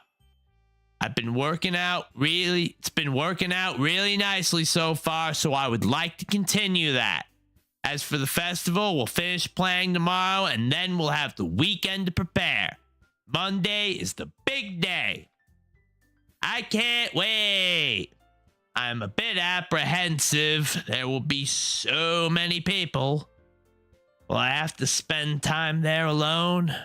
Pretty sure Bonehead will be at the festival with Natsuki. Maybe it'd be better for me to act sick or... Nope. This day is going well. I can't start acting like a stupid shut-in. Maybe the club will need my help. Can't let them down. I can't be selfish. Yuri, however, is already starting to stress out over it, the festival. I can do this. I can do this. Bonehead stands up and stretches. He looks somewhat satisfied with what he's done today. He looks around the room. I can't help but notice that his gaze stopped a few seconds on Natsuki. He smiles for a second and turns to me. You ready to get that, Harry? What? He's the one asking me to go now? Today is definitely a great day. Maybe things aren't as horrible as they seemed at first glance. Yep. Look at you two, always going home together like that. Kind of adorable, isn't it? What are they saying? Just want to spend time with Bonehead. It's not as if I wanted to... Well, it's none of their business anyway. These guys, don't make such a big deal out of it. It must be a little nice, though. Bonehead looks very hesitant all of a sudden. Looks like he no longer wants to walk home with me. Is he that ashamed? I can't let myself think about those things. Walking home with him. It's like the only thing that matters right now. It's okay, Bonehead. You don't have to say it. Whatever, let's just go, alright. I may have sounded a bit harsh, but he looked so embarrassed that I just couldn't leave him like that. We both make our way out of the club room. Bonehead waves at Natsuki as we leave. We haven't really spoken to one another since we left the school. Is something on his mind? He's not paying attention to his surroundings. Now that I think about it, though, today was a pretty good day. Of course, there was that classroom incident and Yuri. Bonehead looks like he enjoyed his time in the club today, and I also managed to recite my poem in front of everyone. Maybe things are gradually getting better? Jerk my head up. Is he talking to me? Sorry, I was spacing out. No wonder. I was thinking about something from earlier. I like how we get to... Wait, what am I saying? The situation just felt right and I wanted to know. No, I'm just stupid. I'll ruin everything. So, let's just say that one day Natsuki asked to walk home with you. What would you do? What kind of question is that? You're kind of putting me on the spot here. He looks very confused. I hate myself. Today was going just fine, and I let my selfishness ruin everything again. Walking home with Natsuki, I think I would be afraid of what she would do to me if I turned her down. So he wouldn't mind leaving me for Natsuki. I'm not. I'm really disappointed. I should stop trying to lie to myself. But if that's what he wants, I can only respect his decision. Natsuki is a great person after all. It'd be better for his health to stay with her rather than me. Isn't she so cute and fun to be around? That has nothing to do with what I just said.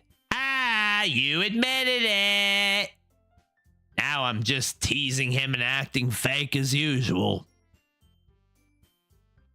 I got to enjoy the afternoon at least. I'm grateful. Jeez. Not even any point in speculating something that's never gonna happen. Well, maybe, but I just like to think about it. It's not long before you won't need me anymore, you know. No! This is drifting towards another subject again. Why don't I just shut up and make Bonehead's life easier? Easier? I can't figure out how you're seeing things in your head right now. At least he's honest. Sorry. Everyone is different. Nobody in the club is a replacement for you. If you say so. Bonehead looks away. Looks like I really made the situation awkward. Of course, I just had to ask that question. Why did I think it'd be a good idea in the first place? My arm stings. I'd forgotten about it. Is it here to remind me of how bad a person I am? I'll see you tomorrow, Sayori, I'll see you tomorrow. See you, Bonehead. Just as I thought, he was thinking about Natsuki. I wonder if he'll draw her again for tomorrow. I slowly approach my house, but I really don't want to be in there alone again. But I guess I have no choice. I let myself fall to the couch. Everything feels so airy. Doesn't feel like home at all. Did I just receive a text message? I look at it. Natsuki? Call me back. It may be important. Dial her number and I wait for her to pick up. Sayori? Hey, Natsuki, you need anything? Well, why does she sound so hesitant? You know, I may not have been very nice to you today, so I was thinking maybe you would like to go to the cinema with me, like old times. Not like I need to apologize, but yeah. I faintly smile. Natsuki really is an amazing person. Sure, I'd love to. When do we meet? Why not now? I'll meet you in the mall in like 15 minutes. Is that all right? Perfect. Didn't want to stay here. I wouldn't mind seeing a movie. All good. I'll meet you there, Natsuki. She hangs up. I sigh. I'm a bit relieved. Being alone is killing me. I get off my couch and I exit my house. Mall isn't too far away, so I can just take my time. Wonder what kind of movie we're gonna see. Haven't seen one in years. I keep remembering what Bonehead said before going home. Of course, I can't expect him to start a adoring me like that. Deep down, I was really hoping that he would prefer walking home with me rather than Natsuki. I'm always so contradictory. I want the best for Bonehead, yet I want to stay with him. That can't work. I laugh at myself. That's just dumb. Suddenly, I hear someone running towards me. Here you are. Weren't we supposed to meet at the cinema? We were, but I wanted to surprise you by coming to get you in front of your house. But you were already gone. She acts so much differently when she's away from Bonehead. Why is she acting so nice to me? She should hate me for spending time with him. Sorry, I was so excited to meet that I left immediately. All right.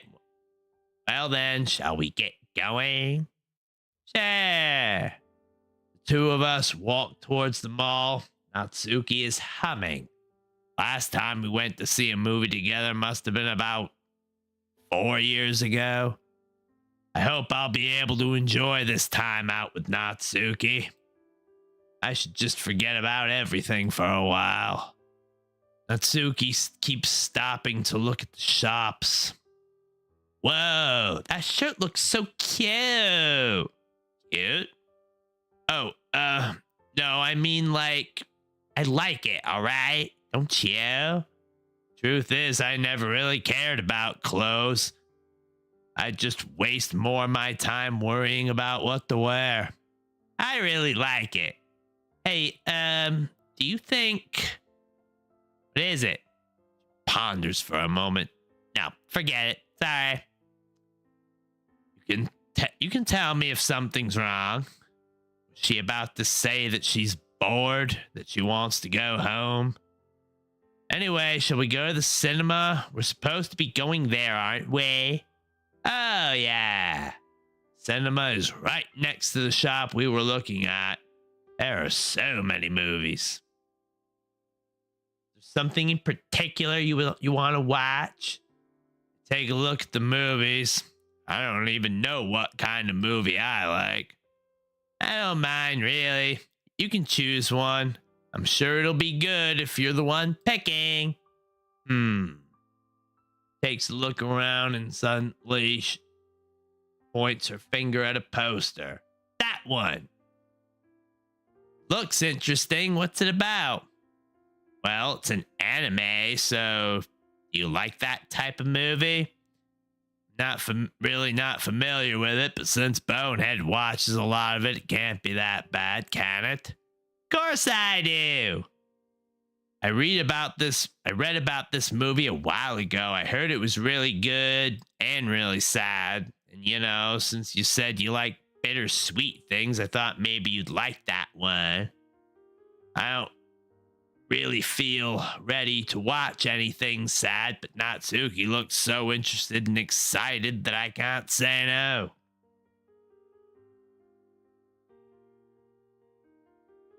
She said she thought about me when making the choice, so maybe I'll enjoy it. Thank you, Natsuki. So, long story short, I think it's about a girl who's a pianist that stopped playing after her mother's death. And one day she meets that guy who's a really talented violinist, and she starts playing again thanks to him, and she falls in love with him.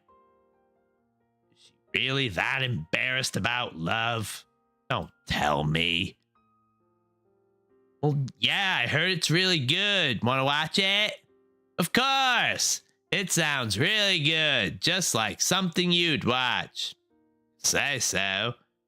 After all, I really like anime.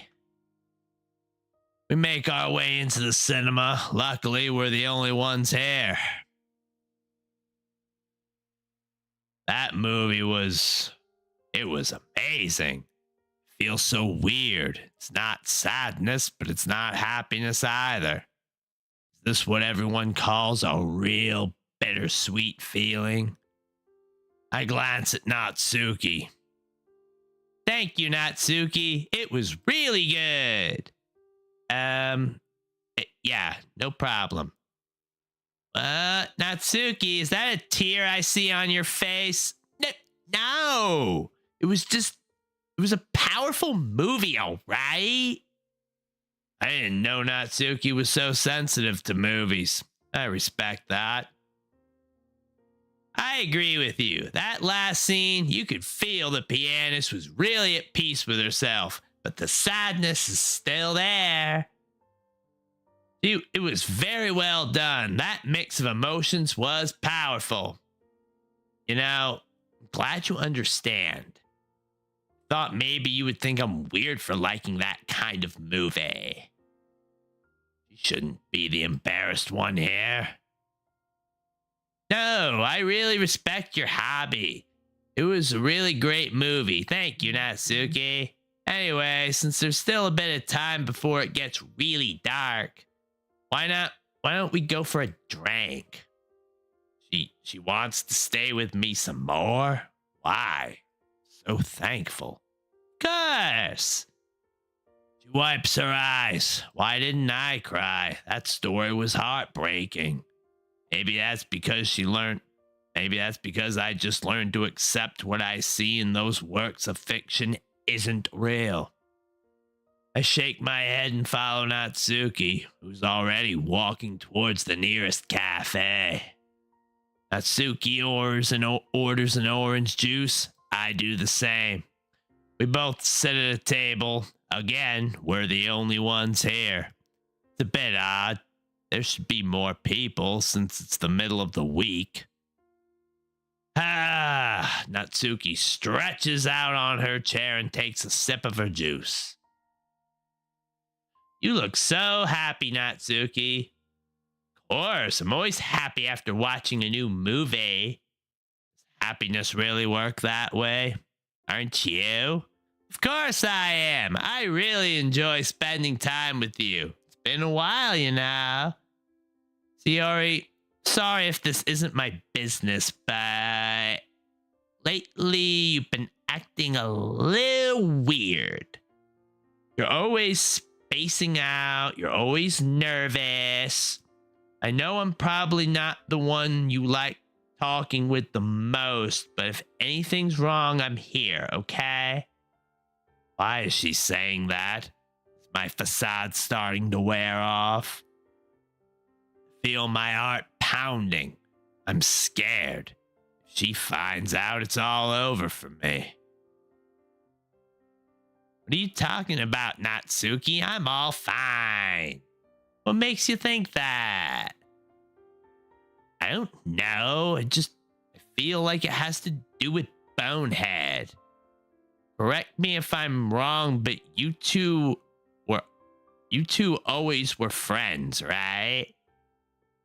How can she pinpoint what I am feeling so perfectly? This is scary. Yeah, that's right. I'm sorry if it sounds a bit stupid, but are you bothered by the fact that he's spending time with us? How does she know? That easy to read? Course not. I want Bonehead to go out and meet some more people, so... Well, then, in that case... She looks so embarrassed. What is she about to say? I'm apprehensive. She deeply inhales. What if I told you I love Bonehead? What? She knew that already, but hearing it from her directly, why does it hurt so badly? Is this why she wanted to spend some time with me? Am I nothing more than an obstacle for her? Sayori, are you all right? I look at her and smile.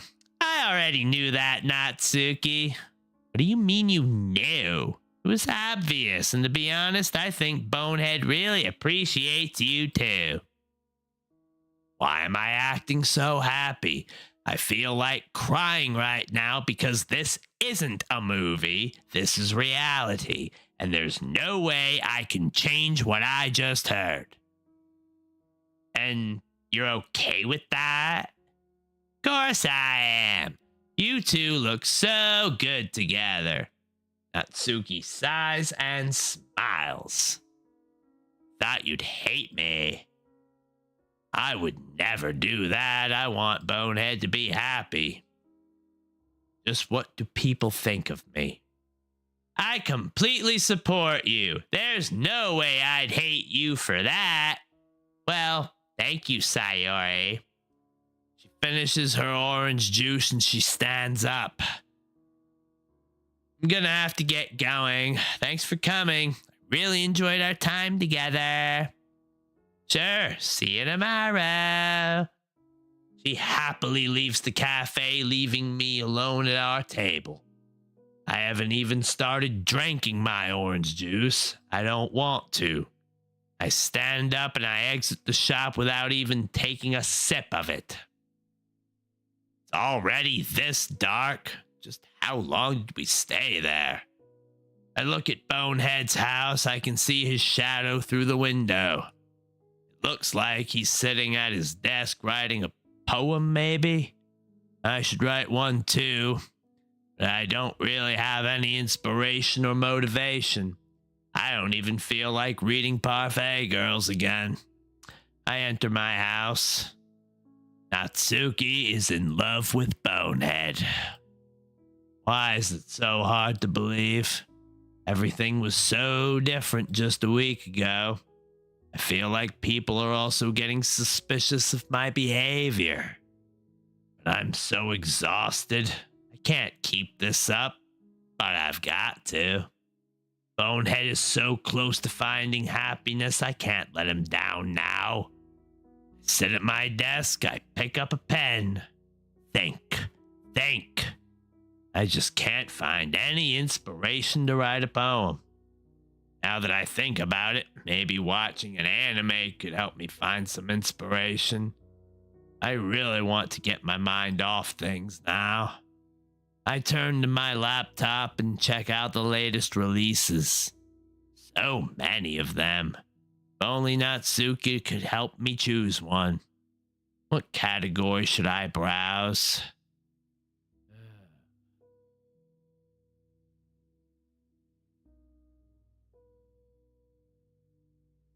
Only one right choice in this mood, Yall'S. One of the titles really catches my eye. I take a look at the synopsis. The story of a deaf girl with a difficult past. Sets out on a journey to find redemption. I already know this is gonna be depressing, but I start the movie anyway. Turn off my laptop and I look at the ceiling. How can a work of fiction portray something so depressing that well? I almost felt sorry for that deaf girl. I know it's only fiction, but I was just so absorbed. Gave me a few ideas for a poem. I start writing on an old sheet of paper. If I told you I was deaf, would you turn away? Or would I read your lips that tell me it's okay? Would you understand if I start to use my hands and tell you how I feel? If I tried to speak and the words weren't complete, would you smile and think less of me? Or would you really see me for me and not a disability? If I began to stare, would you realize how much I need to see and listen with my eyes? If I began to touch, would you be offended? If I began to point to what I want or intended? You can take my hearing aid. To you, it's just another game. Kind of hard to write about something like that. I'm not really satisfied with that poem, but it'll just have to do. stuff it in my bag, and sit on my bed. Keep seeing Natsuki and Bonehead in my mind. Why don't they go away? I've accepted it. This is how it'll go. Lay down. Tired. My eyes slowly close.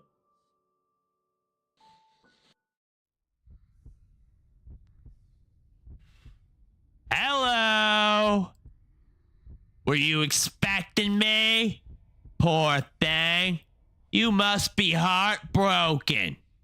The only person you looked up to is in love with someone else. Don't you hate them all? No, you should hate yourself.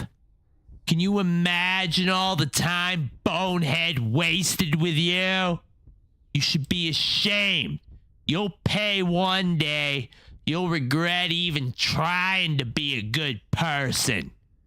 You really think things will get better just because he acted nicely towards you?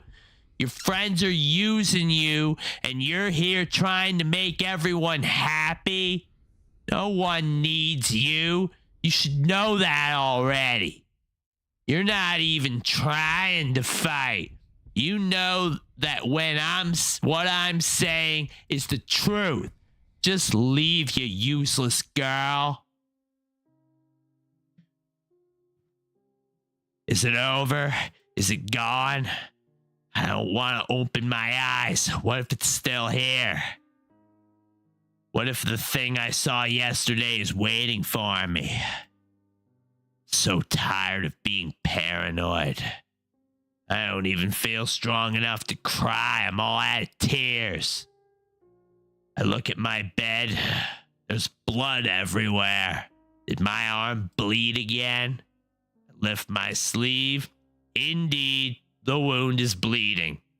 I may have moved too much. Everything feels so monotone. Same room, same dreams. Except Bonehead will leave me soon. Clench my fists. I don't want this. I don't want this!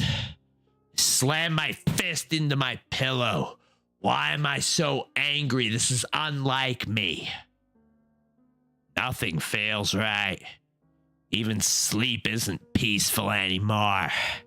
That thing spoke to me in my dreams last night.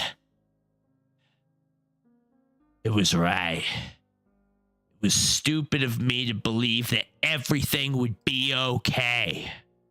I should have expected this. I should have a little bit of time left before I have to go to school. Maybe today I won't have to lie and say I overslept.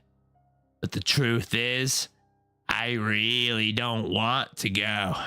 I'm certain the usual happy mood that the club has is now gone, since Natsuki and Bonehead will be...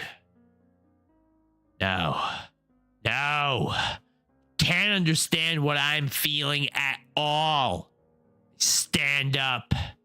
I guess I don't really need to change my clothes today. I'll have to be extra careful if I don't want anyone to find out about my condition.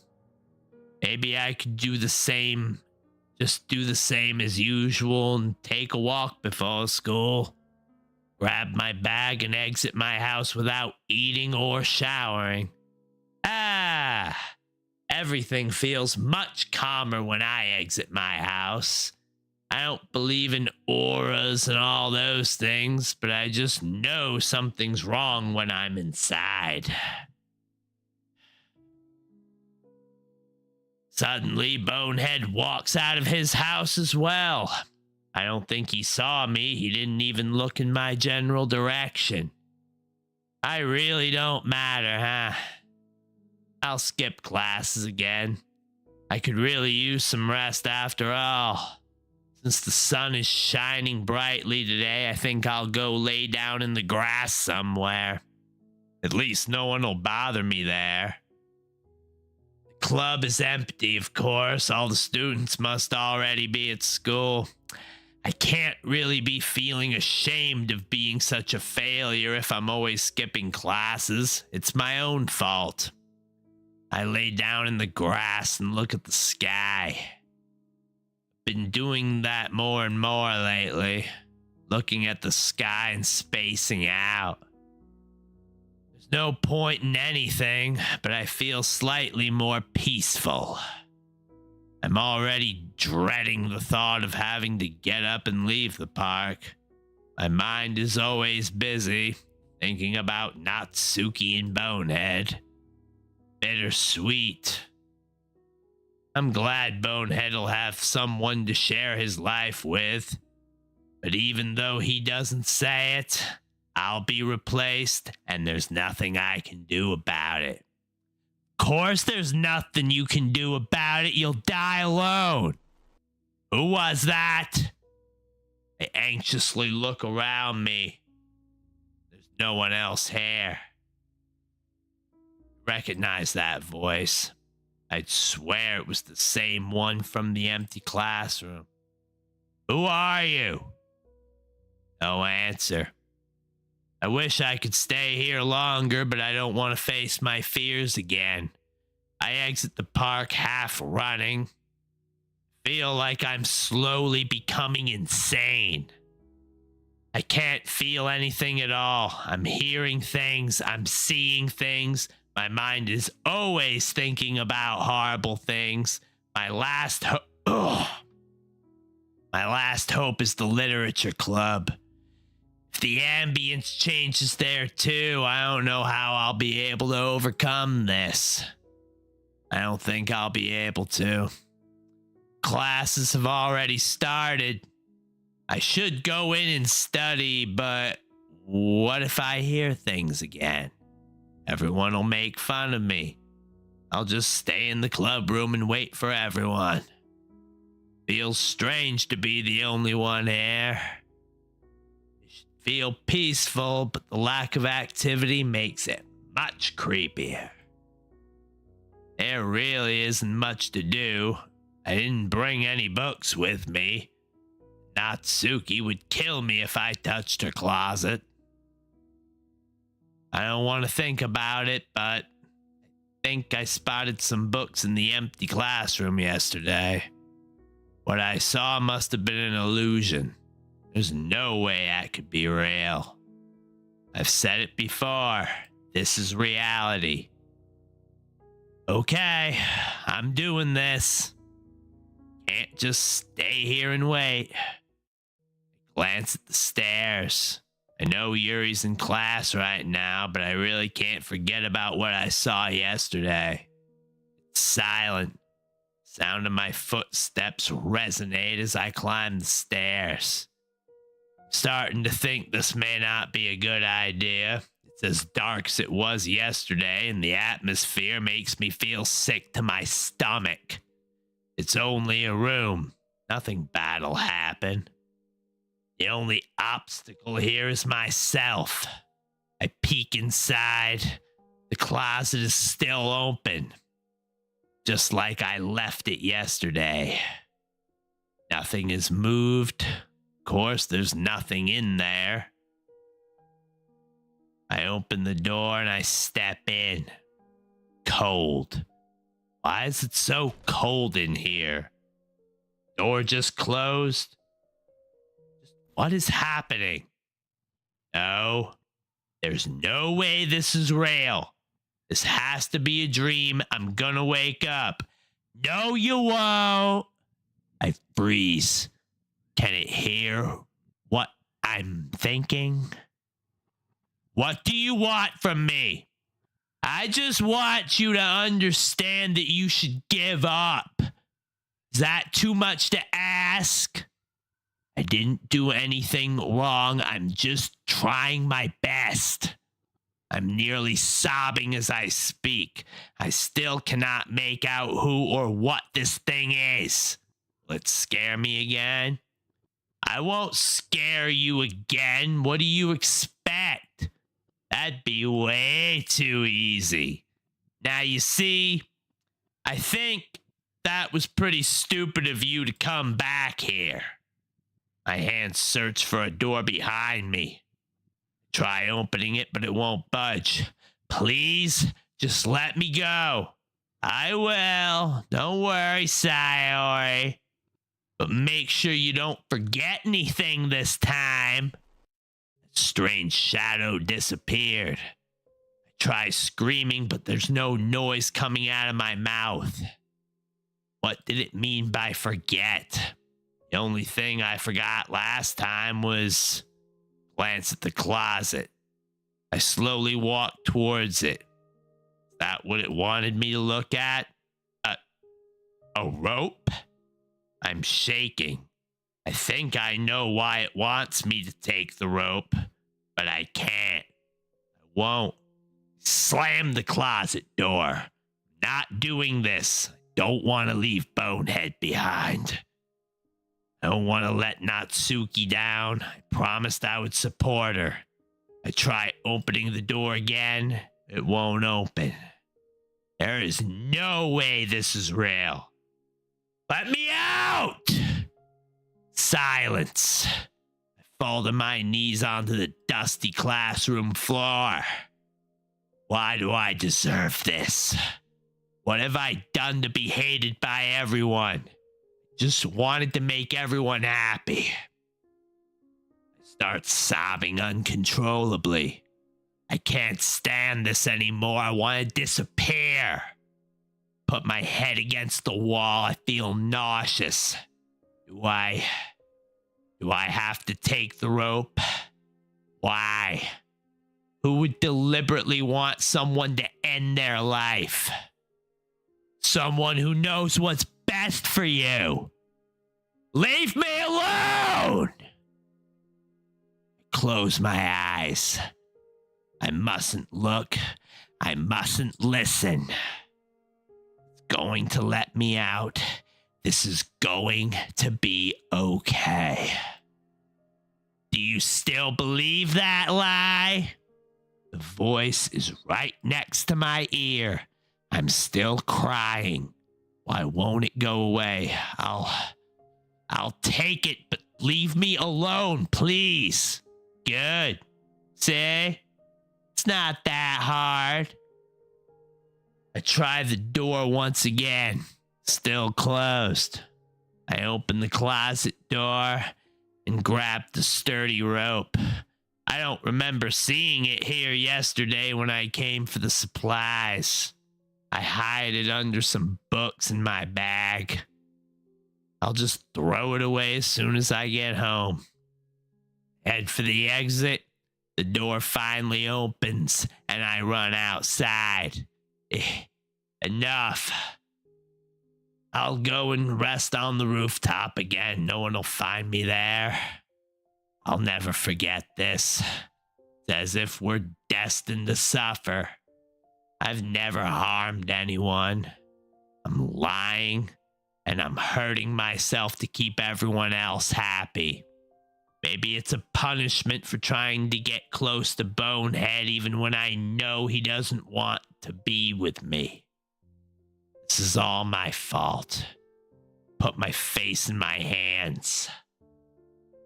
Keep crying more and more.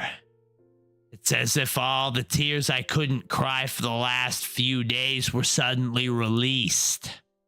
Why won't I stop? It's over. Gone. I did what it wanted me to do, but that doesn't mean I'll use that rope. I'm trying to tell myself it's going to be all right, but it just doesn't work. I'm stuck with my own mind. I don't even know how much time has passed since before I stopped crying. I take a deep breath. Fresh air. I feel a bit better now that it's all out. Can't go back to the club room like this. I don't know how long I've been up there, so maybe everyone's already there. I look at my reflection on my phone. My eyes are all red. There's no way I'm showing this side of me to everyone else. Not after lying to Natsuki like I did yesterday. I'll just go and wash my face in the bathroom. I wash my face several times at the sink. Water hurts my face, but I don't care. I need to hide my eyes somehow. Even after a few minutes of washing, I still look exhausted. Guess there's no way for me to hide the mess that I am, huh? My voice cracks a little. What is wrong with me? Got no right to be scared or sad. This is my fate. My retribution. I dry my hair and I head for the club room. I look inside. Yuri and Natsuki are already there. Again. Natsuki is reading a manga with a pleased look on her face while Natsuki is absorbed into her book. I'll just pretend I have a headache and I'll go sit in a corner. I open the door and the two of them look at me. Hello! Natsuki stands up and greets me and Yuri waves at me. Hey, Sayori, you look a bit tired. Is everything all right? Yeah, don't worry. I just have a headache. It'll be better soon. Make sure you're healthy for the festival, okay? Don't you worry about that. I'll rest for a while the others arrive, if you don't mind. Natsuki gives me a quizzical look and then continues reading her manga. I sit down at the old table in the back of the room and I look at my hands. Is everything back to normal? It looks like it. Natsuki and Yuri both look fine. Monica must be playing the piano and Bonehead must be on his way. Just a mundane day for everyone. Suddenly, the club door opens, Bonehead enters, and Monica follows him shortly after. Ah, man, I'm the last one here again. I just walked in too. As soon as Yuri spots Bonehead, she closes her book and stands up. So Natsuki hasn't told her, has she? Were you practicing piano again? Yeah. Instead of going to the upper floor, maybe I should have gone with her. But I probably would have just bothered her. Playing the piano isn't particularly easy. Must have a lot of determination. Starting this club and now picking up piano. Well, maybe not determination, but I guess passion. Remember, the club wouldn't be here if it wasn't for all you. And I am super happy that you're all willing to help out for the festival too. I haven't really been of much use at all. I haven't even finished the poster I was working on yesterday. Well, I can't wait for the festival. It's gonna be great. She glances at Bonehead and happily smiles at him. I'm pretty sure she's going to ask him to go with her. I'm not allowed to feel jealous. This isn't right. Weren't you just complaining about it yesterday, Natsuki? Well, yeah. Not talking about our part of the festival. It's a whole day of school where we get to play and eat all kinds of delicious food. You said a bit like that earlier, how sudden. Why are they talking about me? I don't answer. I don't even think Bonehead noticed me. Monica, do they usually have fried squid? Squid? That's a pretty specific thing to look forward to. Oh, come on. Are you saying you don't like squid? You, of all people? Why is Natsuki so cheerful today? Is it because I told her that Bonehead has feelings for her as well? I'm kind of glad I managed to make her happy. That's my only objective. Long as everyone can be happy, it's all good to me. Hopefully.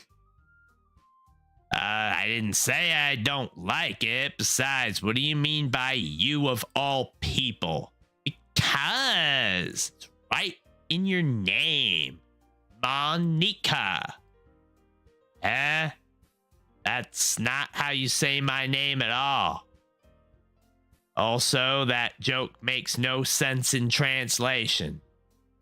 Did these two get enough sleep? What they are saying makes no sense. But I kind of like the relaxed ambiance right now. Never mind. Let's just focus on our own event now, okay? Fine. Your reactions aren't as fun as Yuri's or Sayori's anyway. Excuse me.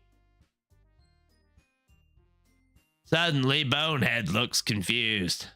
Where is Sayori anyway? Oh, there you are. So he really hadn't noticed me. Keep looking at my hands. I don't want to look him in the eyes. Bonehead walks towards me and waves his hands in front of my face. Just face it out again. Sorry. Don't mind me.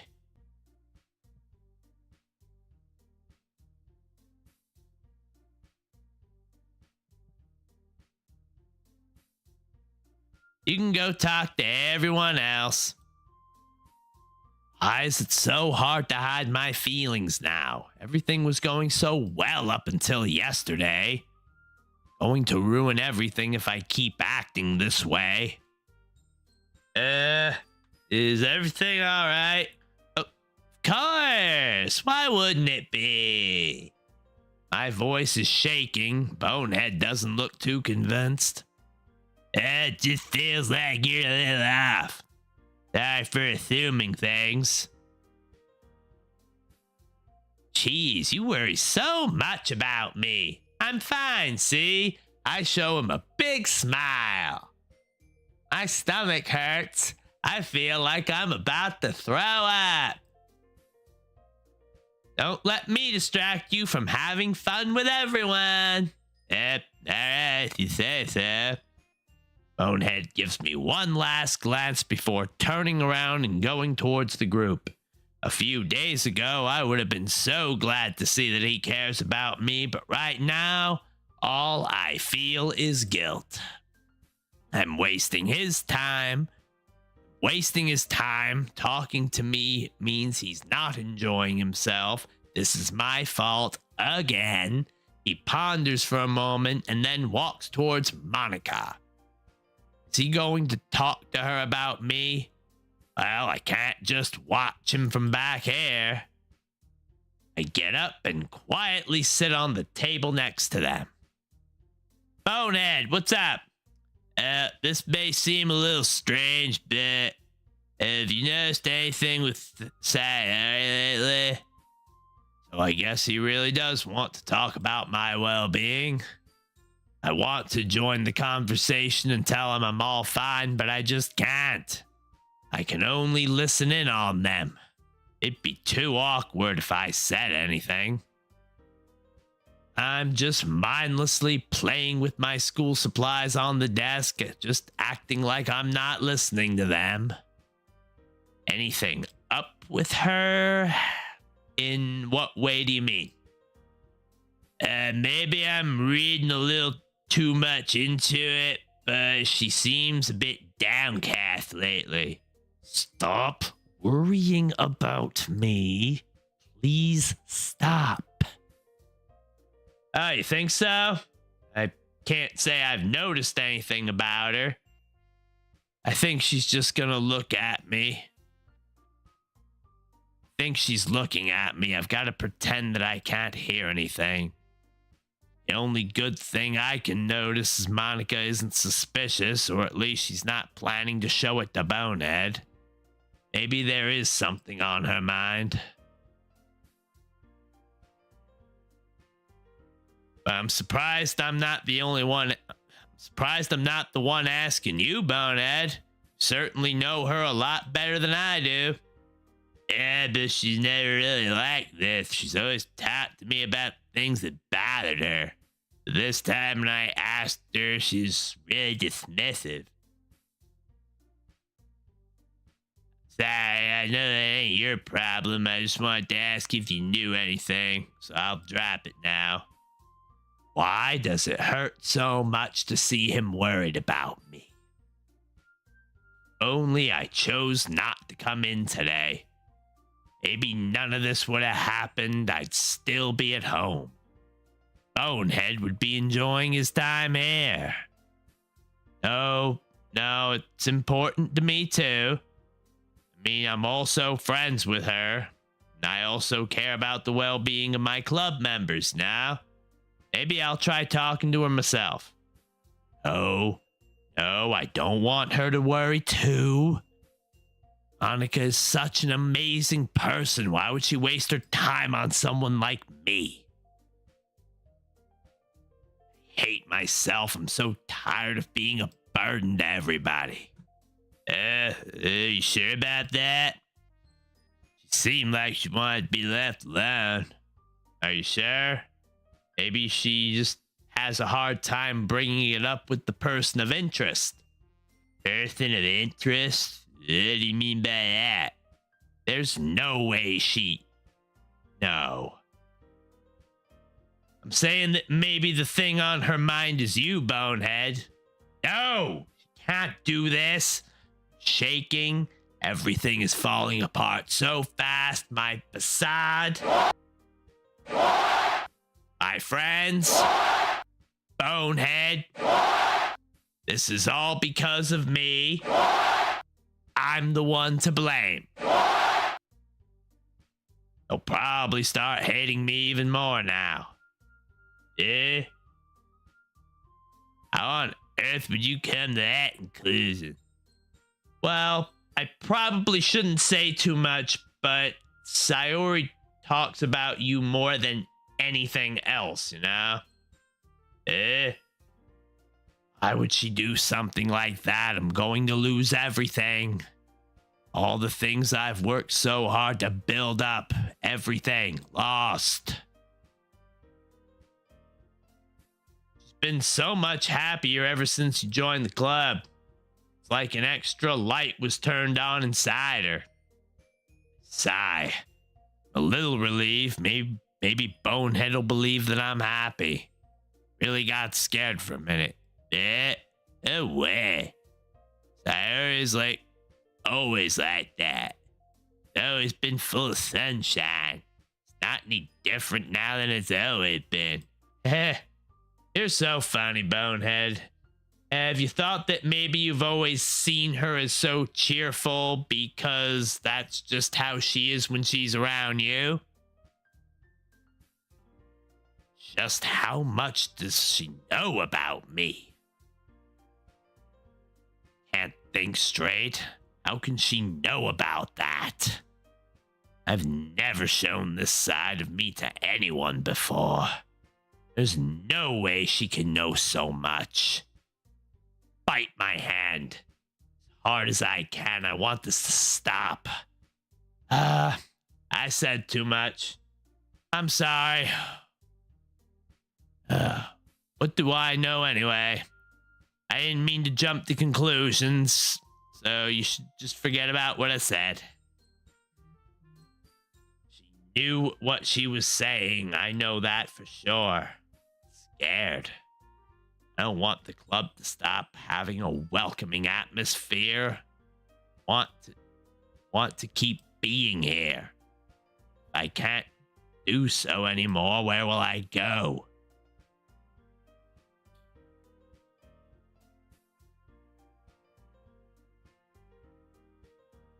I'll try to talk to her. Try to not to think about it for now, okay? Bonehead sits at the table. He looks really concerned. Monica walks towards me and kneels down beside me. She starts whispering. Hey, Sayori, you alright? Oh, of course I am.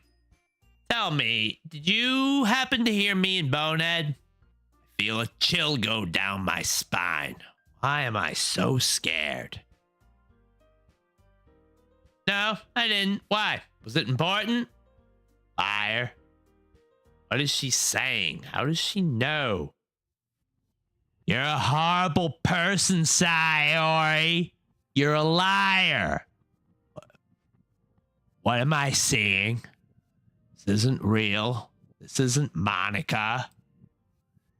Did you really think I wouldn't notice? Do you expect me to let you believe things would get better? You heard what I told Bonehead about you. I know what you're afraid of. If I wanted to, I could destroy your whole facade right now. So listen to me carefully, Sayori. Give up. Stop trying to get closer to Bonehead. You're merely making his life harder by trying to make everyone happy. You're just making everything worse. I'm the only one who decides here. You have no right to influence things. Make sure you forget about what I just said, all right? Don't understand. Why is Monica saying these things? How am I supposed to forget? So remember, Sayori, we care about you, okay? Monica gives me a compassionate smile and walks away. I don't really remember what she said. Was I spacing out? Why do I feel worse than before? Monica tried her best to cheer me up. I'm just ungrateful. She's going out of her way to be extra kind to me, and here I am feeling depressed again. I look at Bonehead. Natsuki is already talking to him. I really feel like I shouldn't be listening to them, but after what Natsuki told me yesterday, I don't want to see what she'll do with him. I won't make you wait any longer. Jeez, now you're making me feel like a jerk. If something's bothering you, why don't you just tell me, leave you alone, and I will? I mean, assuming you don't feel like talking about it or anything. She's really trying her best in her conversation with Bonehead. Probably just make it seem like a bigger deal than it is. I've just been thinking about Sayori, that's all. So, Sayori? Thinking about her? Tsuki looks hurt. This is exactly what I was fearing. People can't be themselves, especially when they're worried. Maybe everyone will continue their happy chats if I left the room. But maybe they'll be worried. I can't risk it. Yeah, she seemed pretty down today. But she didn't want to admit it to me, so I can't help but wonder if something happened to her. She exhales. Did she seriously believe Bonehead would fall for me? She's trying so hard to keep her emotions hidden. Well, first of all, you should really work on your phrasing. But anyway, you're her best friend, right? Yeah, so. Yeah. And in that case, I think you should trust her a little more. If she really needed you, then you would be the first person she would go to, right? I guess that's true. Can't tell if Natsuki is either trying to help me or if she's trying to get me out of her way. But either way, I really appreciate it. I don't want anyone to think about me.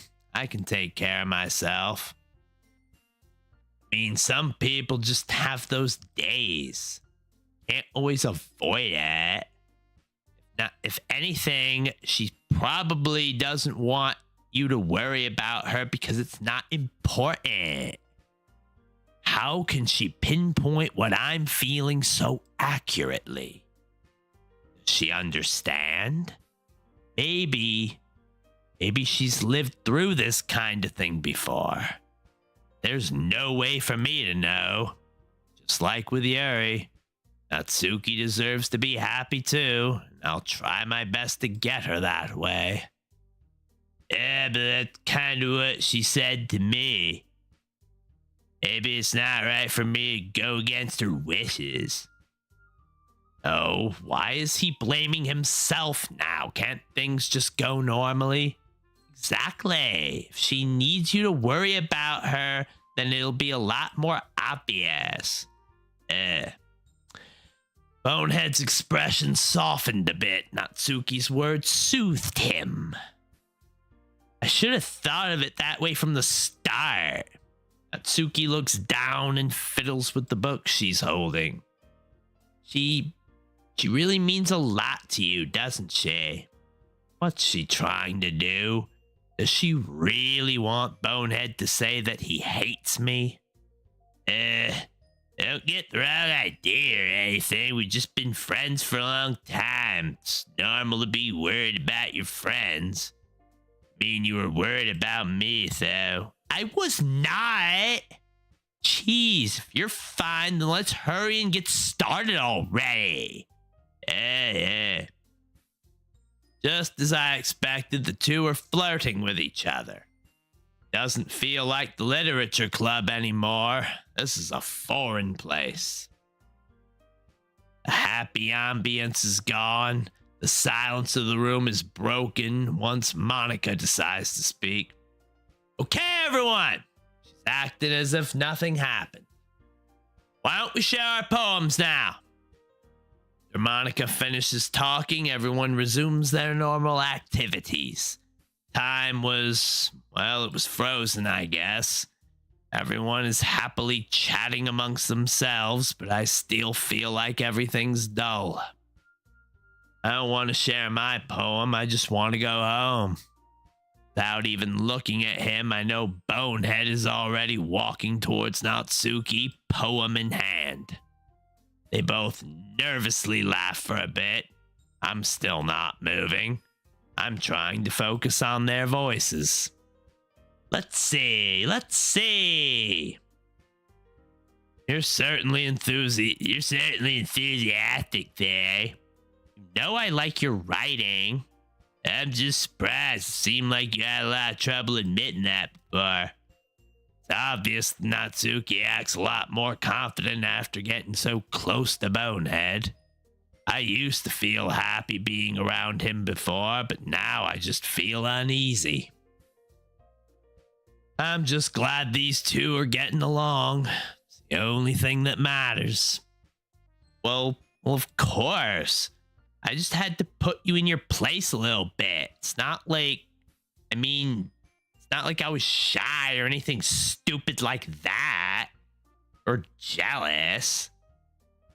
Really wasn't jealous. Just because you happen to be a good writer, it's such a dumb thing to get jealous about. She's trying so hard to hide her uneasiness, yet she's just making it worse. Is that the way for me too? No, I'm sure people believe in my facade. I still don't understand how Monica knew. Was she bluffing, maybe? Dickie, what? You're not very confident about your writing, are you? What are you talking about? My writing is obviously the best, right? What is he trying to do? Natsuki looks embarrassed and uneasy. It's unlike Bonehead to intentionally make people feel bad. Why doesn't he answer? Doesn't he like what she writes? Why? It hurts me just as much as it hurts her. I don't want to see him behaving like that. Everything did change, right? Bonehead. Please just tell me you like my poems.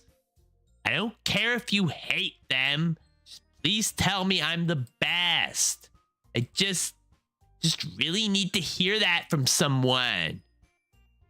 I know I sound stupid, but there's a reason why I never shared my poems before this.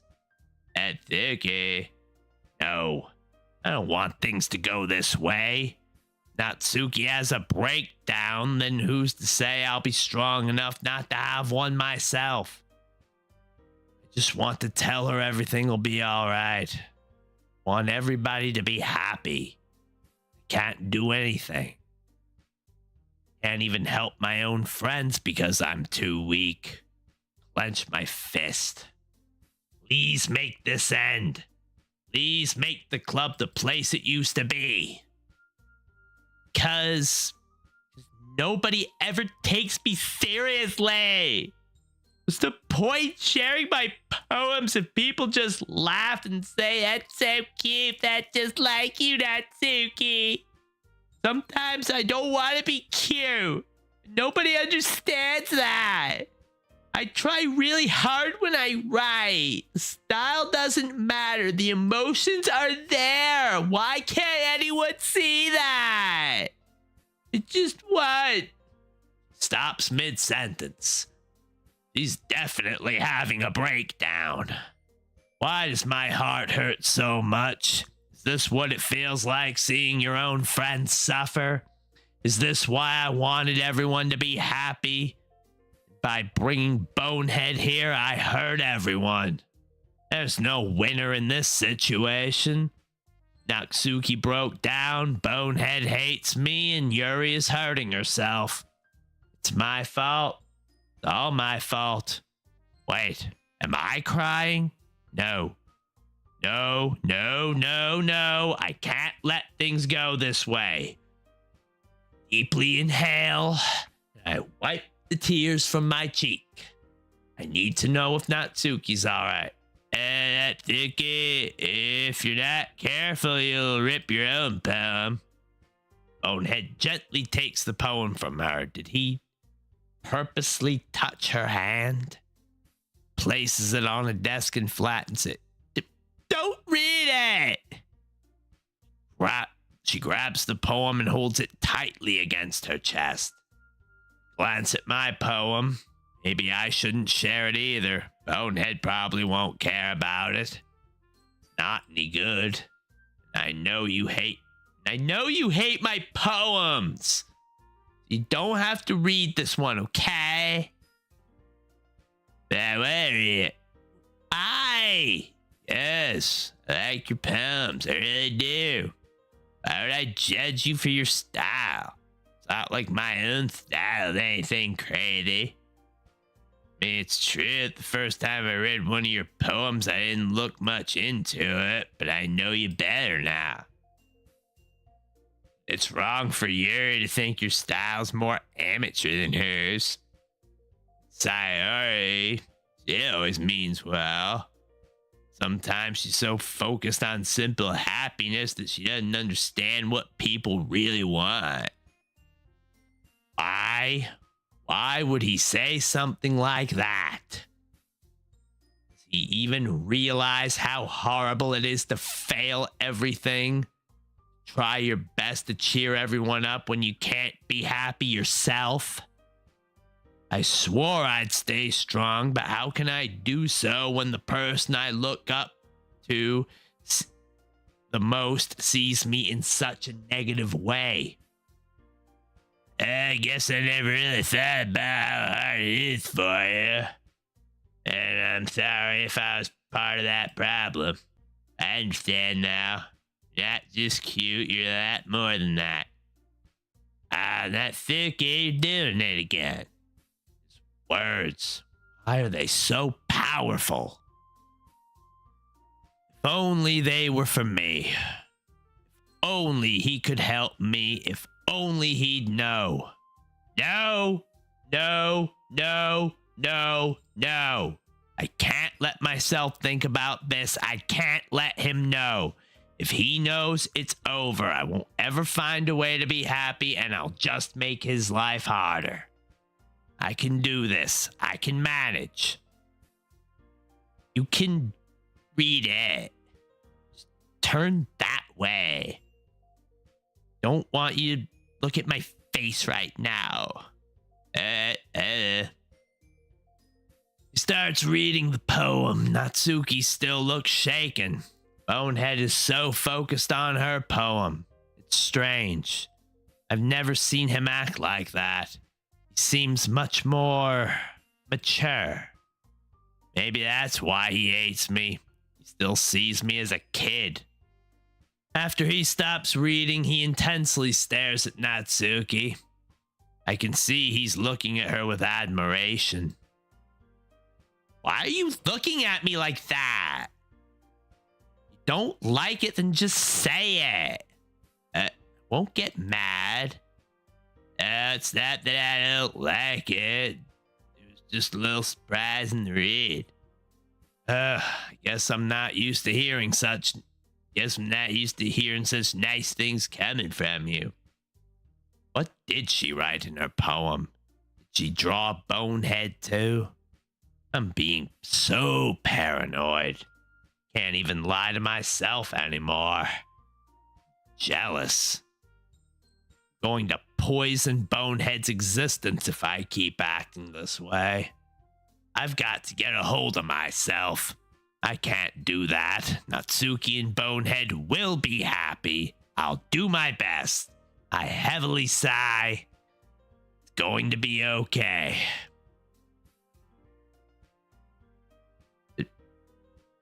Don't just say that, dummy. What do you think the point of writing is? Expressing things that you can't just say. I understand. Sorry for missing the point sometimes. I always mean well. And I'm happy that you showed this to me. I liked it. Bonehead's voice is so soft and comprehensive. He's gently smiling at Natsuki. Why does my heart skip a beat when I look at him? I'm not allowed to look at him. Only Natsuki can do that. After all, they'll be together. Well, yeah. I'm a pro, so she can't keep lying. Just as I thought, Natsuki's hiding things too, huh? So surprised. I should have noticed. Should have shown more support yesterday instead of letting her leave that cafe. I could have done more. Just remember that. I can take these things. I can think these things sometimes too. You know, when you're nice to me, it's meaningful. I'm glad. Bonehead takes one last look at her poem before handing it back to her. All of a sudden, Natsuki grabs his poem and pushes it against him. Why does it make me shiver to see her touching him? Bonehead is already blushing. Predictable. If I had done that, he'd have already backed off. I don't want it. Why not? I just don't. He's still holding his hands in hers. I think she's trying to get Bonehead to keep the poem.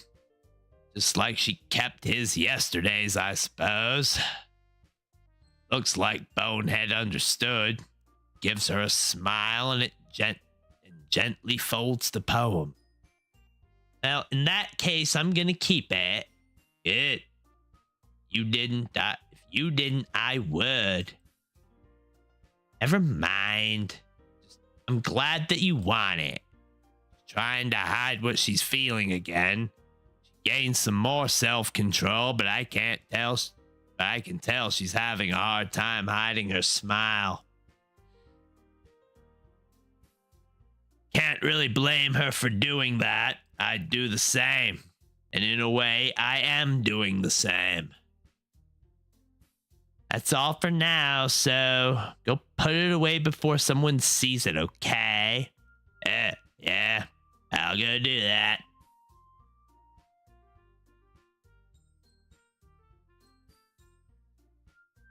Natsuki sighs. She has a pained expression on her face.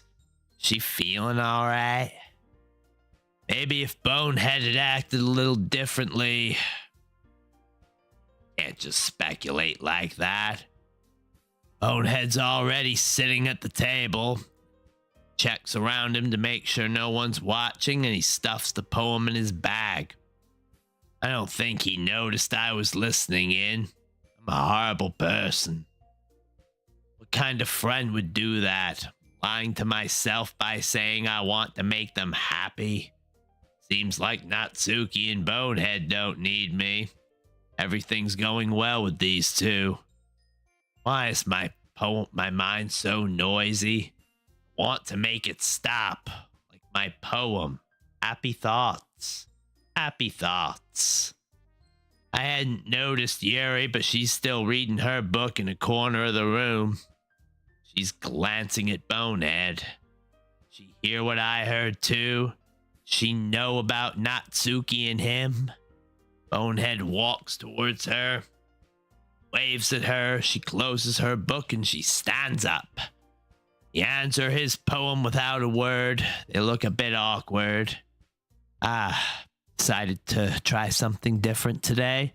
I guess so. Is that good or bad? Well, neither. I have my preferences, but it would be unfair for me to call something good or bad based on that. Why is Yuri acting so passive-aggressively? This is unlike her. She's not easily disappointed. Maybe it's because she heard about Natsuki. Shake my head, that's none of my business. As always, I believe what's most important is exploring and discovering yourself. That's comforting. I'm kind of afraid of disappointing you in some way or another. Why me? Yuri looks hurt. What's wrong with Bonehead today? What's wrong with everything? Look at my bag. Is the rope still in there? I touch it. I can feel its shape. As horrible as the situation gets, I can't do that. I'm not letting this thing tell me what to do. Even if I'm useless, I'll stay alive. I've got to. You're always sophisticated with your writing and have the most advice to share. That's so. Looks like she's trying to find her words. What does she want to say? That must be terrible. For me to have become someone whose opinion is so fearsome. How unlikable of me. Not as bad as you're making it sound in your head. I just meant that I respect your opinion. I see. I'm sorry that I always overthink and come to those sort of conclusions. I'm just a little too used to it. Overthinking? Being disliked. That how she truly feels? And is this the reason why she hurt herself last time? Why is everyone breaking down? What will happen when Bonehead will come towards me? Will I be able to face him knowing that I hurt everyone? What am I saying? I'm sorry, I didn't mean to bring that up. Let's move on. Alright. Do you want to share your poem now? Okay. Here. She gives Bonehead his poem back and she hands him her poem. The sheet of paper looks wrinkled. Did she do that herself? Yuri's stuff is usually so clean. Bonehead reads the poem. It's faster than usual. Maybe he's getting used to her handwriting. Mine's all shaky. I sometimes can't even read it myself. Once he's done reading it, he looks at Yuri. This is awkward. I'm aware that the beach is kind of an inane thing to write about, but I did my best to take a metaphorical approach to it. Say that like you didn't even want to write about it. Oh, you haven't heard? After yesterday, Natsuki and I, well, it was amusing that we wrote about something similar in such different ways. So Natsuki wanted us to write about the same topic as each other again. That thing. So Natsuki wrote about the beach too. Why did Bonehead react this way to it? This makes no sense. I suppose to better compare the differences in our writing styles or thought processes. Anyway, it was her idea. Knowing her, it's no surprise that she'd want to do something like that. She probably just wants to show off.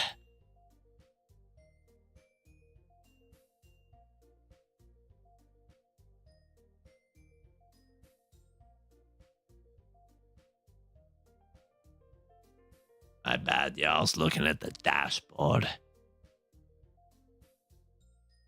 It's not like I have a particular interest in her writing style. I just went with her request.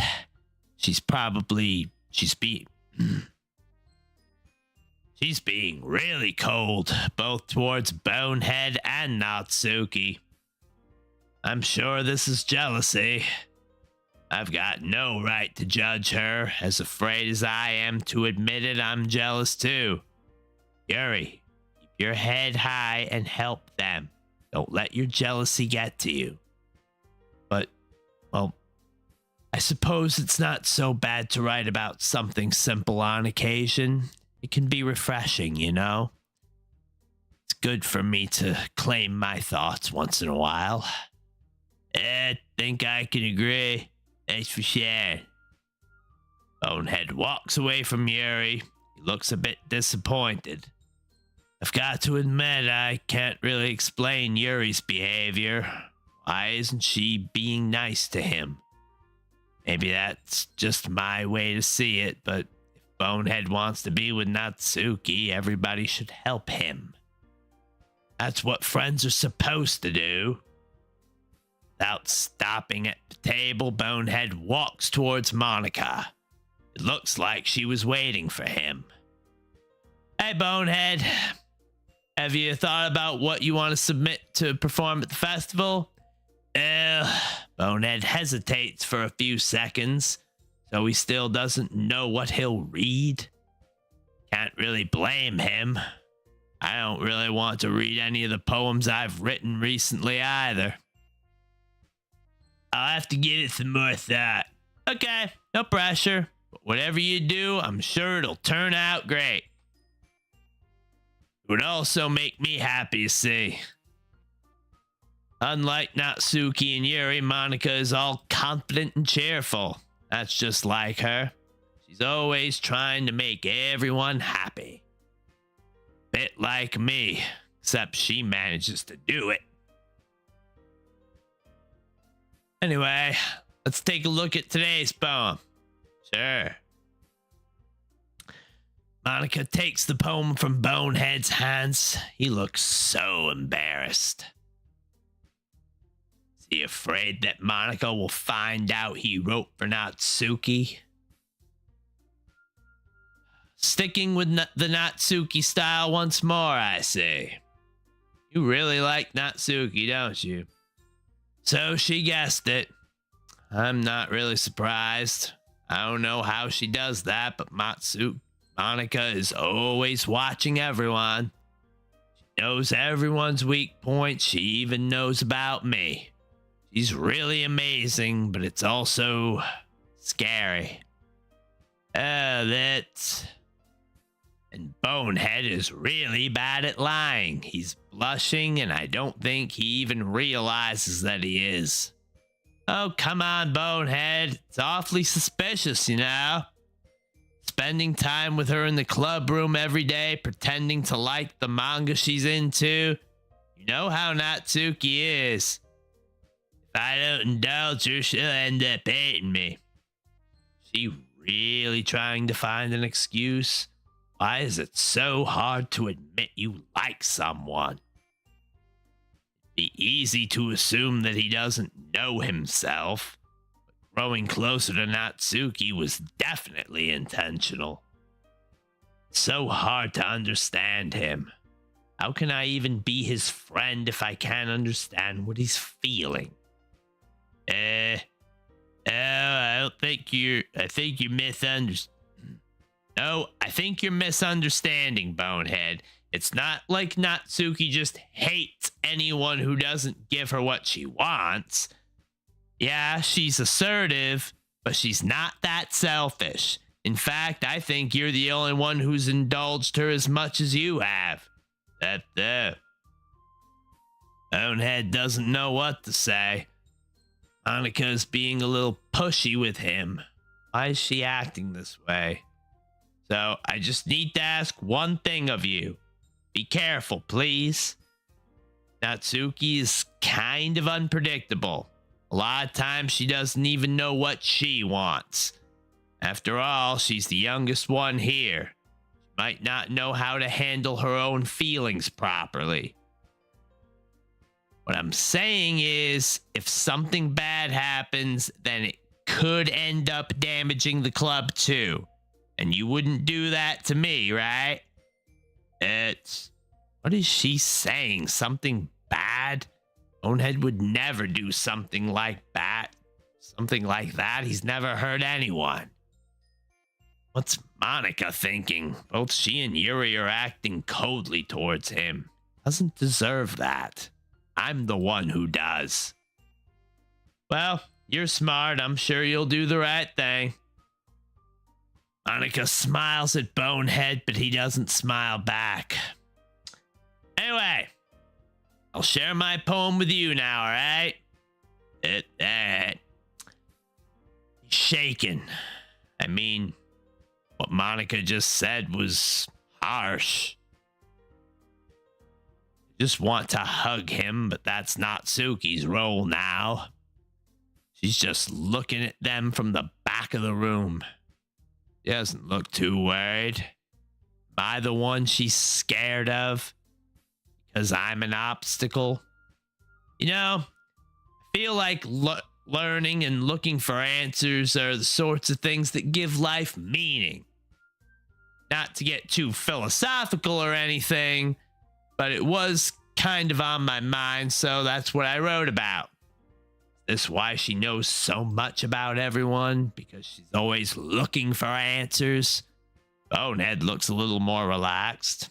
I'm relieved. I didn't really put much thought into it. In a way, it's almost paradoxical. Because if we had all the answers, wouldn't the world start to lose its meaning? Yeah, there's one thing I noticed. It seems like everyone in the club prefers to write about things that are more sad than happy. Are you surprised? I mean, if everything was okay, we wouldn't really have anything to write about, would we? Humans aren't two-dimensional creatures. I think you'd know that better than anyone. Monika is saying usually makes sense, but some people have it worse than others. It's true that you need a little rain cloud from time to time, but how can you hide when there's a thunderstorm above your head? Some people can't just deal with pain. It's not something inspiring. You mean one-dimensional? Yeah, that. Something's off with Monika today. She's acting differently. She never makes these kinds of mistakes. Is it because of me? Must be. There's no other explanation. Anyway, here's Monika's writing tip of the day. Are you ever too shy to share your writing because you're afraid it's not that good? It can be really disheartening to get a lukewarm response to something you put so much into. But if you find other people who enjoy writing, then sharing becomes a lot easier. Because instead of telling you that your writing is good or okay or bad, they'll want to focus more on everything that went into it and the things that you can work on. It's much more encouraging that way, and it'll make you want to continue improving. It's almost like having your own little literature club, don't you think? That's my advice for today. Thanks for listening. Bonehead nods at her and sits at the table. He looks around for a bit until his gaze locks on me. He looks surprised. Did he forget about me? He shyly approaches me. Without a word, he hands me his poem. He must really hate me. I started reading it.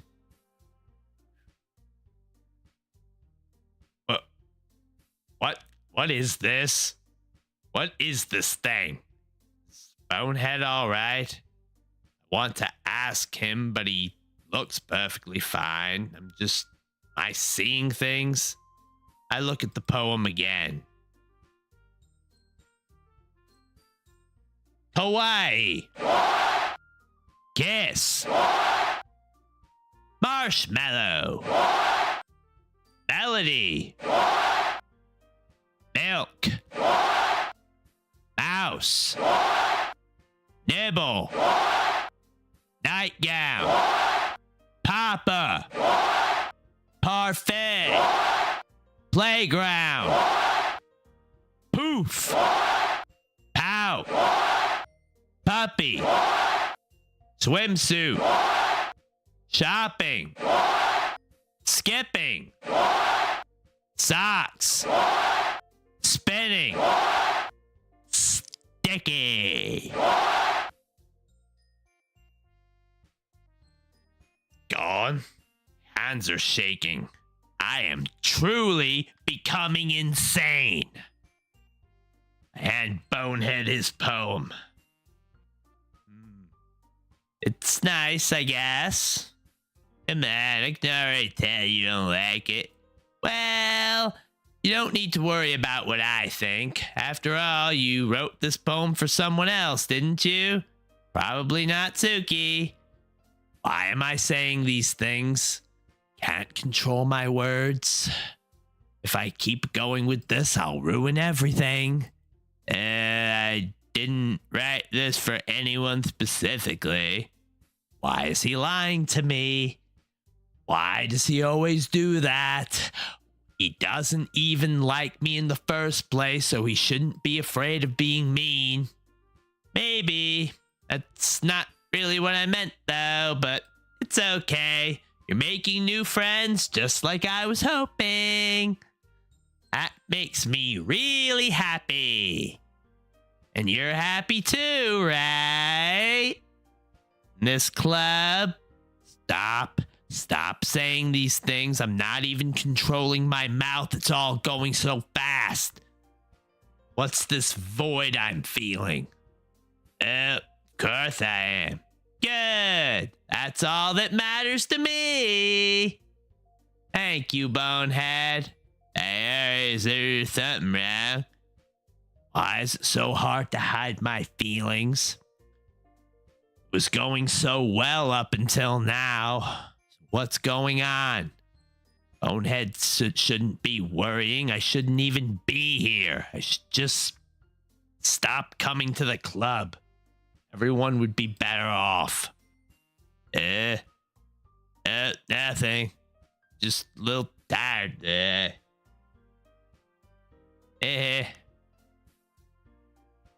Alright. Just tell me if you need anything. He looks like he believes me. I'm a bit relieved. But if I stay any longer, he's going to worry again. Can't afford to waste his time in his good mood. I will. Don't worry about me, okay? You can go play with everyone else now, if you insist. Yay! I'm gonna go home a little bit early today. Hey, tell Monica I wasn't feeling well, okay? I'll see you tomorrow. Before Bonehead gets the time to answer, I stand up and quickly walk to the exit, humming as loud as I can.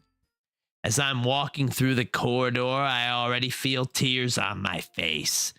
Just as I thought, I broke down in front of Bonehead. Why did I have to show him that? I hope he didn't see me crying. I look behind me. He's not following me. I run for the exit.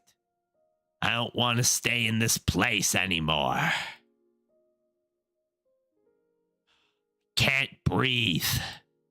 I fall to the ground. Why am I shaking so much? Won't stop. Contracting every single muscle in my body. Feel like I'm slowly dying. Why did things go this way? This is all my fault! Hit my arm as hard as I can. Feel warm blood.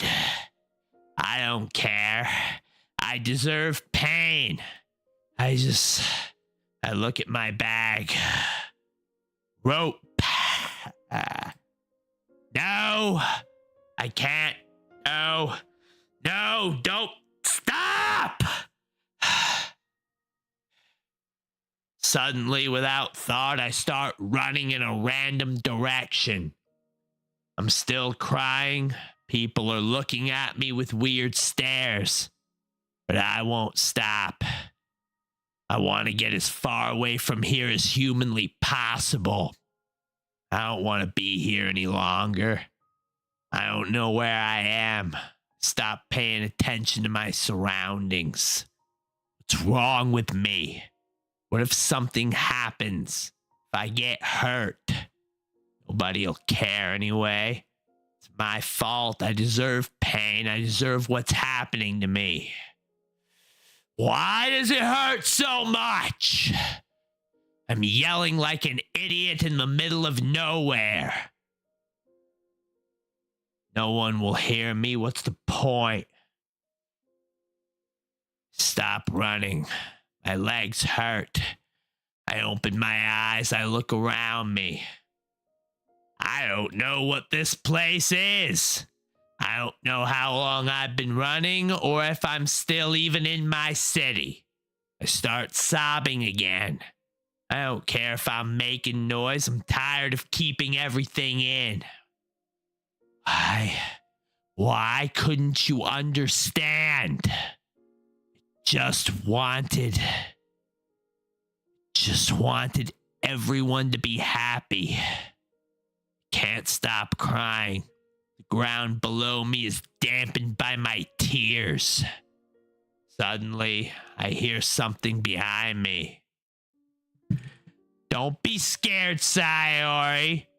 You said it yourself. This is your fate. So what are you fighting for? You've disappointed everyone. Monica? No. Why can't I be alone? Won't it ever stop? I know. Why are you following me? My voice is shaking with fear. I don't understand what's happening to me. I'm not following you. You're just insane. My body is shaking to the point where I can't even stand properly. Natsuki, this is all your fault. You hadn't have tried getting closer to Bonehead, then none of this would have happened. You made the wrong choice again. You're such an idiot.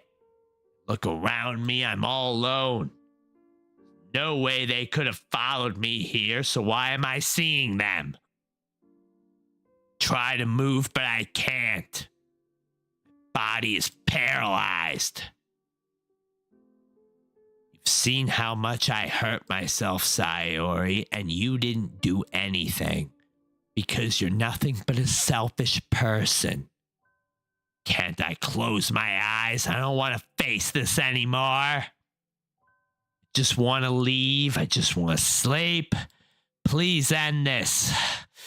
End this already! Now, you deserve to suffer. You cowardly escaped your situation. You didn't even have the nerve to face Bonehead. So you're not that strong of a person after all. You can't fight. You're just going insane. You're just imagining us. Is this how you see us? As monsters? You're a disappointment, Sayori. You know how hard life is. You know how hard life is for us, yet you're still seeing us as the bad ones. You're the only bad one here.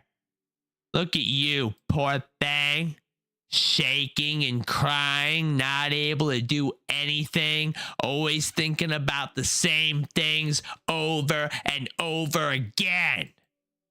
How useless. They're gone. It's all silent now. I must. I have to leave this place. I have to go even further away. I get up and I stumble.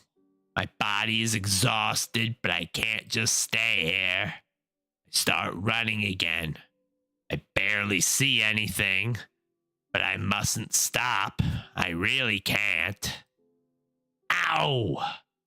Tripped over something, and before I know it, I'm rolling on the ground. So cold, yet so warm. Did I fall in the river? I don't want to move. No one will find me here. It's peaceful. I want to fade away. No. Can't just let myself die here. I promised I'd stay strong. Who cares if everyone thinks I'm weak? I can fight. I can do it. I'm drenched. Everything feels so cold. Maybe I should have stayed in the water. I don't know where I am. Lost, scared, hopeless, drenched, cold. But I have to try. If I don't go home, Bonehead will worry. I can't let this happen. I anxiously look around me. There's no one here. Did they leave me alone? I have trouble standing up. My legs are aching. My feet are bleeding. After a bit of struggling, I managed to get up on my feet. I just have to find a road or any place that'll give me a clue as to where I am. Can't let myself be afraid, else this won't end well. Be strong, Sayori. You can do this. Grab my wet bag and slowly walk out of the forest. Oh, thank goodness there's a road nearby. I don't recognize this place, though. How far will I go? Just stupid. I didn't think about the consequences.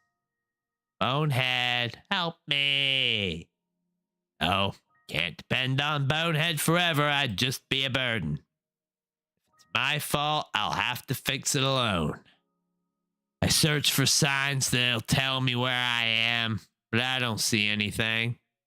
I'm just gonna have to trust my instincts and hope I'll make it home. Start walking in a random direction. I have no other choice. Why did I run away like that? There was no reason to. I just acted impulsively. Just staying on the roof or in the bathroom would have been enough. I had to overdo it. Am I really becoming insane? Are the things I saw earlier real, or did I imagine them? There's no way the members of the club could have followed me. I don't want to look around me. What if they're here? Maybe I won't even be the right place. After all, I'm only walking in a random direction. It would be a miracle if... What? I know this street.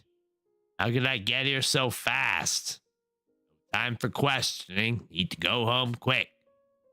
Can't let anyone see me like this. What would they think? What would they say? Finally. Oh. I should be glad to be back, but I still get a chill down my spine whenever I look at my house. What's wrong with it? It's a warm place. Nothing can go wrong in there. It's my place. I enter my house, still shivering. I'm so cold. Throw my coat on the floor. Gross mix of blood and water. I don't know what I'm feeling right now. I was so stupid, yet I deserve what happened to me. What those things told me in the forest was true. I'm weak and selfish. I'm always thinking about negative things, and I'm trying to fight, but I can't because I'm a bad person. Maybe I just need to take a shower or something. Clear my mind, even if it's just for a minute. I head for the bathroom after taking my clothes off in the living room. Ooh, so warm. Feels good to be in a warm place. Start the shower. The sound of water startled me. I guess falling in a river wasn't the best idea I've ever had. Step in the shower. Feeling the warm water on my shoulders instantly relaxes me. I usually hate taking showers, but it feels so good. I rest my head against the wall. So sorry. Everything's a bit clearer in my head. The more I think about it, the more I realize that everything I did today was wrong. Shouldn't have gone in the empty classroom. I shouldn't have shown my feelings to Bonehead. I shouldn't have run away. Shouldn't have listened to the things I saw. I want to cry, but I won't. Stay strong, Sayori. You got this. My voice is shaking again. I don't even believe in what I'm saying, but I've got to keep trying. If there's no hope, then it's over. I don't even feel cold anymore. I step out of the shower and I put on some old clothes. I can freely move again. Put my towel back on the heater and I turn around to reach for the door. Not so fast, Sayori. Do you think that because you're at home, nothing can happen to you? I said, no, can't be here. This can't be real. It's as real as you want it to be. Without hesitation, I rush out of the bathroom and into my room, locking the door behind me. My heart's racing. Is it gone? Can't hear any steps. Don't forget the rope. I open my mouth to speak, but no words are coming out. Why can't it stop? None of this ever happened before. Why now? Slam my fist on the door. Why? Why do I deserve that? This is unfair. I lay down on the floor. Am I seriously crying again? And here I thought I could fight. My life is nothing but a continuous web of lies. Lies to myself, lies to everyone else. I don't want to lie anymore. It's enough. It's enough. I slowly open my eyes. So dark. I fall asleep. Sit on the floor. I have trouble remembering what happened. The only thing I know is that I took a shower, but I don't really remember anything else. I feel really empty. What's wrong? I'm at home. Everything's okay. Maybe I should just draw a bit. I open my bag to get some pencils. Where is it? Oh no. No, what's this? The rope. I left it in my bag. I take it and I stare at it for a few minutes. Do I deserve this? Suddenly, I throw it with full force against my wall. I'm not using this rope. Never. I'll just go outside for a bit and I'll throw the rope away. I stand up and grab it, stuffing it in my bag. I don't look presentable at all, but it doesn't matter. I'll just have a quick walk and I'll find somewhere to dump it. City is silent. There's no lights on in Bonehead's house. Is he asleep already? I didn't even think about checking on my clock. It's probably really late. I'll just try not to stay out too long. Chuckle a bit. It's become a habit for me to go out like this. It's not really a bad thing. Air is refreshing. Okay, time to move. Just have to throw the rope away and then I'll come back home. Easy. I head for the park. I'll just throw it in the river. Glance around. Nobody's looking at me. I open my bag, get ready to throw the rope over the fence in the river. Why won't my hands let go of it? I don't want to keep it. I don't want things to end this way. This can't be my fate, right? Right? My voice is soft. Why do I sound so calm? No matter how hard I try, my hand won't let go of the rope. I just give up and put it back in my bag. Not gonna use it anyway. I know that. I take a deep breath, then I find myself looking at the sky. Why is it so soothing? So many clouds, just a little bit of wind and they'll go away. Why won't mine go away? If only I could know. If I could know what would make me happy. Maybe I should stop lying to myself. I know what would make me happy. Or whom. Just thinking about Bonehead makes my heart beat faster. How cliche is that? Thinking about him under a starry sky. That's stupid. Maybe it's time for me to be honest with myself. Hey, I love you, Bonehead. Why do I feel so relieved? Should hate myself for it. He loves Natsuki and she loves him back. Just selfish. Bonehead has always been my friend. Can't just feel that kind of thing for him. I know that would make him happy. Isn't that horrible, having to choose between your own happiness and others? In the end, I have no choice. Bonehead will be with Natsuki, and I'll just help him as much as I can. I wouldn't even make a good girlfriend. Who would love me anyway? I don't deserve it. I'm nothing more than a tool. I'm just here to help everyone else. My own happiness doesn't matter.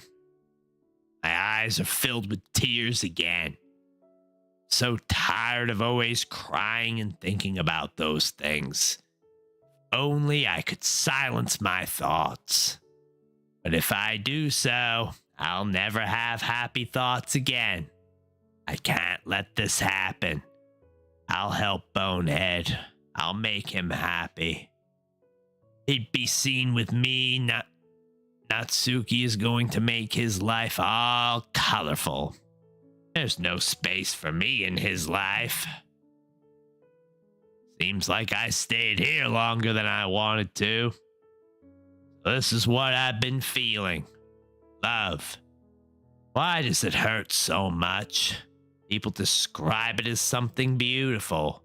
But to me, it just feels like I'm being stabbed every day. No matter the circumstances, I'll stay quiet. I can't tell Bonehead what I feel, nor can I tell anybody else. This will be my secret. I dry my tears and pick up my bag. It's time to go home. Seems like Bonehead's awake now. Is he alright? Maybe I should go check on him. Lift my finger to ring at his house. What am I thinking? Probably just getting some water or something. That's stupid. I laugh at myself and I turn around. He doesn't need me.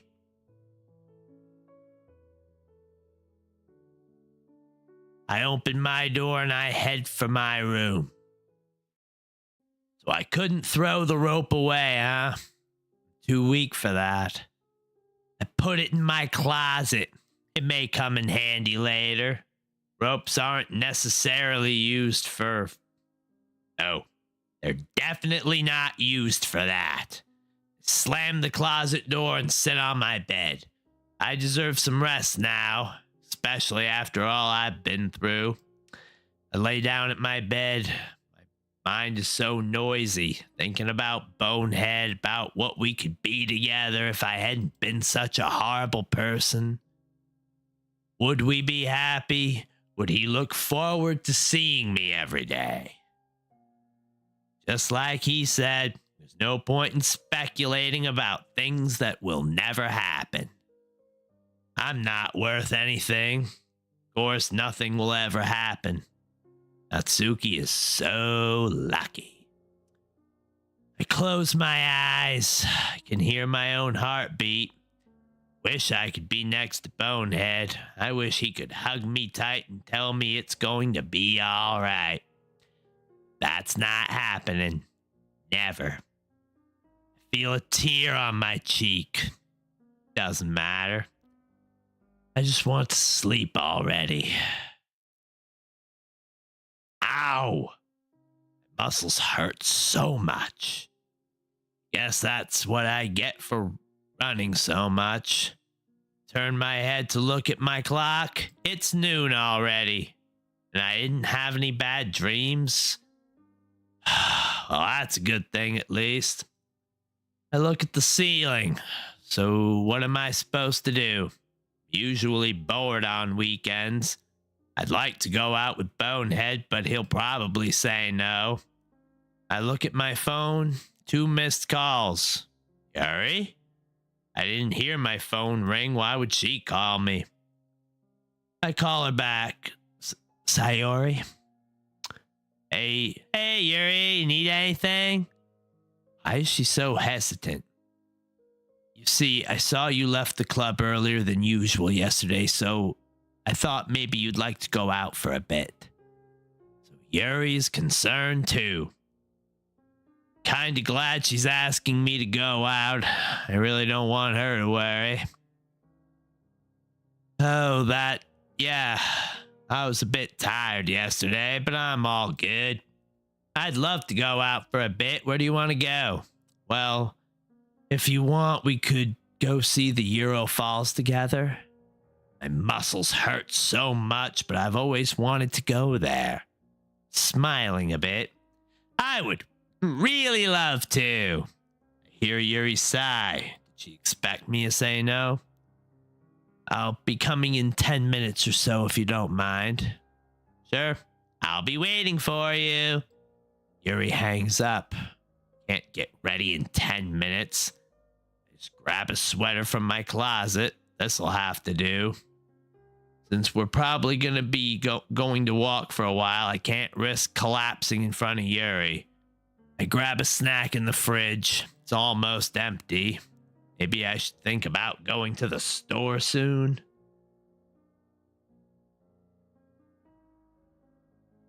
But since I barely eat, it'd probably just be a waste of food. Quickly eat and I head out for the door. It's already been a few minutes. Yuri should arrive soon. It's warm outside. I'm gonna enjoy my time with Yuri. I'm allowed to have fun after all. I had a good night's sleep. I look to my right and I see Yuri walking towards me. Hello, Sayori. How are you? Yuri really looks exhausted. I'm good. What about you? You look tired. Oh, don't worry about that. I didn't get much sleep. It's all right. I was writing all night long. All right, then. Shall we get going? Yuri happily nods. We both start walking towards the train station. Yuri constantly looks around her. I guess she's not used to going out like this. Is she really going to enjoy this afternoon, or does she just want to cheer me up? Yuri? Yes? I was wondering, what were you writing about? Must have been something great for you to stay up all night. Oh, I was just trying a new style, but it didn't really work, so yeah. Why does she look embarrassed? Don't tell me she was writing about Bonehead.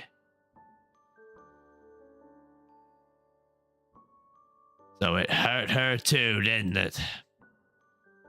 I'm sorry if I sound a little pushy, but are you sure you were all right yesterday? Bonehead looked really concerned. So he kept worrying. Should have expected that. I already told you. Don't worry about it. I'll tell him I'm fine. Let's just enjoy our day, all right? You're right. Maybe it'll give me some inspiration to write some more. Yuri and I buy tickets for the next train to Euro. It's quite far from here, so I suppose we won't be able to stay there for long. Soon enough, the train arrives, and Yuri and I enter. It's so funny to see the astonished look on Yuri's face. I guess she's really not used to that. We sit down, and we wait for the train to leave. Sayori, what is it? About what you saw the other day. She's talking about her arm. Well, thank you for not talking about it. If there's something on your mind, well, here. How can she openly talk about it like that? Yuri's such a strong girl. I'm fine, but I was really concerned about you, you know. If you don't mind asking, why did you do it? I'm probably being way too pushy, but I swore I'd help those in need, so I really want to try my best. Well, you know, my life isn't as fun as everybody else's. That's why I'm always at home writing. But the club is a place where I can finally feel at ease. Sometimes, though, I get that need to harm myself. Can't control it, and I'm really ashamed of it. That's why I was so scared when you saw me. So I wanted to apologize. I'm really sorry, Sayori. She shouldn't be apologizing. I'm the one who found her in the first place. Yuri, I understand that it's not your fault. There's no need to apologize, you know. We all have problems at some point, and I'm sure you'll get better. After all, we're friends, aren't we? I'm so relieved. Thank you very much. I promise I'll do my best to stop. You don't have to answer, but you know why you feel the need to hurt yourself? Please don't hate me if I tell you. Why would I hate you, Yuri? You're allowed to have a little rain cloud from time to time. Well, you see, seeing Bonehead and Natsuki happy together really makes me sad. Oh, I mean, I don't want them to be unhappy. It's just that I appreciate Bonehead's company, and seeing him stay with Natsuki all the time just hurts. Sorry, I'm just being stupid. That's not stupid at all, Yuri. How am I supposed to respond? I feel the same way. It's normal to feel this way when someone you like just goes away. That's how life works. Just have to see the bright side. Bonehead is happy with Natsuki, and it's the only thing that matters, isn't it? I guess it is. How can you always be so cheerful, Sayori? I really admire you. No matter the circumstances, you're always smiling. I'd love to be like you. What is she saying? That's nonsense. She just sees what I want to show her. She has no idea. I'm really grateful, Yuri. But you're a great person. You don't need to change. You're beautiful and you're really interesting. It's normal for you to feel down at times like these, but remember, you have your friends, you have me, and Monica. There's no need to feel ashamed or sad. No matter the obstacle, as long as you believe you can do it, you will do it. I give Yuri a huge smile. I'm glad she's smiling too, because what I said is true. Somehow I just can't apply it to myself. I'm really glad I'm your friend, Sayori. You deserve to be happy all your life. That's wrong. That is so wrong. I don't deserve happiness. Far from that, actually. Even though I disagree, I just smile at Yuri without saying another word. Gosh, I'm really exhausted. Why don't you take a nap? Euro isn't really close, so you have time. Is that really okay? Of course, I'll wake you up once we're there. Don't worry. Thank you, Sayori. She smiles at me and she puts her head on my shoulder. I really feel good. Being with a friend in an empty train. Going away from home to do some sightseeing. It's a pleasant feel. I can hear the soft noise of the train. I look out the window. It's weird to see a different landscape than the one at home. Going so fast. Maybe the reason I'm feeling better is because I'm escaping the place I live in.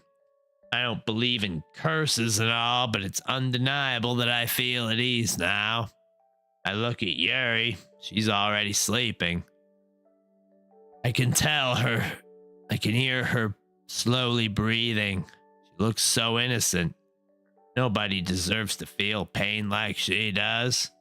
Am I trying to make everybody happy because I really want them to be? Or am I doing it to feel better about myself? Looking at Yuri's peaceful face, I think there's no doubt at all. I want the best for everyone. Before I know it, I'm already falling asleep on Yuri's head. Is this what it feels like to be loved? Maybe I'm just being selfish, thinking that Yuri sees me as a good friend. I want to believe it. I want to believe that friends love me for who I am. Somebody is gently shaking my shoulders. Who? Sayori? Oh, did I fall asleep? You did. Turns out I'm the one who woke you up. Sorry. It's alright. Let's just go and enjoy the view, okay? Yuri grabs my hand and walks out of the train. I have no words to describe this place. It's wonderful. Everything feels colorful. I glance at Yuri. It looks like she's really enjoying it so far. There's a big smile on her face as she takes pictures of the view with her phone. Where did you hear about the Euro Falls, Yuri? Hell, as stupid as it may sound, I heard about it in a movie. I did too. Not stupid at all. It's just as inspiring as poems too, Exactly. All kinds of creative arts deserve to be understood. When somebody creates something, they generally want to send a message or they want to show something. I really respect that.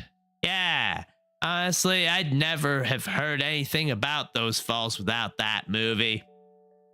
Then let's go check it out. It's a bit strange. Most of the things I'm saying right now aren't fake.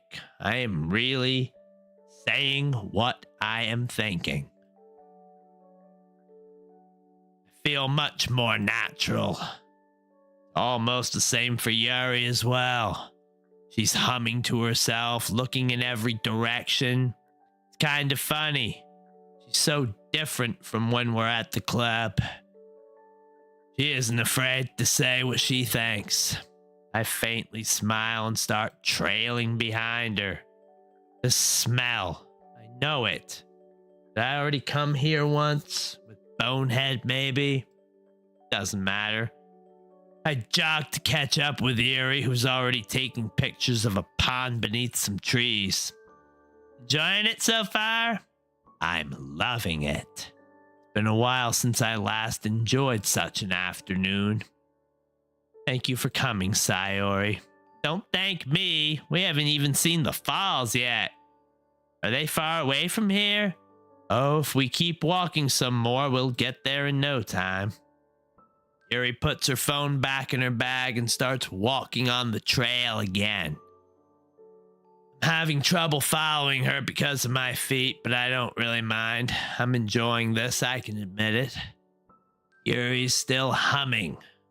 I'd love to bring Bonehead here one day. Or even the entire club. Or maybe we could do that after the festival. Before I get some more time to think, Yuri takes a turn. There's a small trail I don't see. I can already hear the sound of the waterfalls. Yuri and I gasp in awe. We all look at each other and start laughing uncontrollably. So beautiful. The warm weather, the sound of water flowing. It's weird. I wouldn't call this happiness, but this isn't sadness either. Or emptiness. Yuri's still looking at the waterfalls. She looks so absorbed by the motions of the water. I'm really glad she's my friend. I sit back and I enjoy the view. We're probably not going to stay here for long, so I should just try to enjoy it as much as I can. Suddenly, Yuri turns towards me. Hey, Sayori. You know, I'm sorry if this sounds really stupid, but I know it's unlike me, but I was wondering, do you think one day someone will love me? It's not that I want a boyfriend or something, but I feel lonely. That's it. Do you seriously think you'll die alone, Yuri? You have so many great qualities. I'm sure many boys would be interested in you. You just have to be a little more confident. How come you've got no boyfriend, Sayori? You're such a great person. To be honest, at first I thought you were going to go out with Bonehead. But he chose Natsuki. You love him, don't you? What? Of course not. It's written all over your face. And I don't blame you, really. My voice is so soft. Why doesn't it hurt?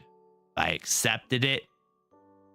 But sadly, as you said, he chose to be with Natsuki. And we can't really do much about it. Though I'm sure you'll find someone that will love you. I guess that's right. I want Bonehead to be happy too. I really don't understand how you can always be such a good person, always making everyone else happy. Don't you get tired?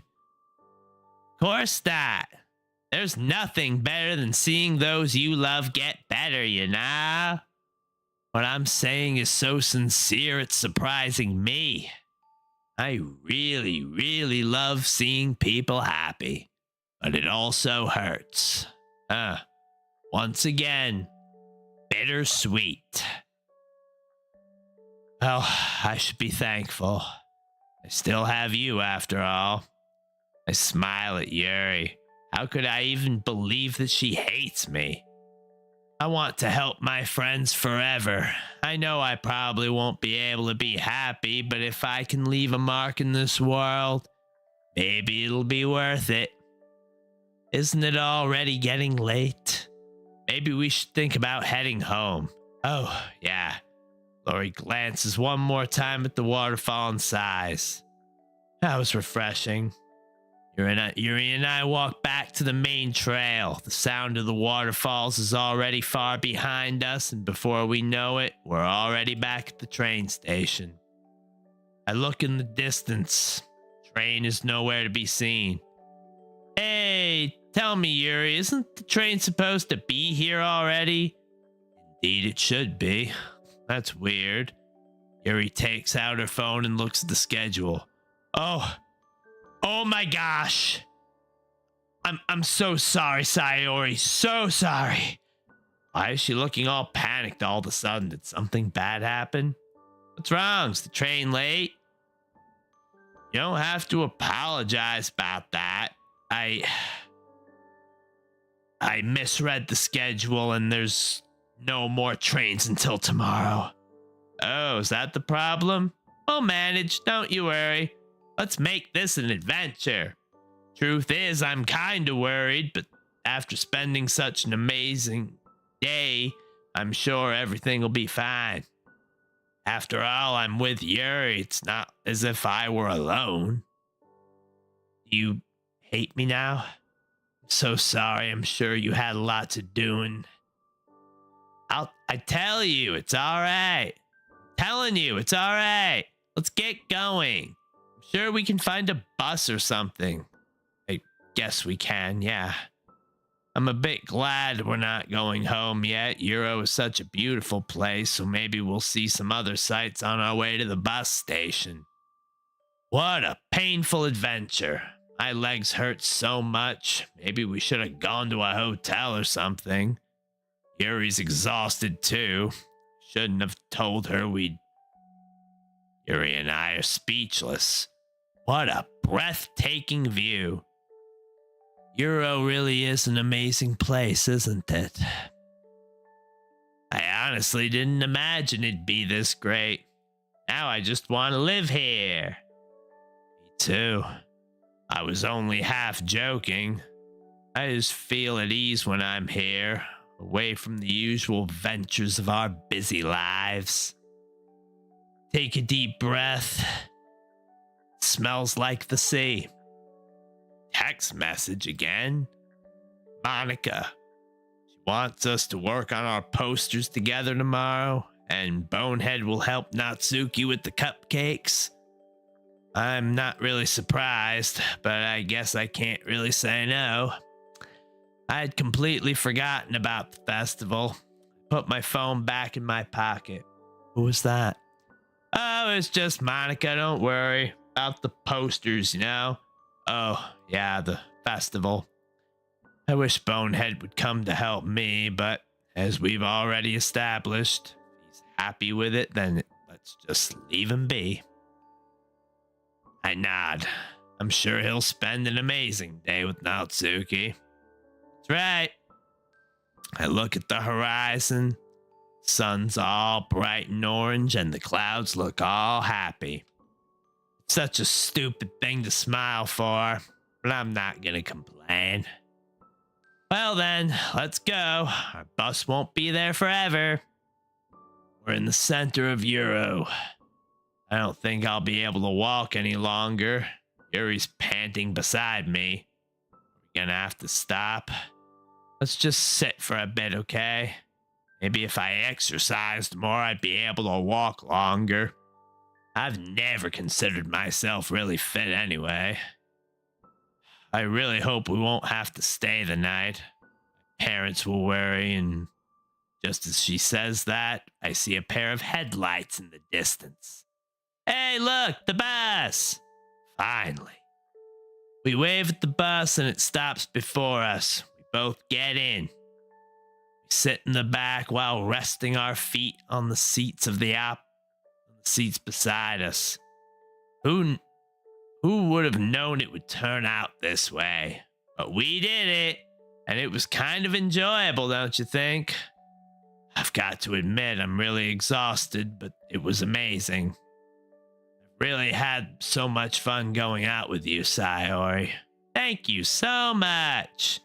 Yuri's smile is so genuine. I hope she'll be happy one day. In fact, I'm sure she will be.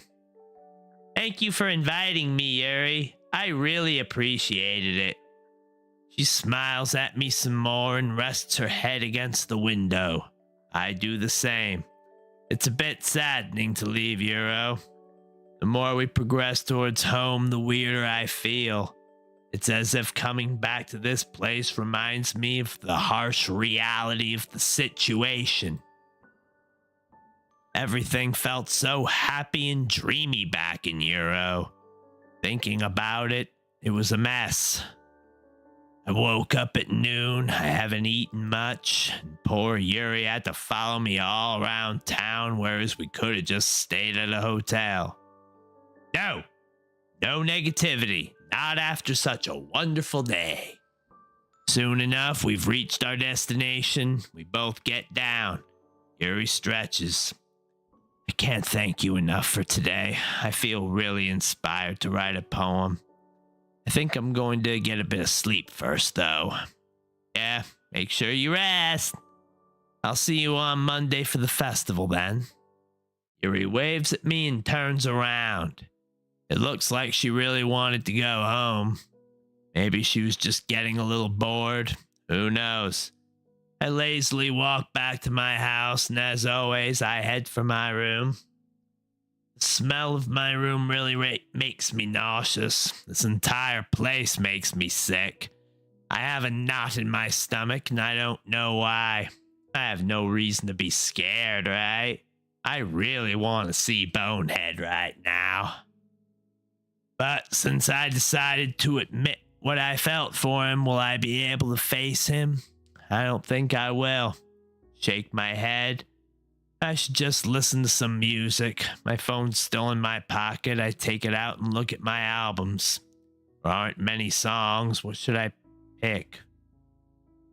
Rock and roll. My entire body relaxes completely. My playlist. Powerful song is a piano. My playlist is full of piano songs. I don't know why, but I just love listening to them. That makes me think I'd love to hear Monica perform one day. I'm sure she's very talented. I've never played any instruments. I'm probably too dumb to try anyway. I sigh and look out the window. As always, the light in Bonehead's house is still on. What could he be doing? Working on his poem for the festival, probably.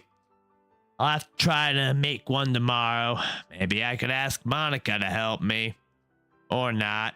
It'd just bother her. She probably has her own poem to write. I lay on my back. Slowly, I feel my eyes close. Today was a good day. Can't let my other problems get in the way. Got to enjoy these moments to the fullest. No negativity. Happy thoughts. Happy thoughts. Happy thoughts. Yuri? Why is she... Did you really believe that I enjoyed our time together, Sayori? I've had one of the most awful days in my entire life. Looking at landscapes, spending time with friends. Do you seriously think I was looking for that? No. I was just trying to get more information on Bonehead. I know how you feel. I know you're in love. She can't know. This is nothing but a bad dream. It'll be all right. Stop lying to yourself. Didn't you say you'd start being honest? You're weak. Why don't you just die? It'd be easier for you and me. And for Bonehead too, probably. I can't die! I won't. I'll fight for everybody. You think fighting is enough? A swordsman with a broken sword is worth nothing, just like you. You're making everything worse just by existing. Why would Yuri say such things? What did I do? Just as I thought today was nothing but a lie. Yuri didn't enjoy it, and neither did I. I forced her to stay with me. It's all my fault. Of course, it's all your fault. At least you got that right. No! I'm panting. Everything around me looks foreign.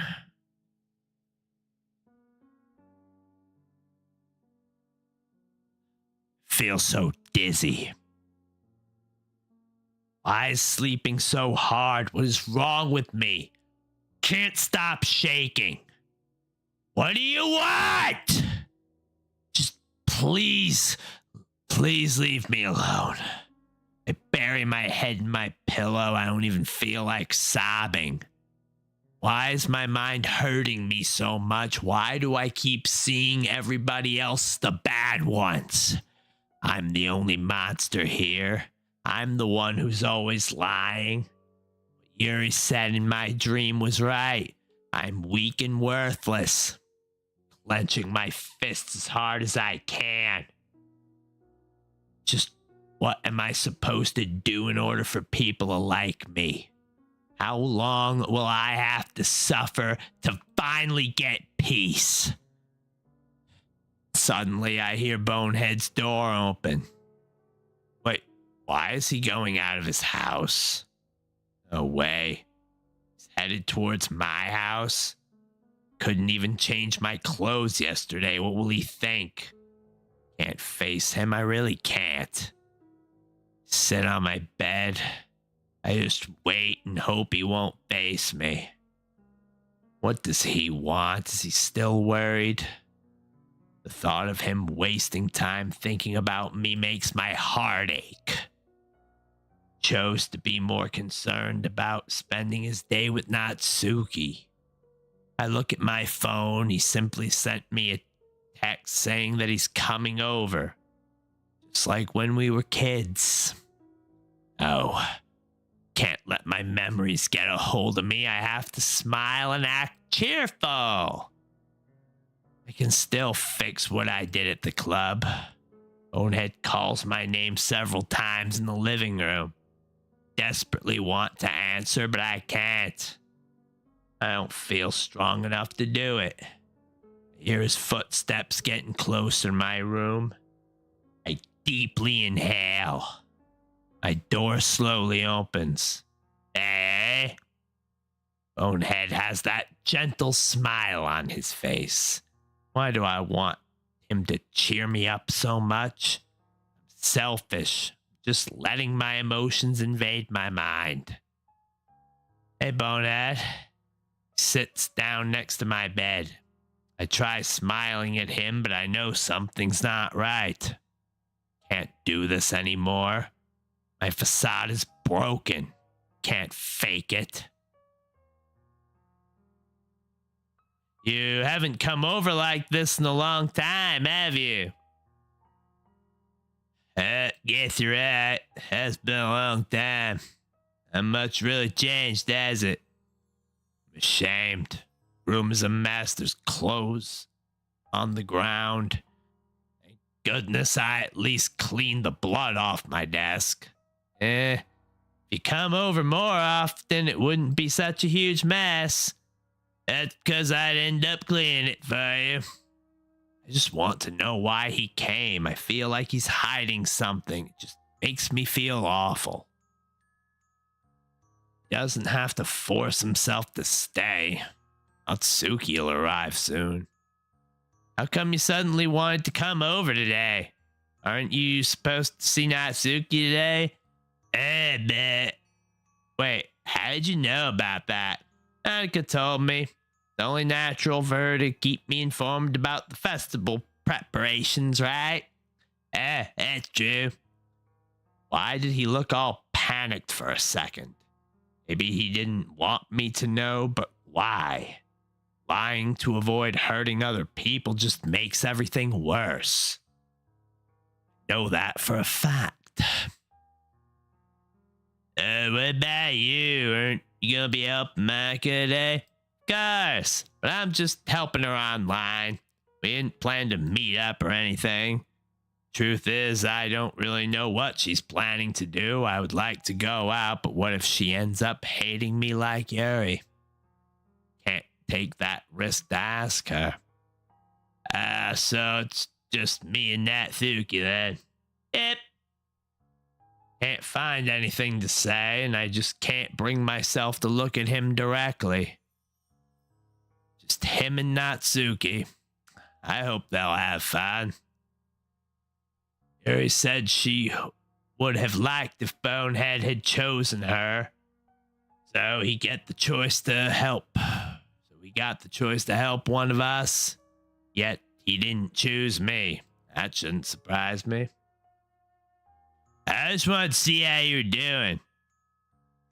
That's why he came here for. Kind of expecting that answer. After you left on Friday, something's wrong. You can't hide it from me. I know you too well. What's this gloomy feeling? Why does it hurt so bad? Had enough. My hands are shaking. I try smiling at Bonehead and I shake my head.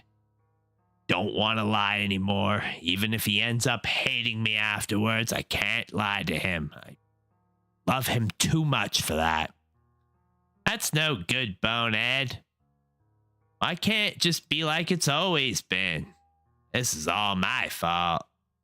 If I didn't get so weak and accidentally express my feelings, if I didn't make that stupid mistake, then you wouldn't have been worried about me at all and you wouldn't have come here. You wouldn't have even been thinking about me right now. But this is just my punishment, isn't it? I think that's why the world decided to have you come over today. It was just to torture me. I can't even laugh properly. My voice is shaking so much and everything is falling apart. All this time I've spent trying to make everybody happy only for it to collapse under me. This is all my fault. I quickly glance at the closet. Would it be justified now that he hates me? Hey! Grabs one of my shoulders. Why does he look so worried and angry and concerned? I don't understand. I don't understand anything. What on earth are you saying? Are you listening to yourself right now? I know something happened to you. There's no other explanation for you to be like this, so just tell me already. Until I know, I won't be able to stop thinking about it. So this is it. This is where everything ends.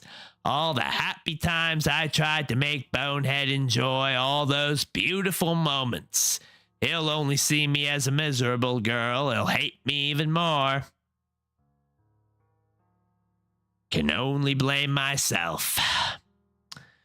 So you really put me in a trap, Bonehead, but you're wrong. Nothing happened to me. I've always been like this. You're just seeing it for the first time. Seeing what? What are you talking about? You're really gonna make me say it, aren't you? Well, I got no choice this time. Thing is, I've had really bad depression my whole life. You know that? Why do you think I'm late to school every day? Because most days I can't even find a reason to get out of bed.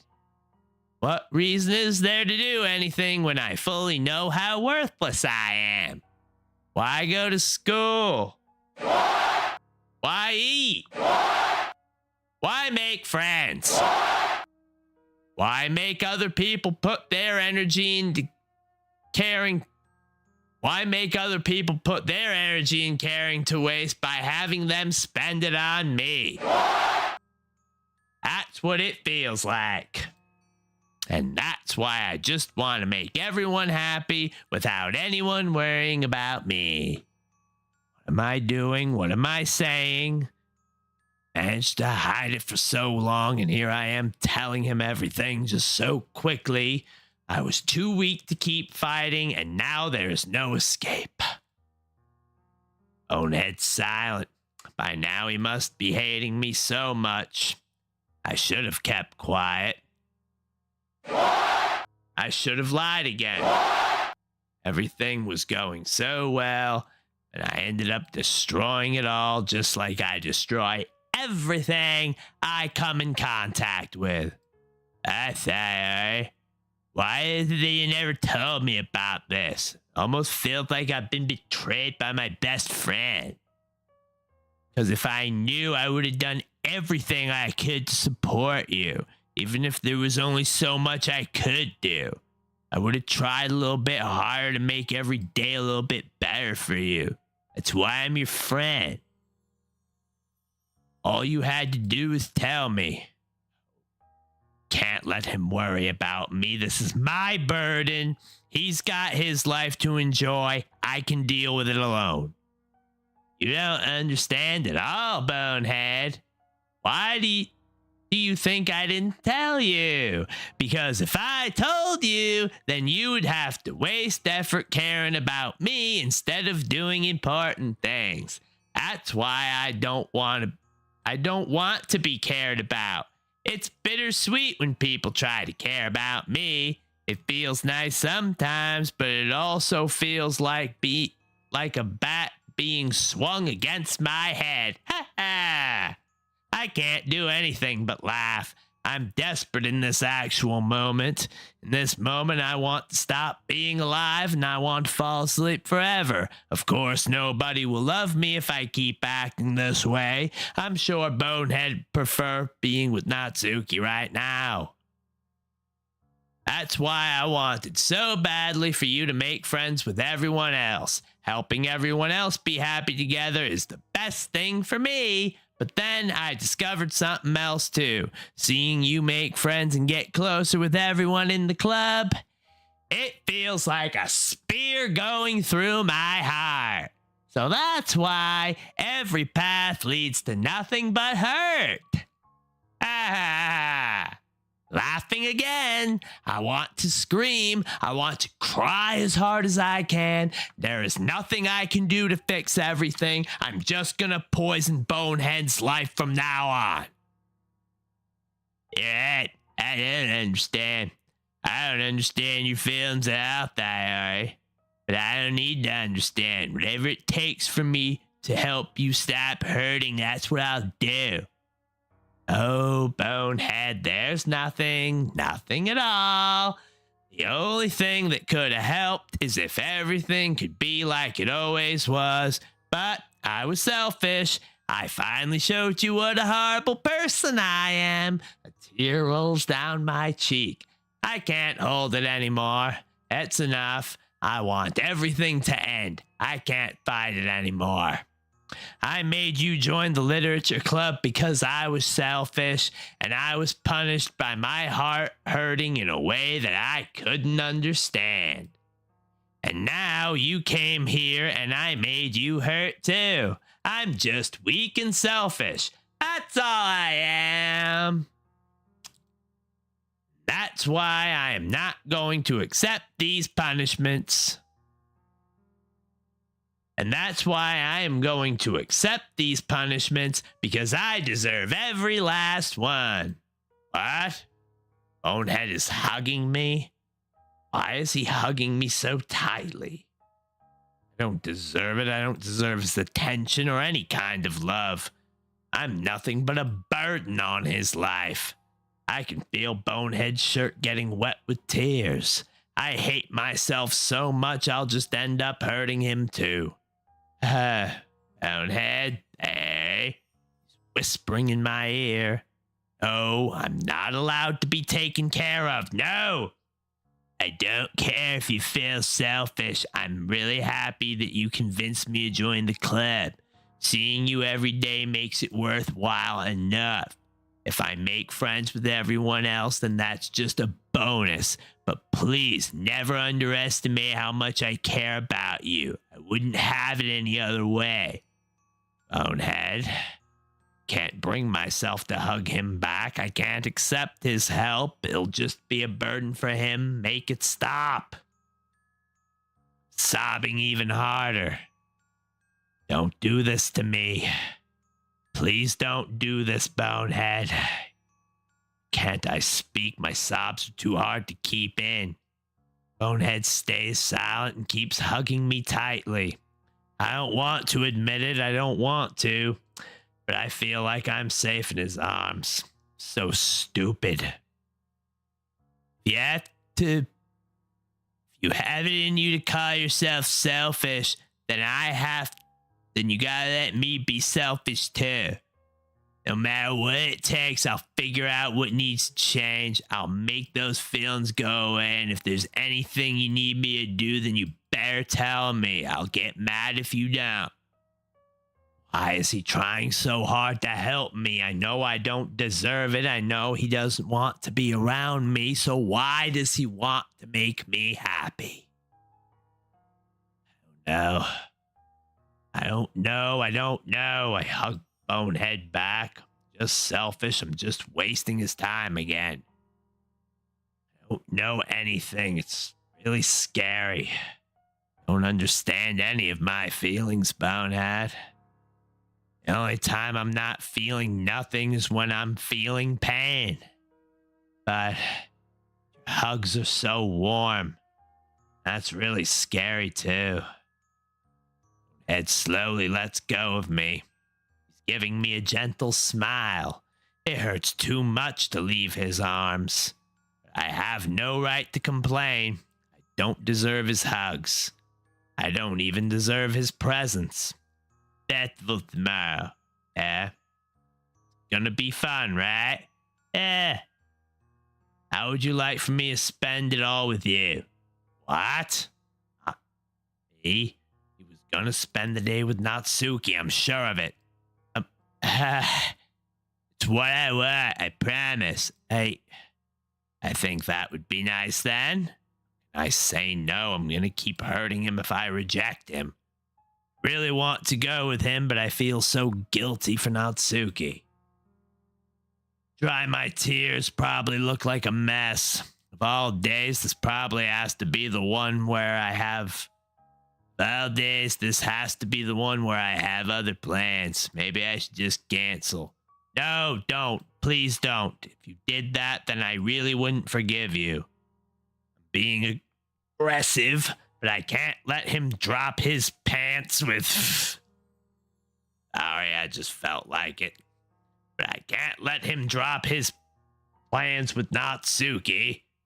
He's already coming with me to the festival, and I can't make him sacrifice everything else for me. Can't let him drop his pants with Natsuki because he's already coming at the festival.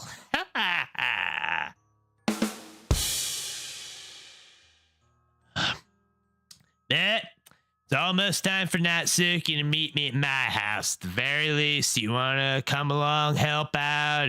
It'd be fun. Oh.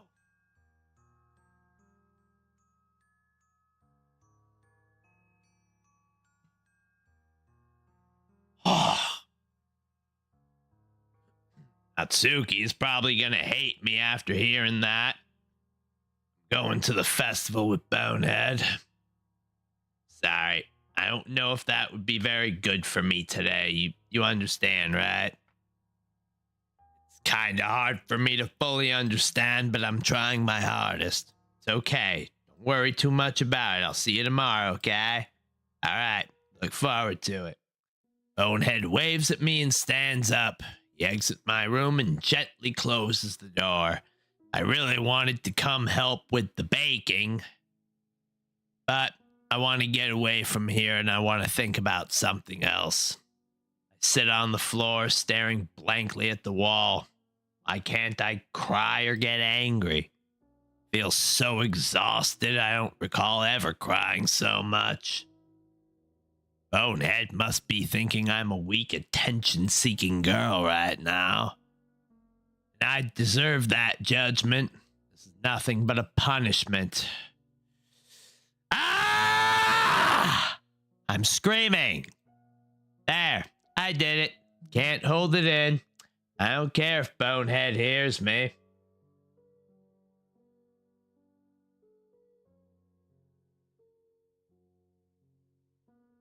I hate myself. I ruined Bonehead's chances of going to the festival with Natsuki. I scream until I can't breathe anymore. Enough. Just let me go already.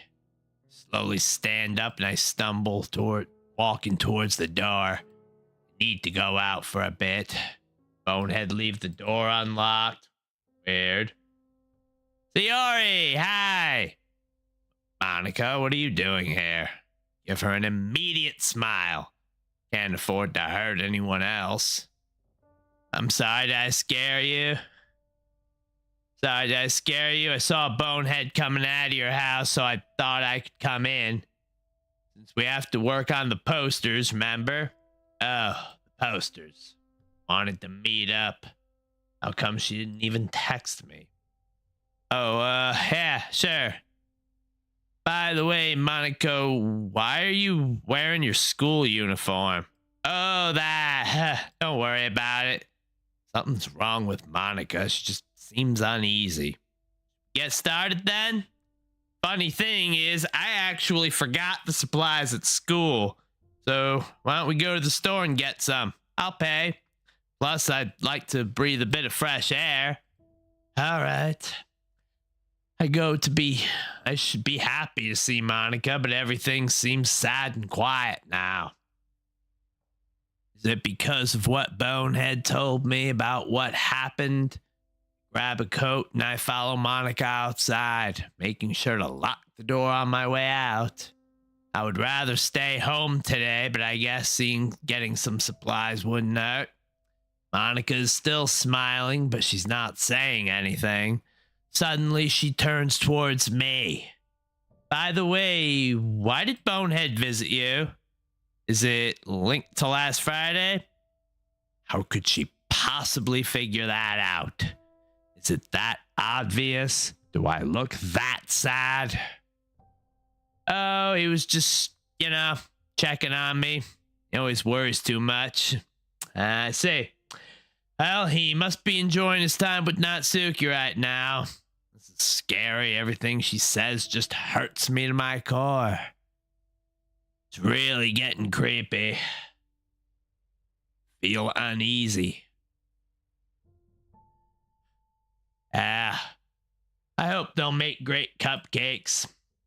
Monica continues walking in front of me. I want to go home and rest. I don't even care about the festival anymore. I hadn't even written a poem. Sayori, what is it?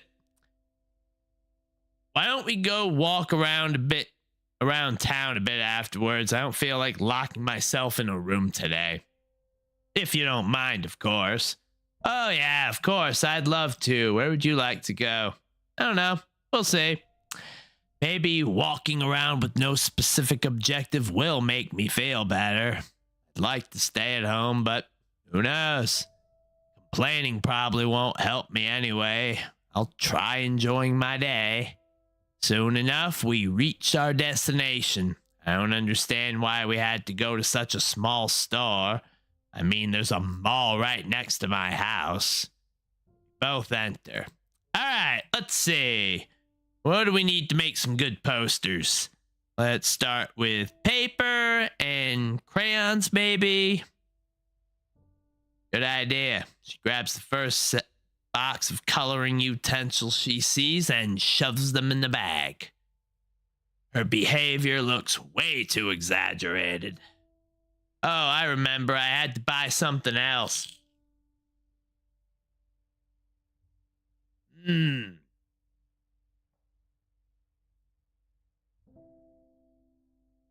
Since Yuri will be making banners, I'll get some rope. To hang them. Rope? To hang? Is something wrong, Sayori? Oh, no. It's alright. Is this all we need? Yep. Monica and I pay at the counter. I don't want to look inside Monica's bag. The rope is already giving me chills. We go out the store. Monica stretches. She's so athletic. I wish I could be like her. Takes a quick glance around. How about going to the bridge? I haven't been there in ages, so that could be cool. Sure. I keep agreeing to everything she says without even thinking. I must be one boring person. Tell me, are you feeling better? What? Truth is, when Bonehead got out of your house, he told me everything about you and your condition. I'm sorry I didn't tell you earlier. He what? No, there's no way Bonehead could have said that. Maybe he did. I don't know anymore. Oh, don't believe what he said. He's probably overreacting. I'm fine, really.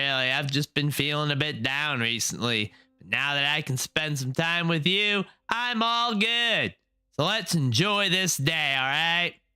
Well, if you say so, let's go. I can't believe Bonehead has done such a thing after all the things I told him. Monica won't lie to me, right? She'd have no benefit of doing so. I'm just being paranoid, that's it. So much wind, the tail ends of my coat are flapping in the air. Monica looks like she's enjoying herself. Would you look at that view? Indeed, it's impressive. View isn't as great as the one that I saw at Euro with Yuri. What happened this morning really destroyed my mood. That bad dream didn't help either.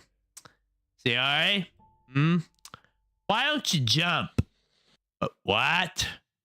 What are you saying, Monica? Why don't you jump? You have an opportunity to die right here. You can still fix what you did. You won't hurt Bonehead anymore. One move and it's all over. Or are you too weak to do it? What did you say? Monica, you all right, Sayori? You're all out of breath. Are you feeling okay? Do you want to go home? What did I see just now? Did I imagine that? I don't feel really good. Did you say something a minute ago? I was spacing out. No, not really. I was just admiring the view and you started acting weird. Are you sure everything's fine?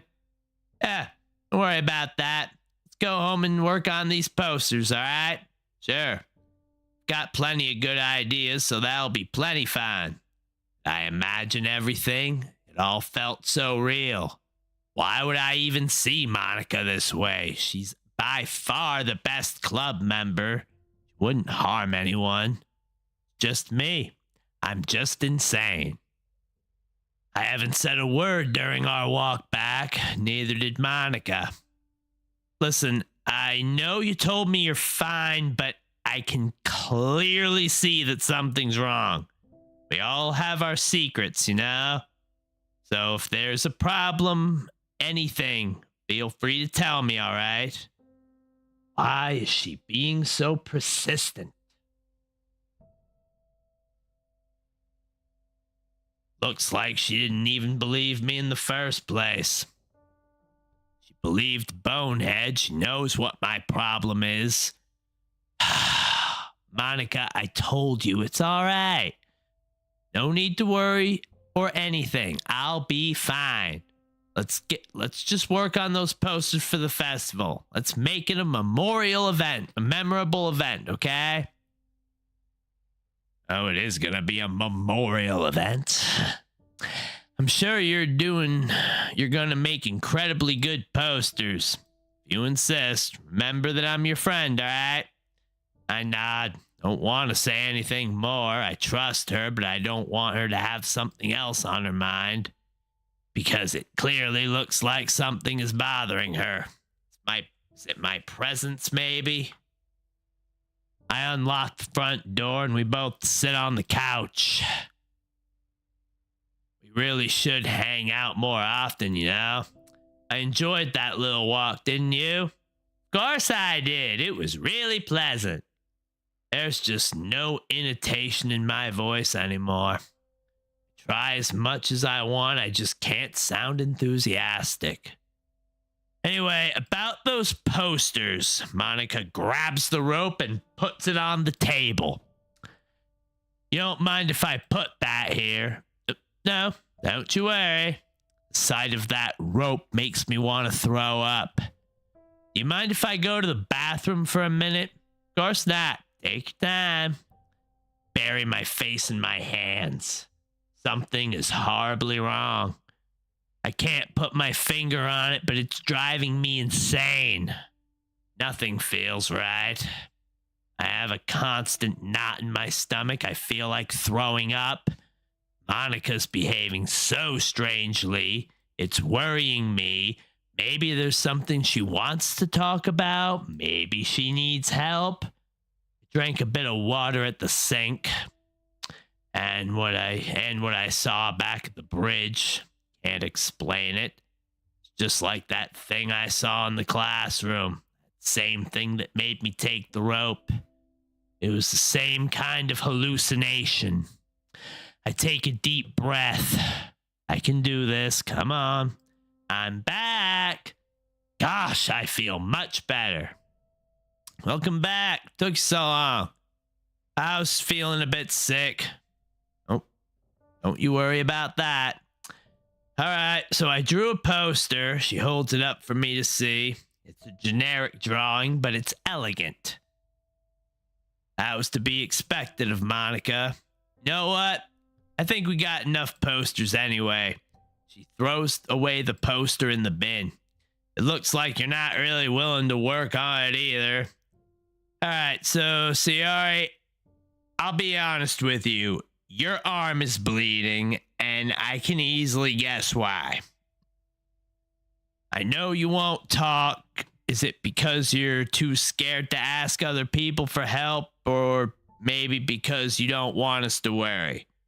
But I'd like to tell you that it doesn't matter if we worry or not. Everyone deserves help. You deserve help. I understand what you're living through. Trust me. I understand what most people are living through. Lifts up her sleeve and there's a scar on her forearm. Did she do that herself? Why would you do that? I know Yuri does it, and I have my reasons to feel like I don't belong in this world. So I wanted to try it, and it was exhilarating. Soon after, I realized that this is not my point of view. You see yourself as a selfish person, as a weak, pathetic girl. I know it, so you believe everything is your fault. You believe that this is all a big punishment for your actions. But have you thought about me, of Bonehead, of Natsuki, and Yuri? When Yuri came back from your trip yesterday, she texted me, you know. Told me that she felt so lucky to have a friend like you. She had a wonderful day, and she told me that you were an amazing person. What you see isn't necessarily the truth. We all have different ways to see things, so you don't have to feel ashamed or worthless. Sounds like a lie or a cliche, but there are people who love you even when you think all hope is lost. No matter what happens, don't lose hope, not even when you think it can't get better.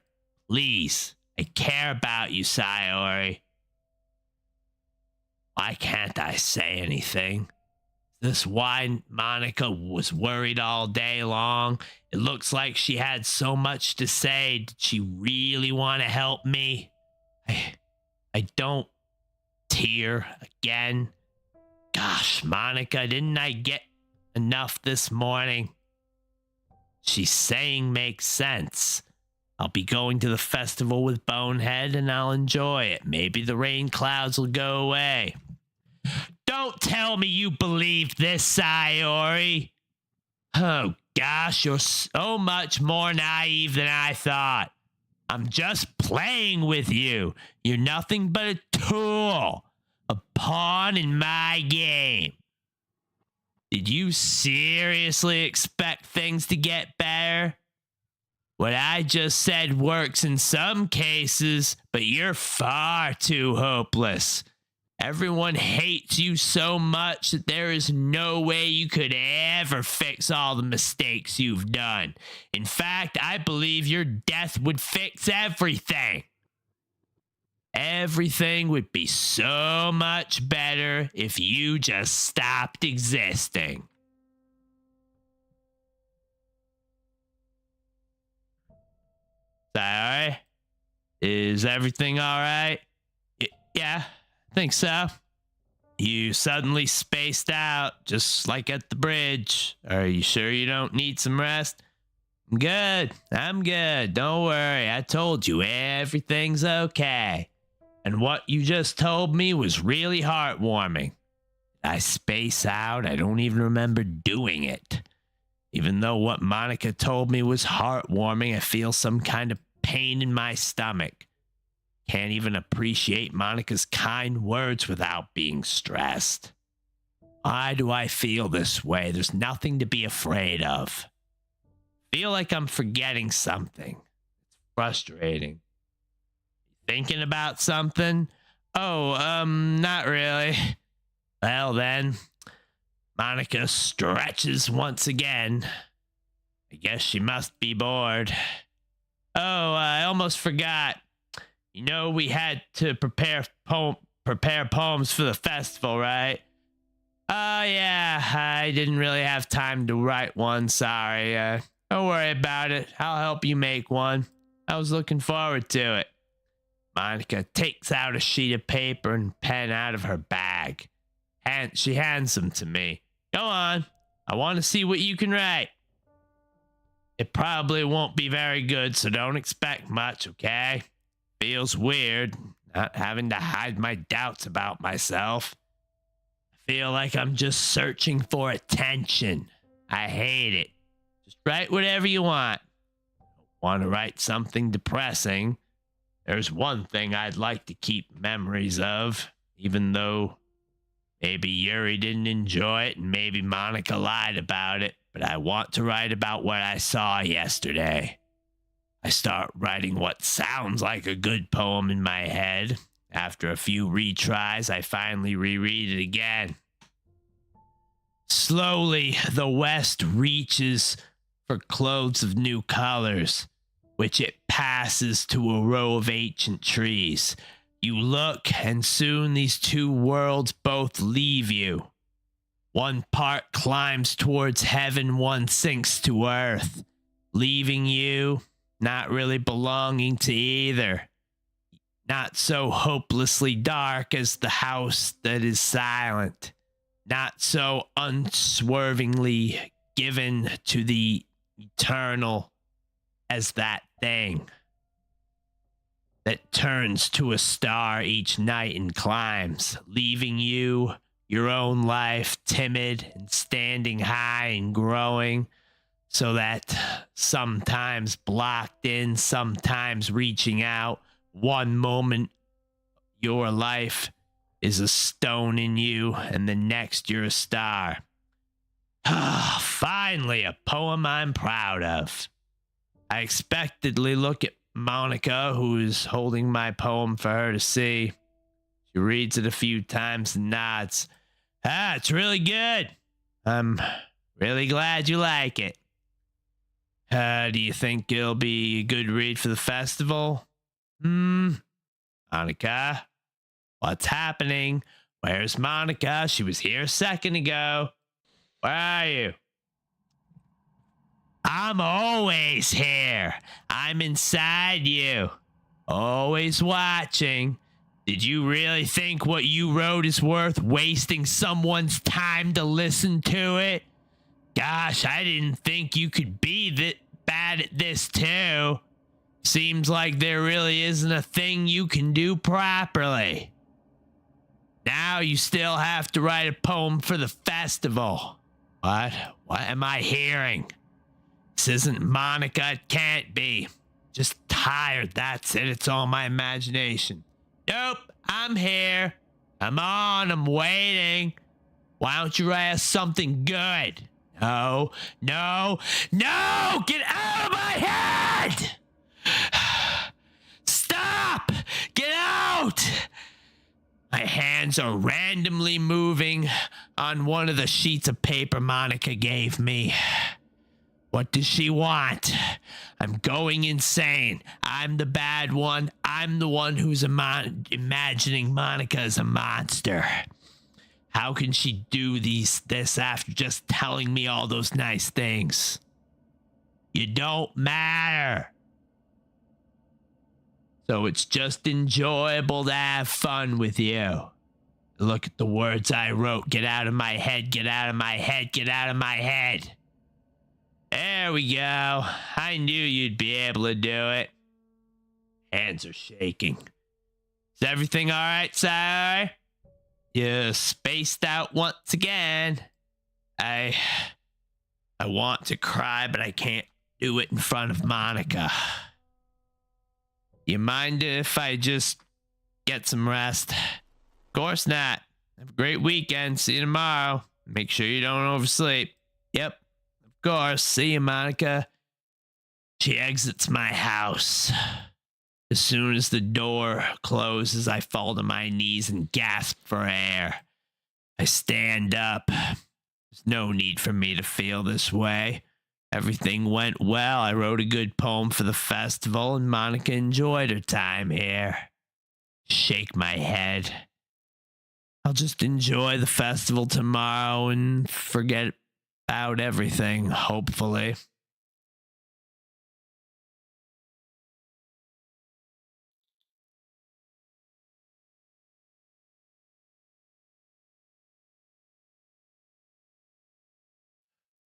Are Natsuki and Bonehead still spending time together? Can't help but imagine the two of them having fun. Sorry. Without a second thought, I go outside. Want to see what they're doing. Keep imagining things I don't want to see. What's the problem with my imagination? Those dreams, those hallucinations. Suddenly, Bonehead's door opens. He and Natsuki walk out. Well, I guess I'll be off then. Thank you for all the help and everything. I'll see you tomorrow. Hey, Natsuki, what you said before about not always having this chance, it doesn't have to be that way at all. I had fun today. Showed me how to have fun, how fun bacon can be, like you wanted. But aside from that, you can come over anytime, okay? I think that if possible, I'd like to spend more time like this. If you want to read manga or go out somewhere, do you really mean that? She's intensely staring at Bonehead. Shouldn't be seeing this. It's none of my business. So why won't my legs move? Why do I have to stay here and watch this? Is this another punishment? I just want to spend more time with you. Bonehead, I thought you only cared about getting this done. I'm sorry. I'm sorry I had to leave so early today. I would really stay here longer if I could. Feel the same way as you, Sam. Suki slowly takes a step towards Bonehead. Before her face approaches his, I close my eyes. I'm witnessing something I'm not supposed to see. What if they spot me? I'll ruin everything. Hey, Natsuki? No noise. Don't tell me. Tell me Natsuki's kissing Bonehead. Why do I feel the urge to scream? My heart throbs. I've felt it for a while now. I hear Natsuki stumble. Something go wrong. Sayori? No No, there's no way I just got myself in this situation. Did I really just ruin Bonehead's moment with Natsuki out of pure selfishness?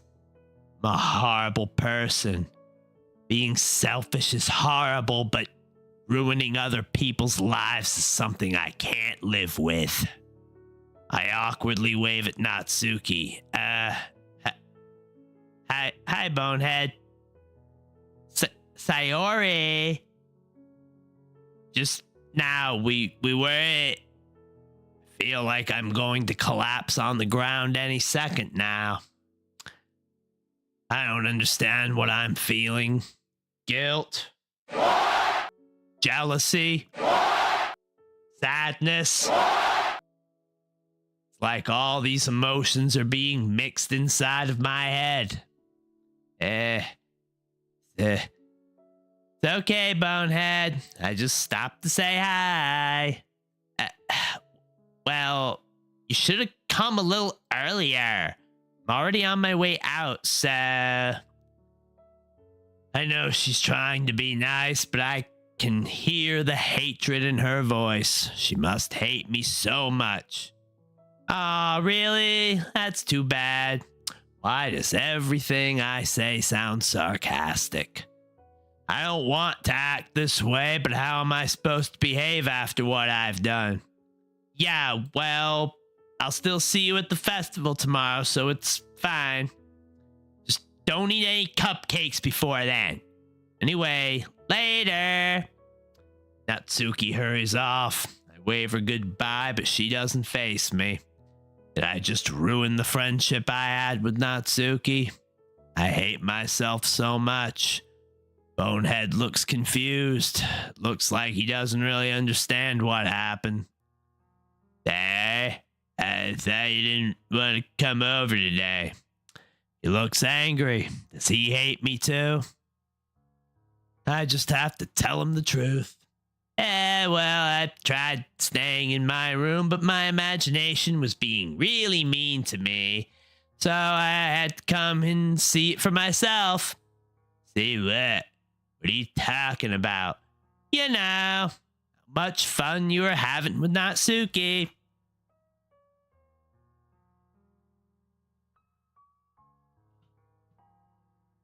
And how close you got to her.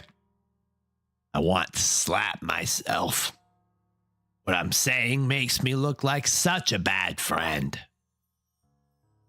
I'm sure Bonehead won't ever talk to me again after this. It makes me really happy that you made such good friends. That's all that matters to me.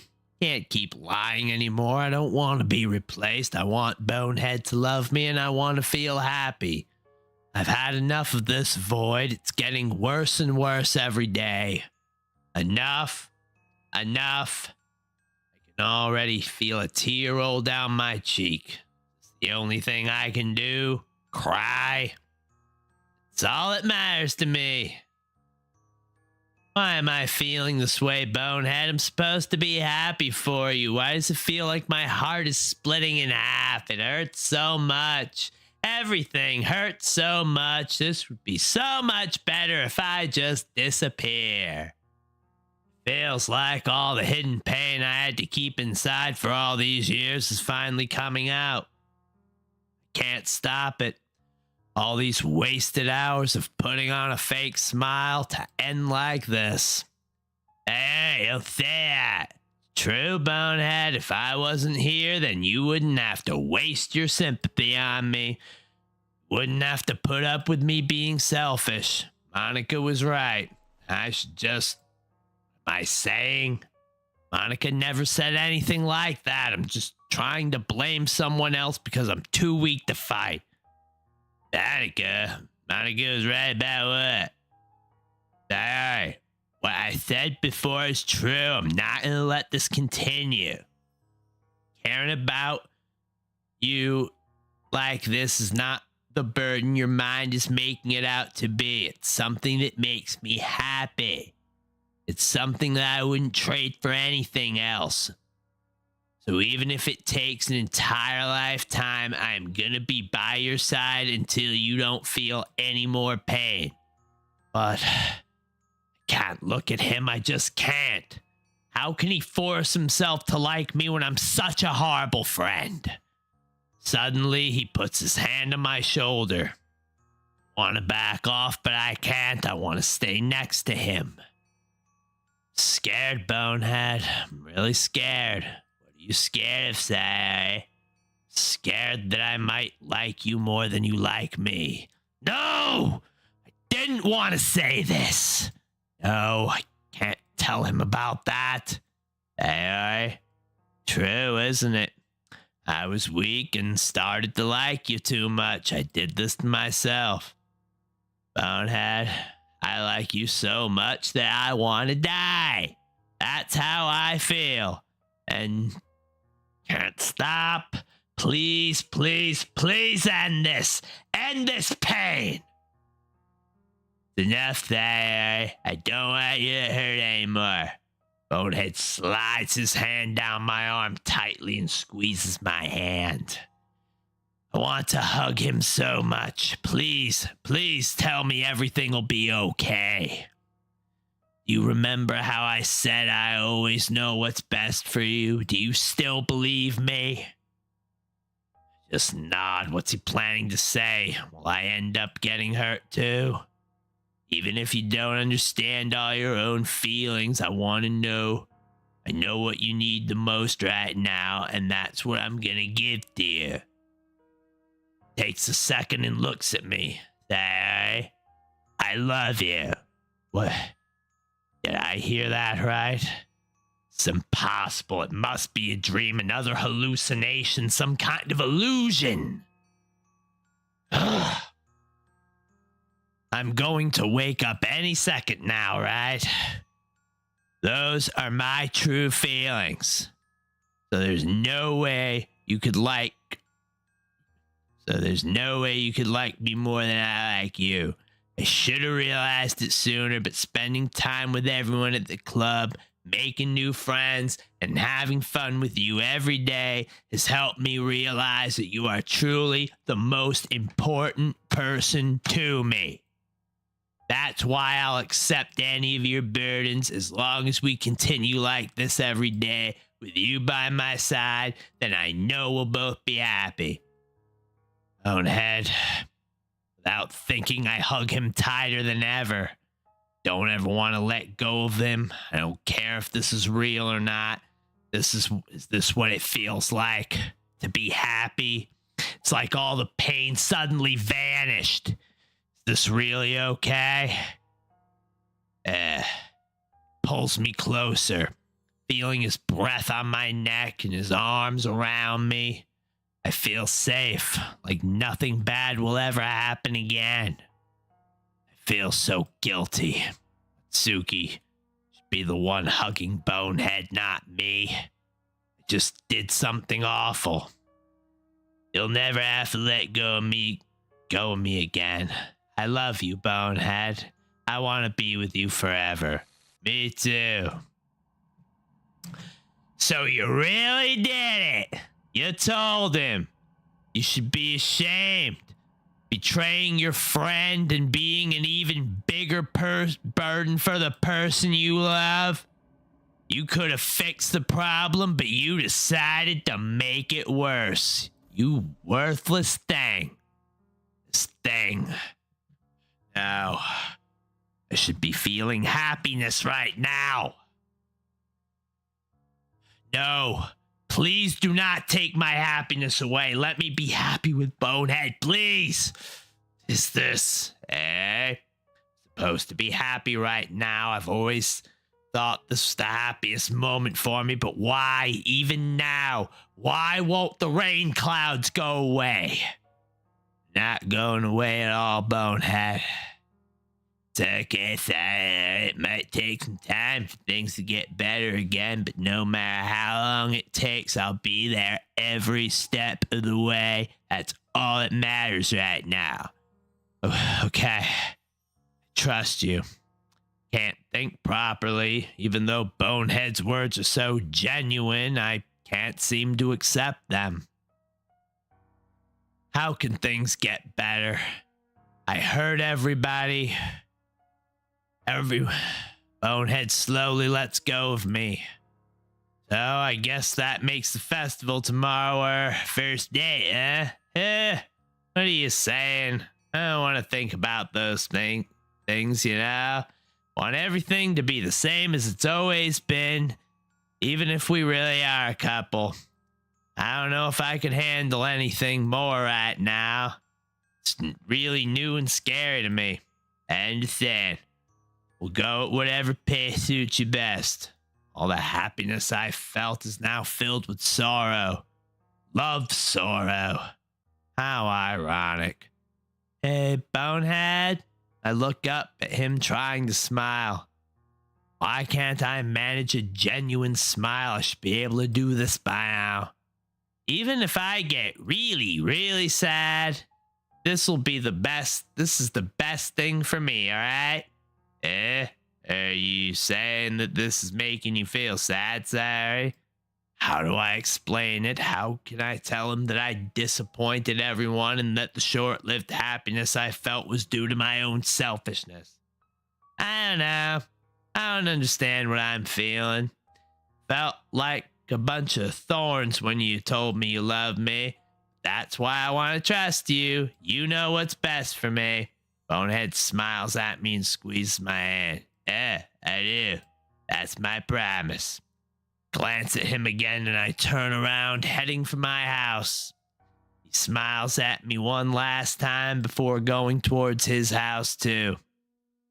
I sit at my desk. So this is it.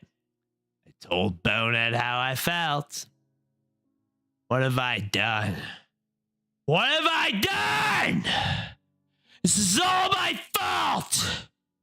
I start sobbing. Disappointed all the people I know. I hurt Natsuki while she was about to experience the happiest moment of her life.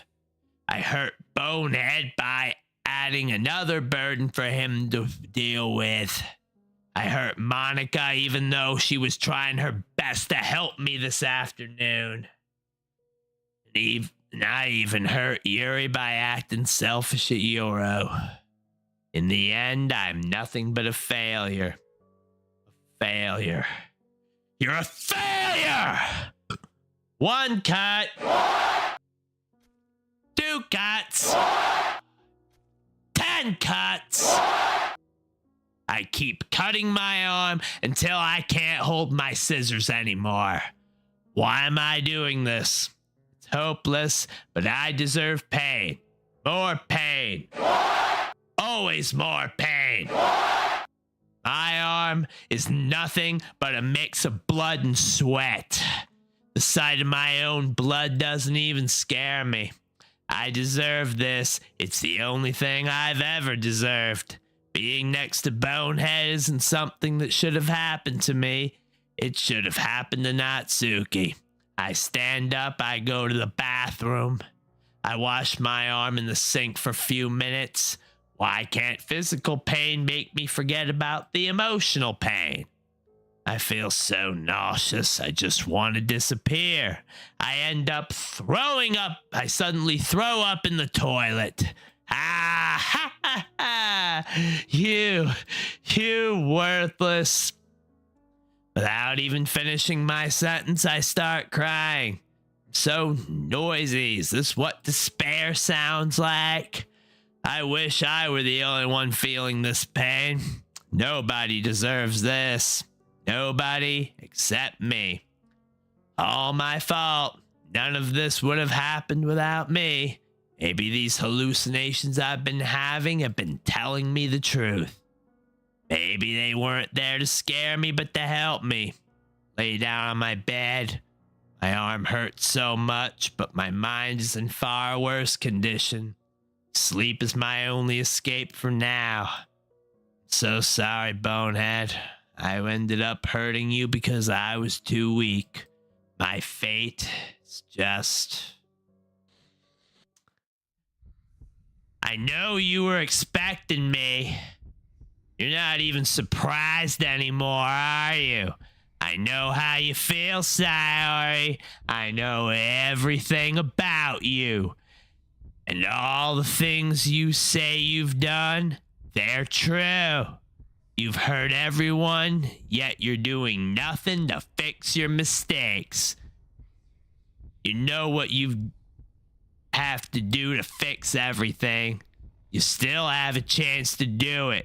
One last chance until your entire world shatters to pieces. Don't waste it. No! Leave me alone! Feels like I've been hit by a train. All my guilt, all my pain, it's all in my head making me suffer. Why won't these dreams stop? Why can't I just enjoy my life like everyone else? Why do I deserve this? I stand up, still stumbling. My arm hurts, but I don't care. My heart hurts more. All those people I hurt, they must hate me so much. The hallucinations were right. Why don't you jump? You're so weak. You can't even fight. Tired of fighting. I don't want it anymore. I open my closet. The rope is still there. It's as if it had been waiting for me to come back. Maybe this is how it's supposed to end. It'll be better for everyone. So sorry. Tears are streaming down my face. I don't want to go. I really don't want to. But it's like this world just keeps torturing me in order for me to leave. So this is it. I'm weak. I throw the rope on the floor. I tear a page from my notebook. I grab a pen and I write a few words. Now everyone can be happy. It's already stained with tears. I don't want to write a letter to tell people what I feel. But what would Bonehead think if I didn't even leave anything behind? I gently fold the paper and I leave it on the desk. Grab the rope on the floor. Why am I shaking so much? I should be happy. This is it. Pain will end. I won't hurt anybody anymore. It'll be a relief to everyone. I won't bother you anymore. Tie the rope to my ceiling fan. How come I can do a hangman's noose this easily? I've never even learned how to do one. Seeing the rope hanging from my ceiling like that makes me shiver. But this is it. This is my fate. This is how it's supposed to end. This is what I deserve. This is my final punishment for being so selfish. Climb onto my chair, grab the noose with my two hands. Don't want to do this. Can't be weak. For once, for this time, I can't let myself be weak. I can do this, not for myself, but for everyone else. Bonehead will finally be relieved of his burden. He'll be able to live his life with Natsuki. Yuri will be able to breathe a bit without having to spend time with me. Monica won't have to deal with such a bad vice president, and Natsuki won't see me as an obstacle anymore. Why is it so soothing to think that everything will be over soon? I put the noose around my neck. So sorry. Why don't I jump now? What's preventing me from doing it? Just one push and it's all over. It won't hurt. No more than what I'm already feeling. My hands tighten around the noose. I wonder who will find me. How long will my body stay here? Bonehead's still sleeping. He doesn't know. He'll never know the pain I had to go through. But he'll never have to go through the pain of sharing his life with me. Will it hurt? What will I look like? Will they remember me? Will it hurt them? How ironic. I'm probably going to hurt them even after my death. But it's only temporary. They'll soon forget about me, and I'll be replaced. After all, I had nothing special to give them. Always laughing like an idiot, wasting everyone's time. There's definitely no future for me. I'm sure Bonehead doesn't even love me. Just tried to cheer me up. One he truly loves is Natsuki, and I ruined it. Finally, you'll get to be happy, Bonehead. In between my sobs, I just say 3 little meaningless words. I love you. I step forward off the chair. I end up kicking it down. I don't feel anything. My throat hurts. The pain is horrible, but I can endure it because this is my punishment. It's so weird. It's a feeling I've never experienced before. Why am I being so calm about this? I should be screaming, crying, but I'm not moving. No. Wait, no! No! I don't want this! I try to untie the rope, but it's just too tight. My hands are bloody, and they're way too slippery to get a proper grip on the rope. Please, anyone, help! I can't cry. I can't do anything. It's like my body ain't even there anymore. Please, just let me be next to Bonehead one more time. Promise I'll be a better person. Please save me. I regret. It's all my fault. I decided to do this all because I was too selfish. Maybe if things went differently, then Bonehead could have saved me. My hands feel so numb. I'm so sorry. I didn't want this. I swore I wouldn't do it. Yet I did it without a thought.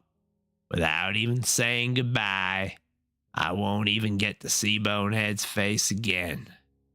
I love you. I want my last words to be for Bonehead.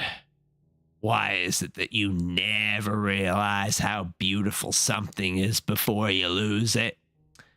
This is unfair. I want to keep going. I want to live. I want to fight.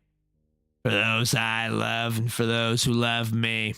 There's no way to go back. There's no chance for me to fix my mistake. My final mistake. In the end, I was in the wrong. I saw things my own way. At least for now, everyone can be happy.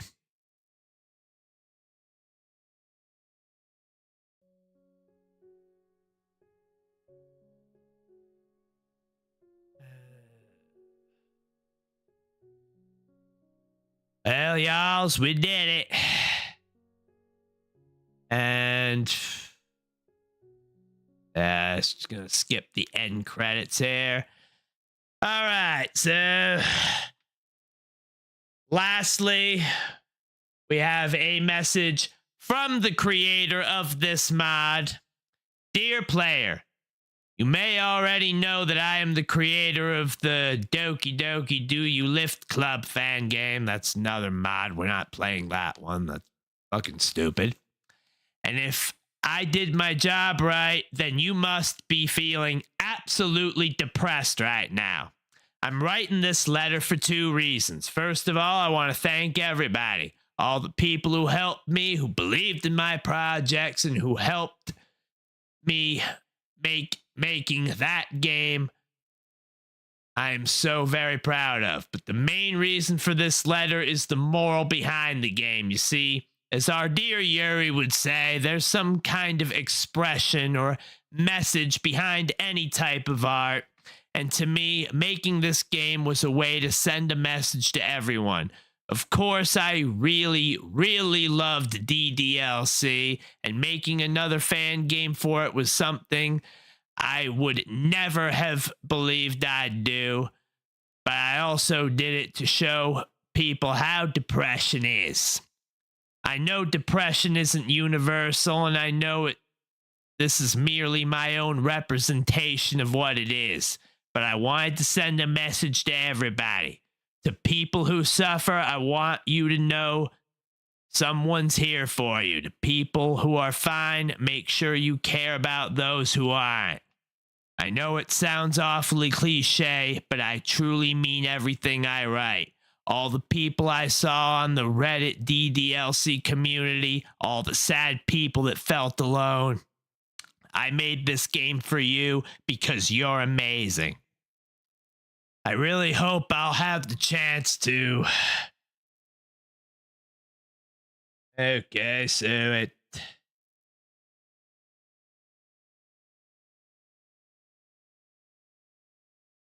That closed out before I had the chance to finish reading it, but luckily I have a screen capture of it. So, gonna have to read it off camera, but yeah. To all the sad people that felt alone, I made this game for you because you're amazing. I really hope I'll have the chance to work on some more projects one day. It has changed my state of mind and my vision of things, and I hope it did for you too. Oh, also, I'd like to thank Eju Mike. If you see this, I'd like to know that you really changed everything for me. Seeing my game in a video of yours was absolutely incredible. Thank you. And I suppose I can retroactively take that thank you as well at this point, because I'm certain that I am the only one who has played this within the span of one live stream. Props to Margaret so-and-so for proofreading and support. Thank you so much for everyone's support. Now go get some tissues and dry those tears. And sincerely, just call me Psychodev. Don't bother with my name.